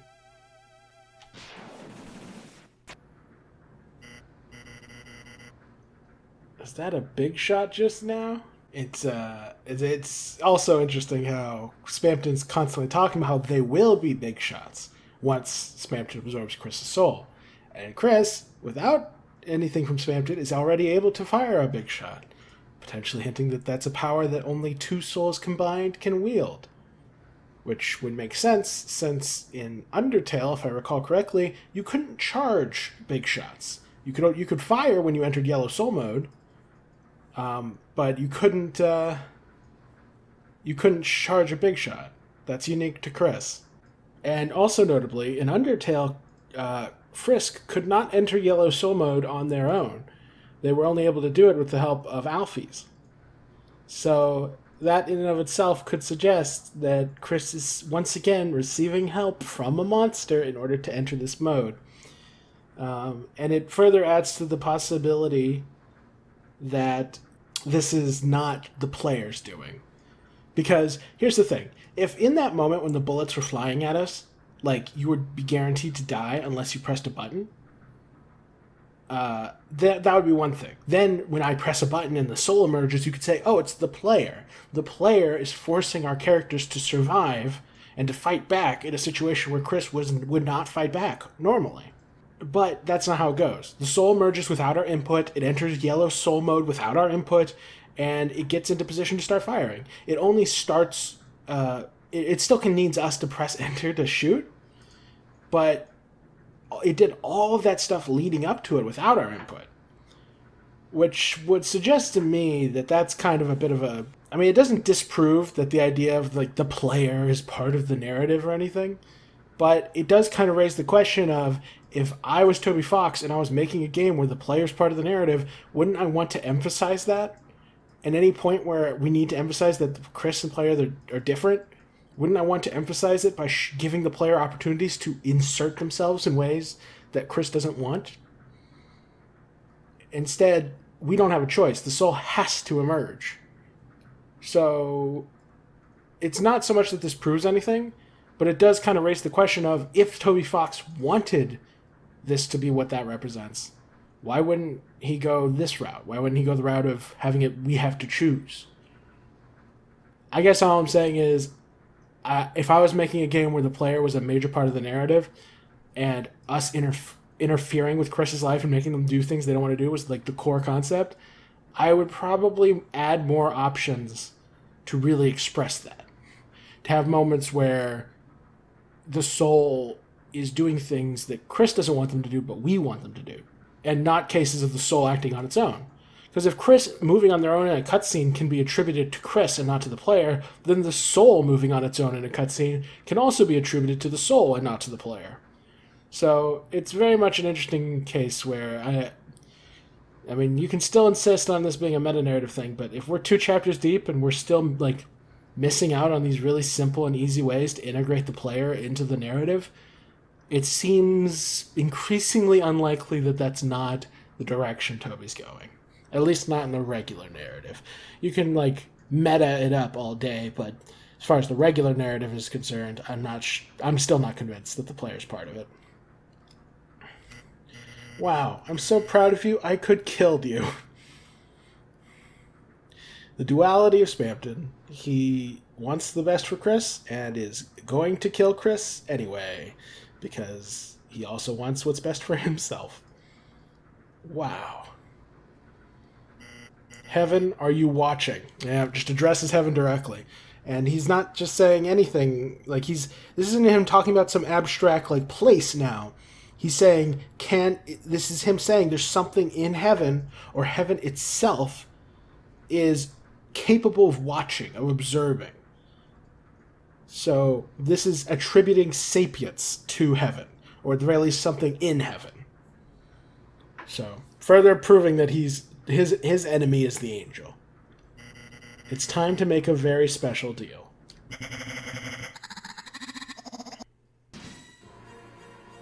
It's time to be a big shot.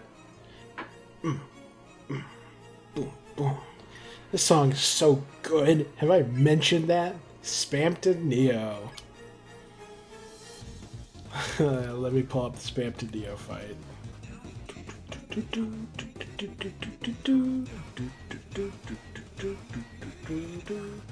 Yeah, I pulled it up just in case I miss anything, but yeah, let's check, defend, and see what we're up against.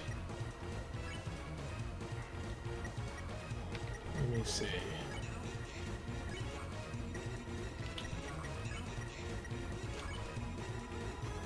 Spamton Neo, you won't find higher attack and defense anywhere else.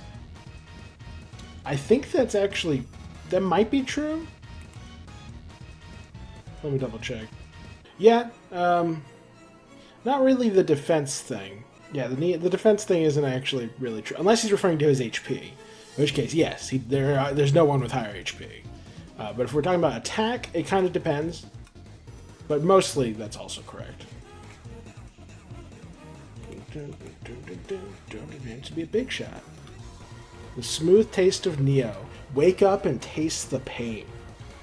Yeah, this is another example of how Spamton very much is in touch with and embodies like these hidden, glitchy, secrety things in video games, and especially in Undertale. Because like, wake up and like smell the pain was like a line from like it's like an unused like tester debugger thing in Undertale. It's just a line you can find, which people have theorized could be tied up with, you know, Gaster in some way, because it's in the code and Gaster's in the code. So yeah, wake up and taste the pain in all red text. The idea that, you know, you're living in a dream, you're living in a fantasy, you're living in a delusion where things are more pleasant, and then, you know, but Neo's gonna wake you up and make you face the painful reality, which Spamton's very much in contact with the painful reality. Once again, though, if you look at his design, it's got pink and yellow heavily featured, the spare colors, and also his glasses colors. But there's also his other wings like purple and green, which is very strange. Chris, isn't this body just heavenly? Once again, heaven. 3 times the firepower, 2 times the water power, and best of all, flying heads. Oh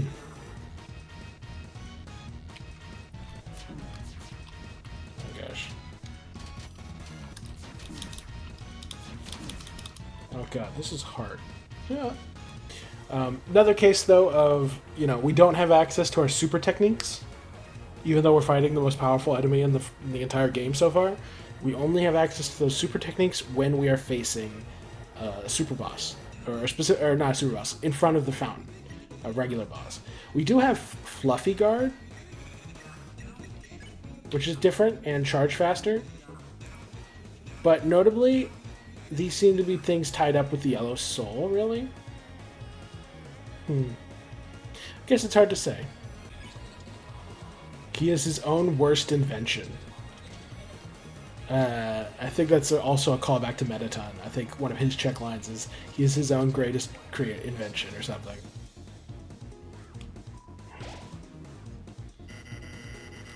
We'll the Schmoes and Daves into Rose and Graves. Like Joe Schmo, Dave, and Rose and Graves. So basically, we're going to turn those nobodies into dead people. We're going on a killing spree. It's basically what Spamton's saying. Those cathode screens into cathode screams. Again, referring to Cathode, aka the television, aka the guy he seems to have some sort of history with and hates. So he's specifically one of the people that Spamton wants revenge on.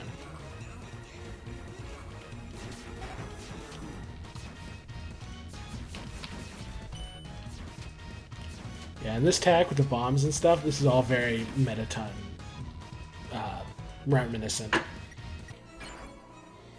Everyone snapped wires. Chris, don't you want to be part of my beautiful heart? Yeah, okay. This is also a bit of decent evidence for Darkeners having souls. And it also potentially supports my theory on how soul absorption works. Because, you know, because of Flowey, people kind of have this idea that when you absorb a soul, it's just sort of floating around inside you, bouncing around or wriggling around the way Flowey describes it. But the evidence, in my opinion, would more likely support the idea that that was only the case with Flowey because he didn't have a soul of his own. And with Spamton, he actually has a soul, theoretically. And so does Chris. And so I'm thinking that when characters with souls absorb souls, instead of it wriggling around inside you, it is fused with your soul. It becomes a super soul, so to speak. I think that's what Chris has, because they absorbed Azrael. And I think Spamton's trying to absorb Chris in the same way. And it's not, oh, you'll be floating around, just bouncing around inside my body, wriggling, the way it was with Flowey. He's saying, you'll be a part of my heart. Meaning Chris's soul will be a part of his soul. So I think that is the way it works in this lore. That's my theory currently. And this confirms that, that's what Spamton's trying to do here. Once again, pulling an Asgore, pulling a Azrael Kara situation. Further supporting the idea that Undertale lore is still very much relevant to Deltarune. Or did you need a little special tour?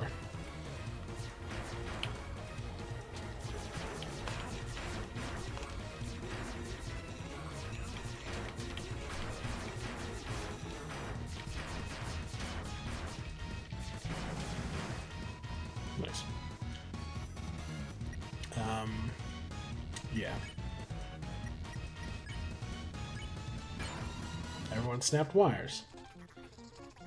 Oh, I should probably also point out that in the background you can see what almost seems like a ruined city, like a ruined version of the city outside, and also like piles of rubble with Spamton's face on them. Given what we see later in the fight, this is likely an amped up, more powerful version of his illusion abilities, of his hologram abilities, which is an ability that you don't really think about much until these moments. But it's not that there's this ancient, forgotten, Spamton-ruled city underneath the mansion. It's that this is just an extension of his power. It is him showing how powerful he is. He can literally mold the environment to his will, which further supports the notion that physical reality is not as important in the Dark World. Physical matter, physical laws, they don't matter nearly as much. It's more important that you have power. Magical, mystical soul power. And if you have that, you can kind of shape reality however you like. At least that's the vibe I'm getting. Also, some of those towers almost look like the force field generator that we turned off. That could just be a coincidence, though. All you gotta do is big. Then we'll be the ones making the calls, Chris. We'll be the ones making the calls. Well, this can not only mean, literal phone calls, but like make your own calls, call your own shots, whatever. But this could also be referring to the entity on the phone. It could be that Spamton, while primarily targeting and vilifying the Angel and, Cathode, he also isn't necessarily a big super fan of Gaster.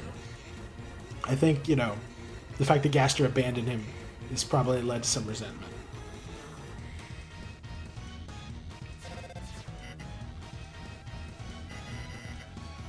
Yeah, the soul turning white like a monster soul whenever you,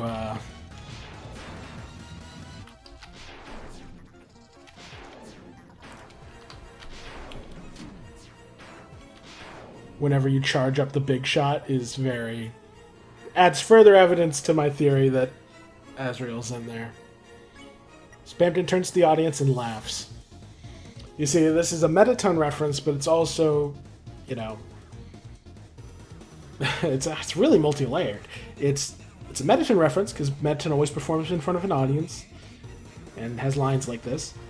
But it's also referring to how Spamton's insane and is turning to an audience that isn't there. It's also referring to how he's speaking directly to heaven and to the angel. So you could argue that he's laughing at the angel. So yeah, there's lots of ways to read these things.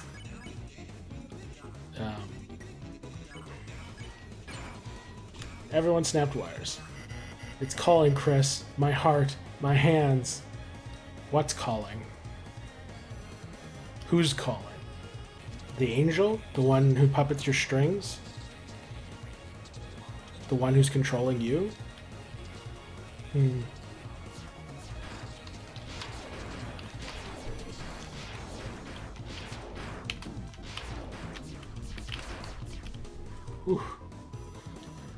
Spamton appeals to the audience with a festive jig. Yeah. So, less likely to be referring to the angel there, but still interesting.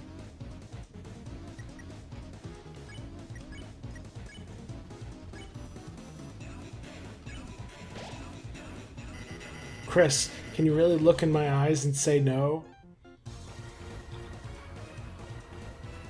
Not much there. Look in my eyes, look in my nose, look in my mouth.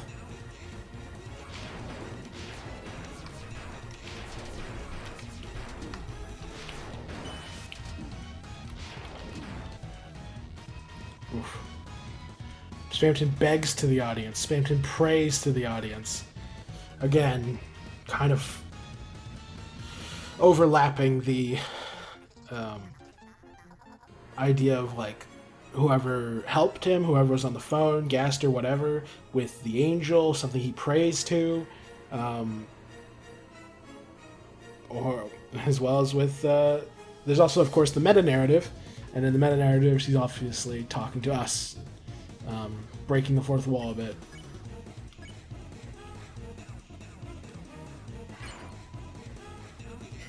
I can't stand it. I think I'm gonna have a heart attack. He was saying how, like, it's calling. My heart, my hands. I can't stand it. I think I'm gonna have a heart attack. Interesting. I don't know if there's any lore there other than he's terrified and horrified by the reality he's stuck in.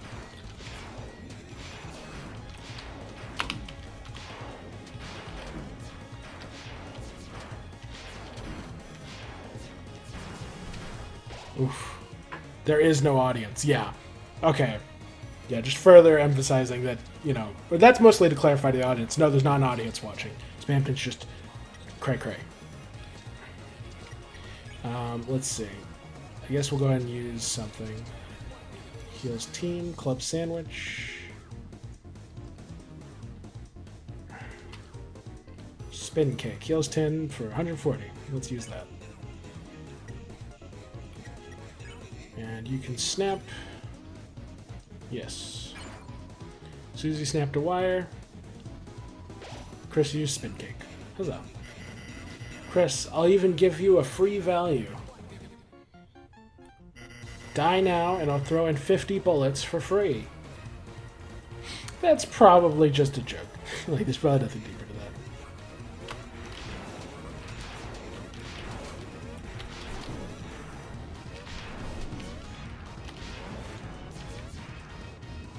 Oof. The air crackles with freedom. I'm pretty sure that's a line said in Jevel's fight as well. So it emphasizes, it's connecting the concepts of power with freedom. Jevel and Spamton Neo are two of the most powerful entities we ever encounter, and they're both secret bosses, and freedom is clearly the central theme there. The air crackles with freedom. Like, it's literally a source of power. Maybe that's what Chris is absorbing when you're at save points. Maybe the power in question is freedom. Yeah. And obviously this is all tied up with Spamton's whole shtick of pursuing power, not having freedom, etc.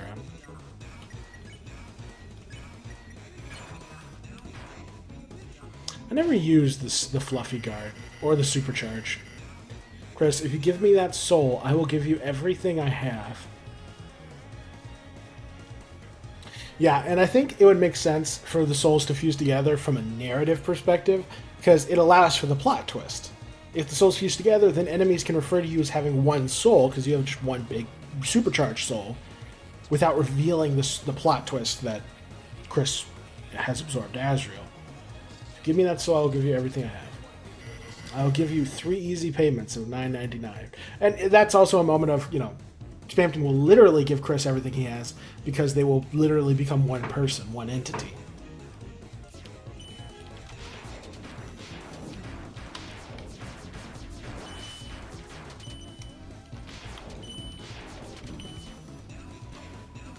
The air crackles with freedom.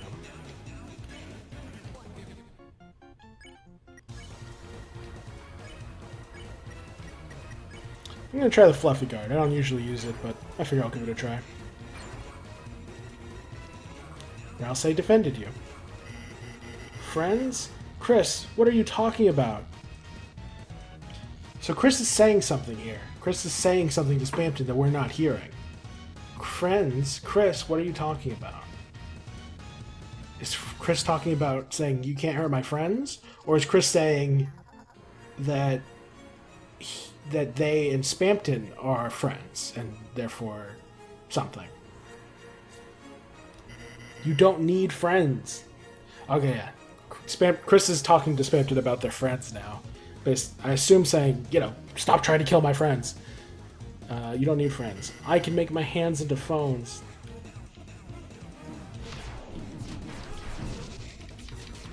Man, those Fluffy Guards did not last long, did they? Ooh, one of the saddest lines in the game right there. Spamton begs the audience to stop taking the furniture out of his room, calling back to when he was kicked out of Queen's Mansion. And identifying the audience with the people who've hurt him. So it could be the audience just represents everyone in his life.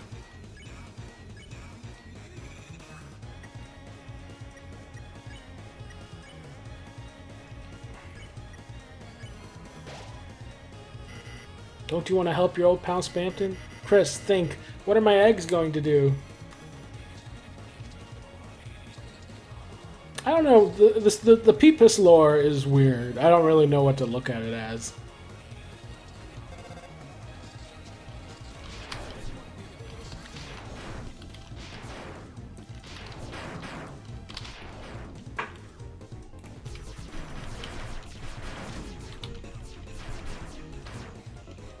My mouse actually went out of the screen, and I tabbed out for a second. That was annoying. The stage lights are shattered, which I believe is referencing, and again, to Metaton.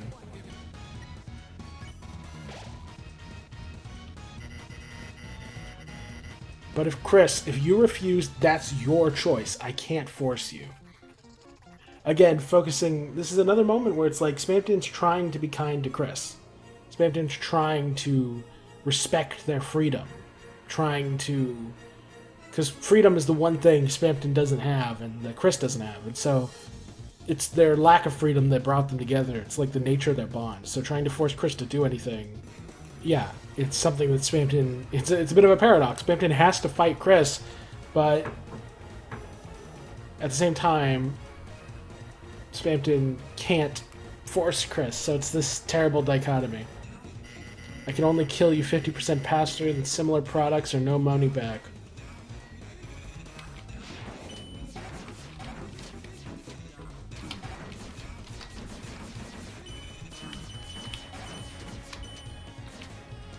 God. This game is hard. Snap all. Chris, I'll even give you a free value. Die now, yeah.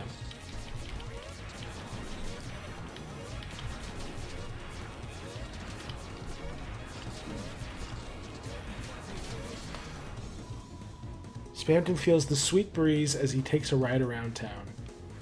Interesting.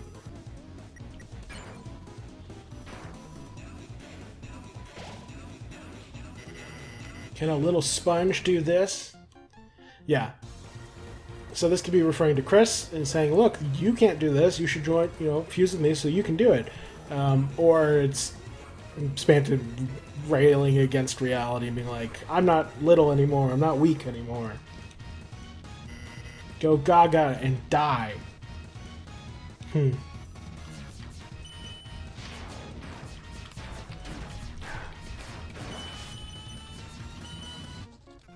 Okay. Stage lights are shattered.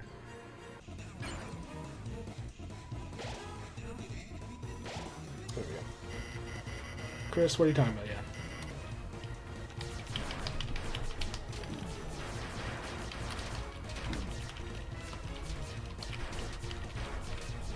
God, that's so hard. Smells like rotten glass. What a crazy line. Like, it almost feels like it doesn't make sense. Like glass rotting. The dark crystals turn into shards of glass in the light world. It could be that this is referring to how they show something terrible. They show something rotten. And Spamton has a shadow crystal, so it's quite possible that, you know, that the shadow crystal contributed to his madness, that it contributed to him discovering the horrible truth.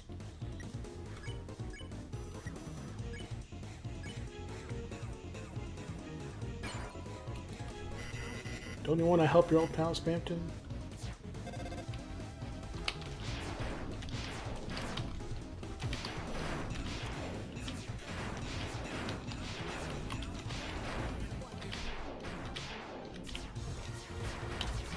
God damn it.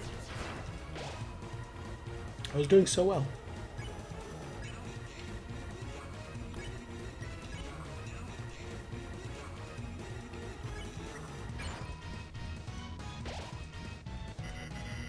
Refuse, that's your choice, I can't force you.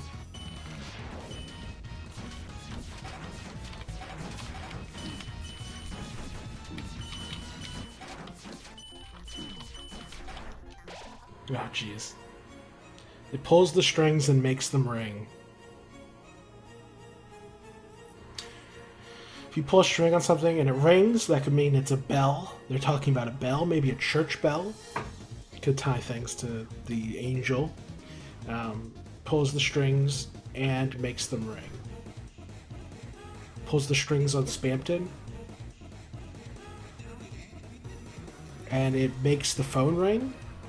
That could imply that the angel and Gaster were one and the same, but I think it could also be read as the angel's existence is both responsible for the strings and for Gaster's plot against the angel. There's lots of ways to read that, honestly.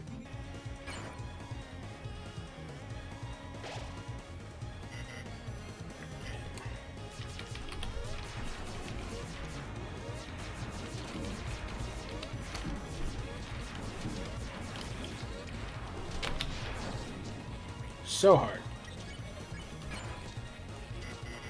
Take the deal. Take it. Do you want to be a heart on a chain your whole life? Yeah. Once again referring to how Chris has been enslaved. And it's specifically tied to Chris's soul.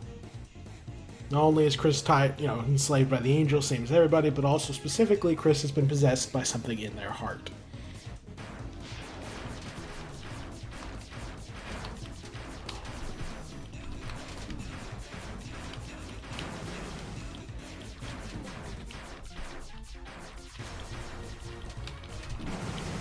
Oh my god. Did you want to be lowercase text? It's for me.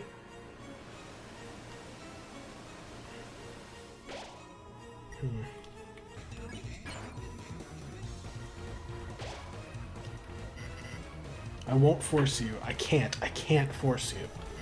But just look, Chris. Look at the power of Neo and ask yourself, well, don't you? Don't you want to be a big shot? Yeah. Once again, begging Chris, asking them to just consider accepting the deal. Refusing, fighting the angel. Oh.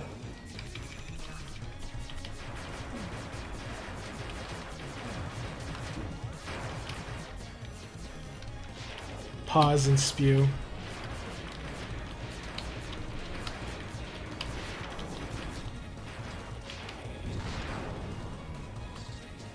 Oh yeah, the smoke cloud. Yeah, the pause and spew weren't actually in the original version of the game. They were supposed to be, but something happened and they didn't show, which is a reference to, again, Mettaton's fight, where it's like fast, like forward and backwards rewinding, because it's a tape, movie star. But with Spamton, it's, you know, pause and spew, referring to his sad, gross life. Clown? No, I feel sick. Yeah, when he's moments away from defeat, he starts thinking about the clown, which could in turn be referencing how, you know, Jevil once beat him. Although that text might not only play when he's low health, it could just be a case of, you know, he just doesn't like Jevil. Oh, jeez.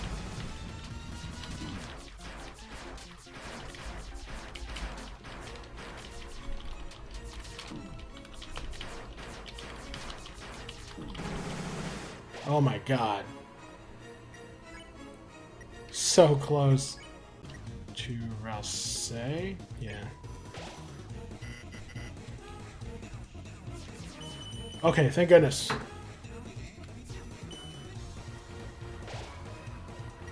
Yeah, we're basically at the end of the fight, and now we're just trying to get everyone up enough to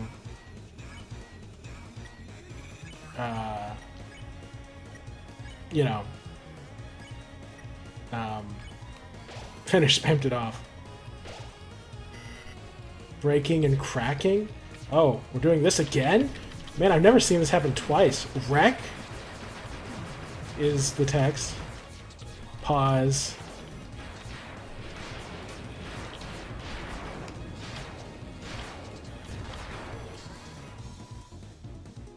Stage lights are shattered.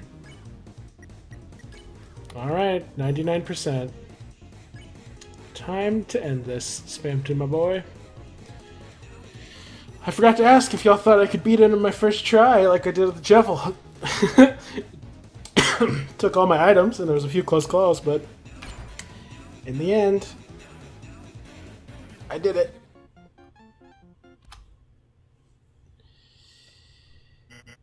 Wait, bleep the presses. I'm trying to stop the presses, but he's being expletive.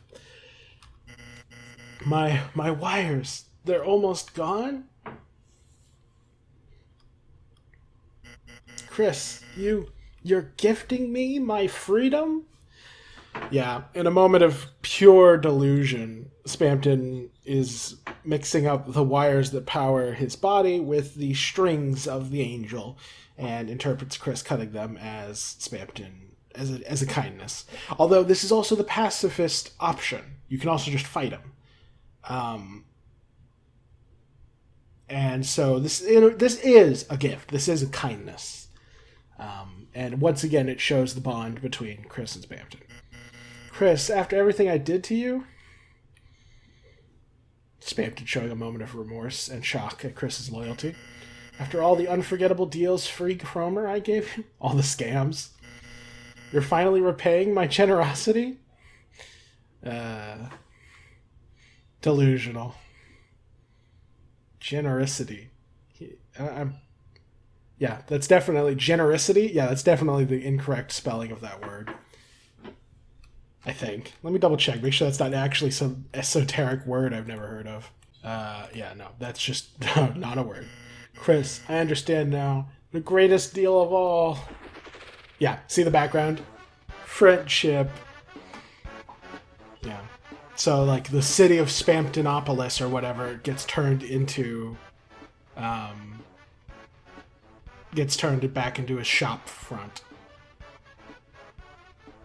So, yeah, he just has power over holograms or illusions of some kind. Chris, my day as a long-nosed doll are over. So, basically, he's a Pinocchio is what he's referring to. But he's not only saying he's no longer going to be a puppet, because Pinocchio famously is a puppet without strings. He's got no strings to hold him down. But also Pinocchio is referring, has a long nose because he's a liar. He lies, and his nose grows long when he lies. So Spamton has lied to us, or at least tricked us in some ways. Cut that wire and make me a real boy. Just like how Pinocchio becomes a real boy at the end. Are you watching, Heaven? It's time for Spamton's comeback special. And he actually spells the word special correctly for once. And once again, he's yelling at Heaven. And this time, I live for myself. No, myself and my friends. It's interesting that it says friend and then S in the parentheses, because that implies ambiguity, like friend or friends. Maybe implying that he wants to have more than just Chris as a friend, or maybe implying that Chris is multiple people. Here I go. Watch me fly, Mama. I am assuming this is not referring to any specific mother figure for him. He's just saying it. Yeah.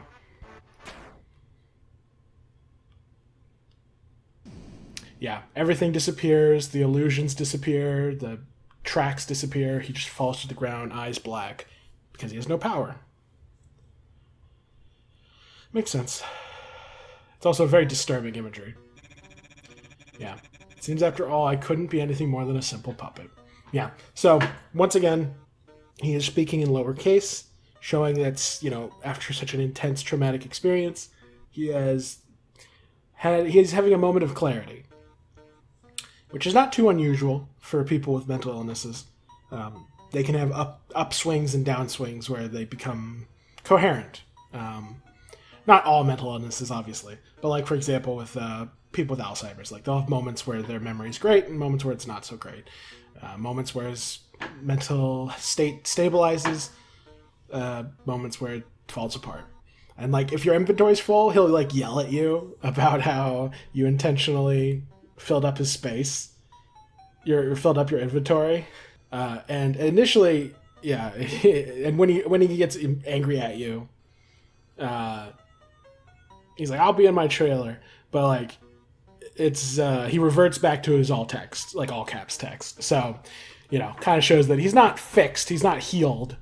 He's just being a little bit of a goober in this exact moment. Also, notice the way that his glasses seem to be slightly changing color, like in the corners.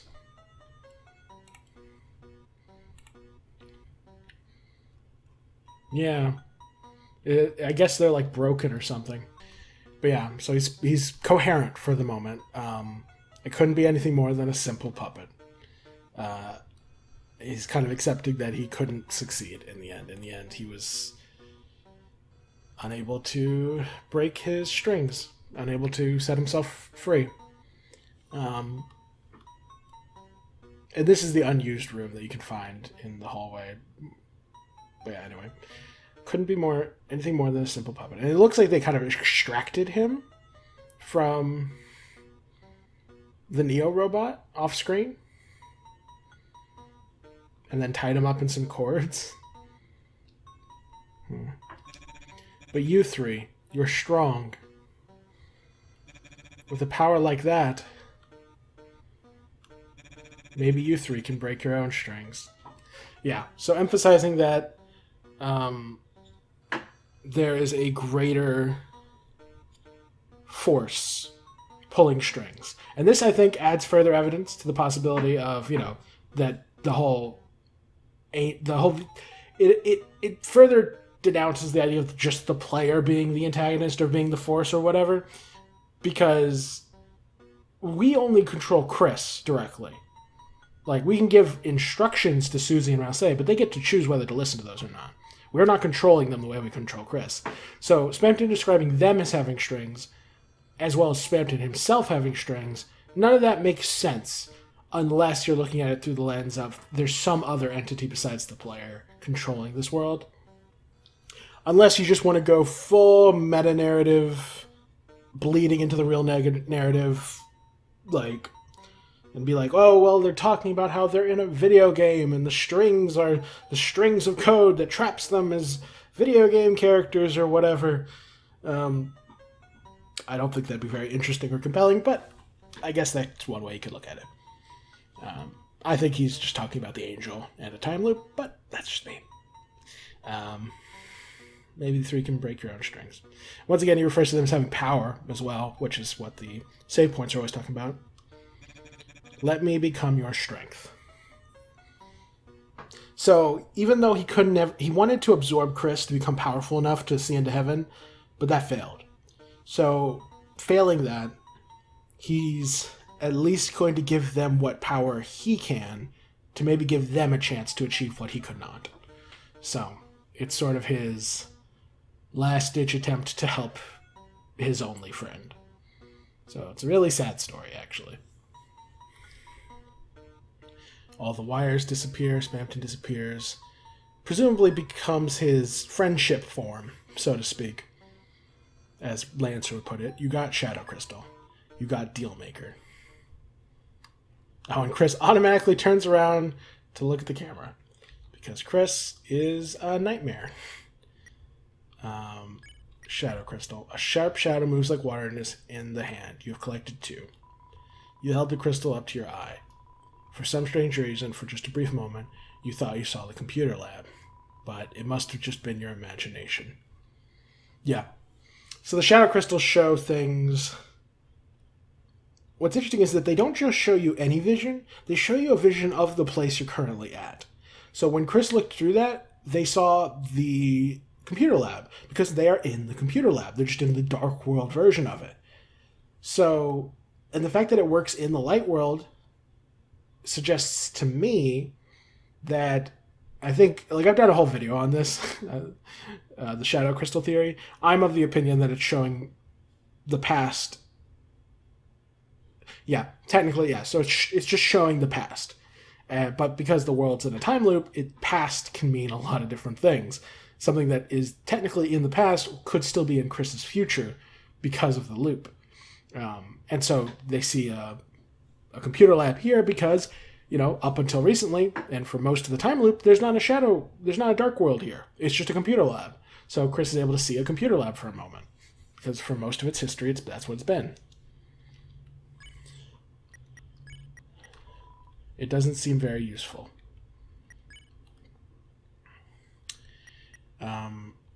There's still a few bits of dialogue worth discussing. Dealmaker. Fashionable pink and yellow glasses. Greatly increases money gained and, question mark? Let me pull up the Dealmaker. Actually, let's finish talking about Spamton's dialogue. So we got the dialogue for the pacifist option. Yeah, okay, so if you defeat Spamton violently, I'll throw this on screen. He says, he starts it the same way as usual. Wait, blank the presses. Haha, Chris, you think depleting my 8,000 life points, which is a Yu-Gi-Oh reference, means you've won a free meal to winning?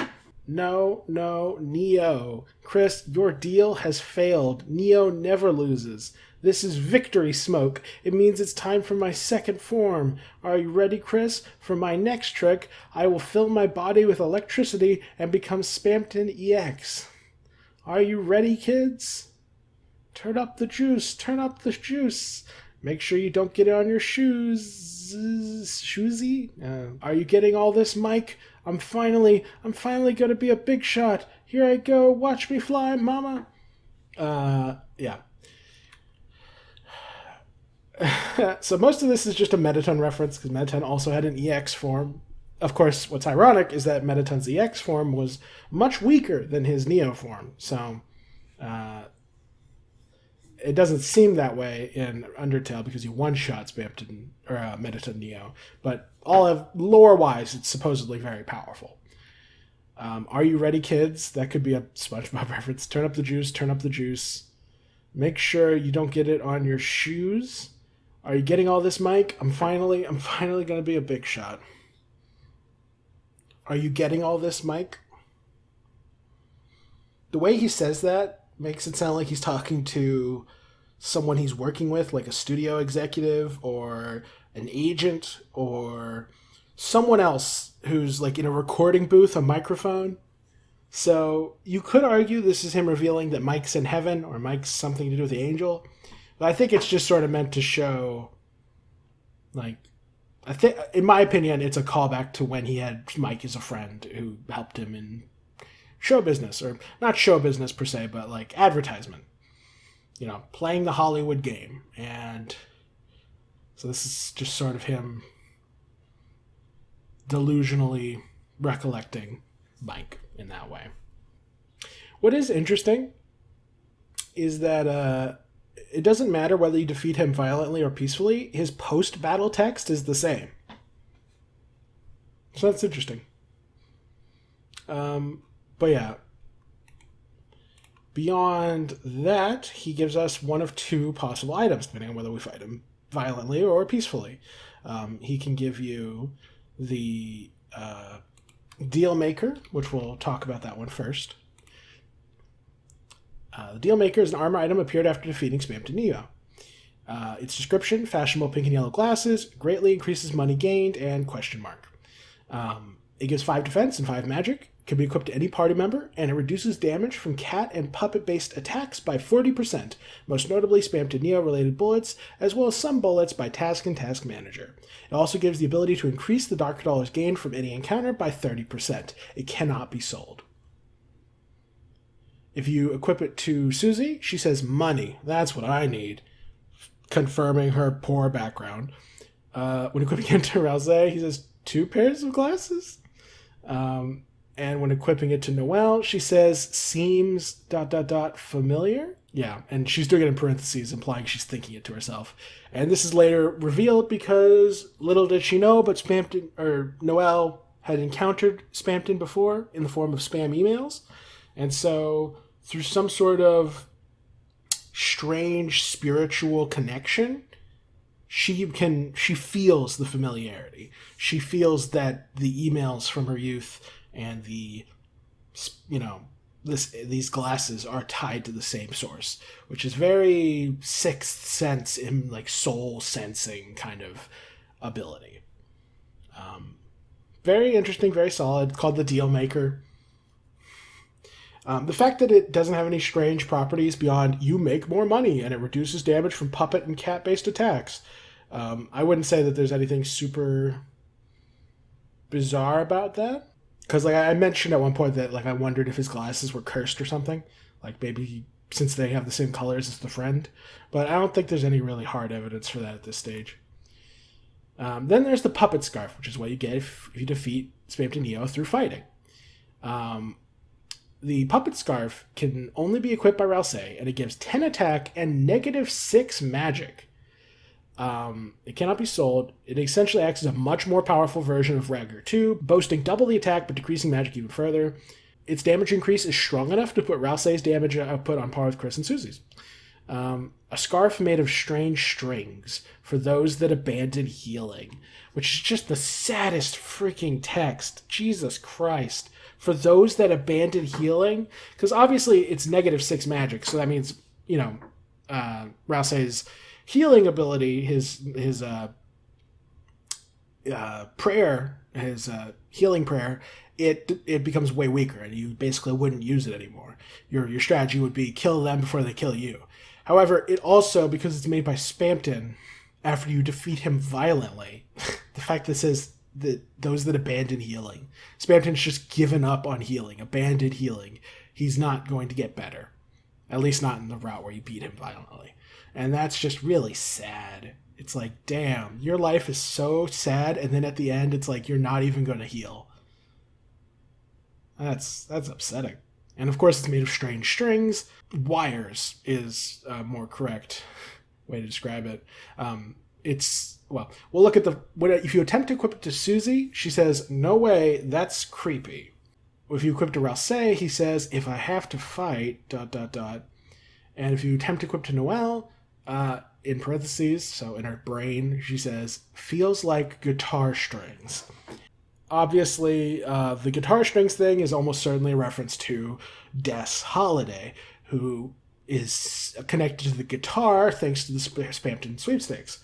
And of course, she would connect guitar strings with Spamton, with Des, etc., because the main reason Noelle interacted with the Spamtons' emails was because they were spam emails about how to find someone, find her.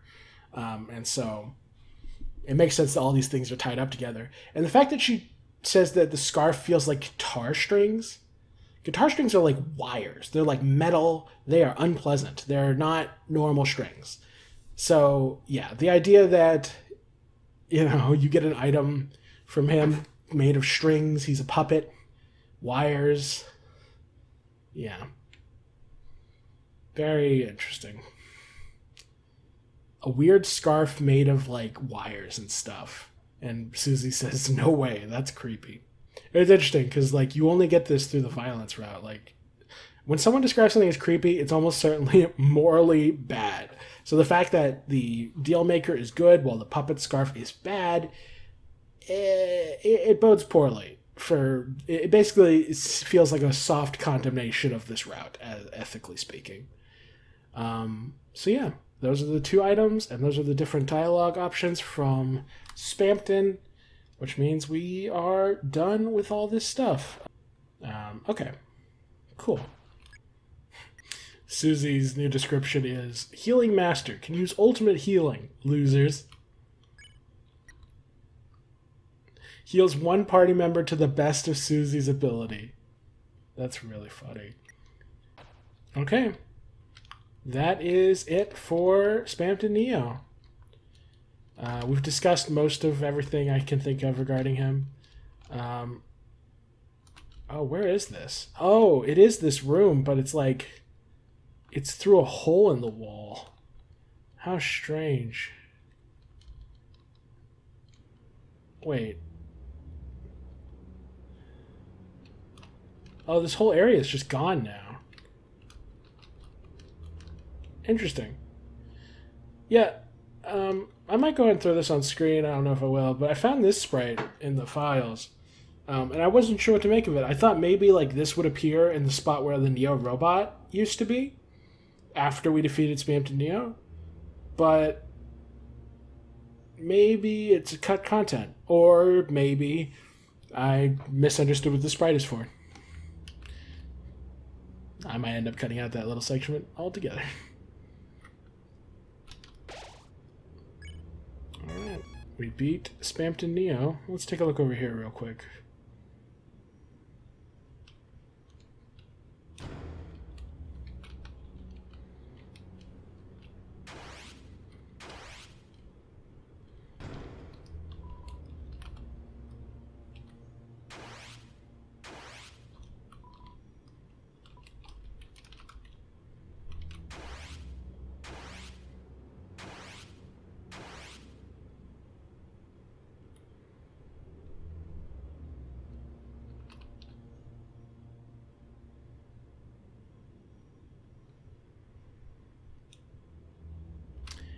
Okay, so yeah, here comes a pretty important scene in terms of the lore. And there's different ways you can interact with it, so I will...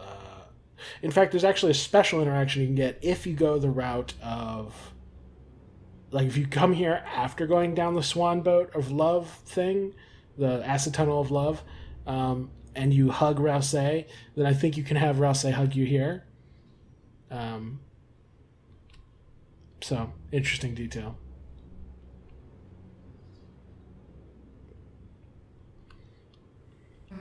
Hey, so, are we seriously not gonna talk about any of that? That was goddamn weird. Puppets, strings, hands. What the hell does any of that mean? And the way he just broke. Susie's starting to pick up on the darker content. I don't think it meant anything, Susie. Look at that sad face. He's realizing she's starting to notice things, and so he's trying to lead her away from the truth. At least that's the vibe it gives off. Because it obviously means a lot. So either Rousey is an idiot who doesn't understand the significance of stuff happening, which I don't believe, or he does understand and is intentionally trying to lead them away from it. Because he also knows the truth and doesn't want them to know it because it's horrible. And it drove Spamton and Jevel mad. It seems like it was just a corrupted program. Ralsei's understanding of the internet continues to be, and of computers continues to be inconsistent. He knows what a computer is. He knows what a program is and about corrupted programs, but he thinks that he can delete the internet. He has a weird mix of grandpa knowledge and young person knowledge. He turned into our ally, so let's just accept it. It's interesting that he refers to Spamton as an it initially. It was just a corrupted program.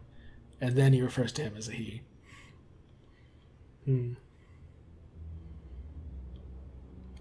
Chris, you've got goosebumps. You okay? So you have two options for how to respond here. Okay, yeah, pulled it up. Interestingly, though, that question from Susie was a case of, like, she asks, are you okay or whatever? But she says it in parentheses. So that's another case of one character, like when Susie's in parentheses, apparently it's a whisper. But when Noelle does it, it's in her brain. So it's just this weird inconsistency. But maybe it's intentional. Maybe it's consistent in the light world, but it's not consistent in the dark world because of different physics. Who knows? I really gotta go watch that Andrew Cunningham video. But yeah, if you say that you are okay, then in parentheses, Susie says, if you say it all strained like that, I'm not gonna think you're okay. Susie then says to Ralsei, hey, Ralsei, you think Chris is okay? And all of this in parentheses, well, they seem a bit shocked, but Chris doesn't want us to worry, so let's not push them for now. Chris, I'll make you some cake later, okay? I could even make it chocolate flavored. Butterscotch, cinnamon, whatever you want. Ralsei knows about the whole butterscotch cinnamon thing in the Dreamer household, so that's lore. Ralsei knows things about Chris's life. And afterwards, Susie looks at Chris and she says, well, their stomach's rumbling, but the goosebumps aren't gone. And Ralsei says, Chris, if you're cold, you can share my scarf. Huh? Or, sure, Susie could... What? No, hell, if you're if I'm giving you my jacket. If you make me cold, I'm burning you knuckleheads for warmth. Susie! Too late, already imagining you guys as idiot-scented candles. That got Chris smiling. Let's go. So that's a much more cheerful avenue. It reveals that Ralsei knows things about Chris's home, the butterscotch and cinnamon stuff, the whole warmth thing. Actually, let me check something. I think I need to see this cutscene in action in order for me to be completely certain what I'm reading. Okay, yeah, for sure. If the implication when Ralsei switches from suggesting Susie, or Ralsei sees Ralsei sees Chris's goosebumps and thus offers them to wear or share Ralsei's scarf. And then seemingly Chris gives some impression that they want Susie's jacket. And Susie's like, heck no. But, add that to the Chris X Susie pile that Chris is literally like, I want to wear Susie's jacket. Very cute. And then, of course, the alternative is the more intense one. Yeah, normally I would go with the no option because it seems more in line with Chris's true feelings. Because with yes, if you say it, Susie's like, oh, well, you sound all strained, implying that Chris doesn't actually feel okay. Whereas if you say no, they scream it, showing that Chris is super upset by everything that just transpired for a variety of reasons. They have fondness for Spamton, and this horrible stuff just happened to him. They have this big plan to try and save Chris from the strings holding them down, and it doesn't work out. And it also seems like maybe it can't work out. So, there's a lot of things to be horrified by in this whole sequence.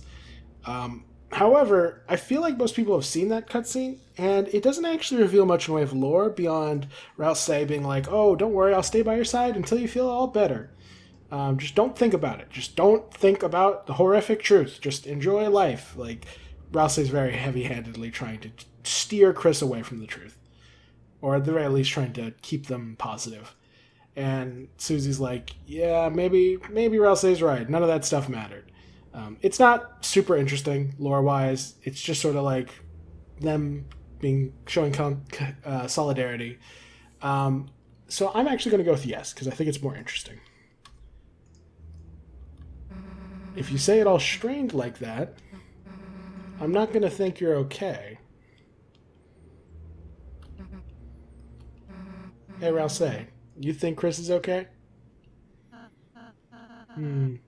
Well, they seem a bit shocked, but Chris doesn't want us to worry, so let's not push them for now. Ralsei's very quick to, like, suppress negative emotions. It's interesting. Chris, I'll make some cake for you later, okay? I can even make it chocolate flavored. Because Chris loves chocolate. Butterscotch, cinnamon, whatever you want. Butterscotch and cinnamon because of the household. And yeah, so Ralsei knows a lot about Chris. Like, too much. It doesn't make sense. Unless Chris, I guess it's possible that whatever objects were used to create Ralsei are from the Dreamer household. And so since Darkeners have memories of their time in the light world, that could suggest that whatever object Ralsei is made from, it spent a lot of time in the Dreamer household. So yeah, it actually could be that rather than having all this knowledge because he's made from Azrael's dust, it could be a case of he has all this knowledge because he's from their house. He has witnessed their lives unfold for who knows how long. So that could also be a reason for it. Well, their stomach's rumbling, but the goosebumps aren't gone. Chris, if you're cold, you can share my scarf. Huh?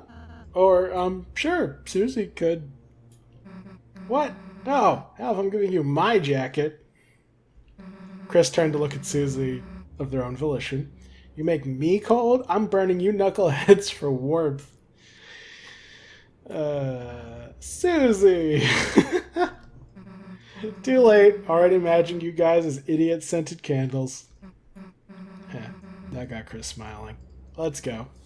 I think I actually prefer this option, this dialogue route, because, well, the other one more accurately expresses Chris's feelings in the moment. This one ends with them smiling, so I think it's probably cheerier.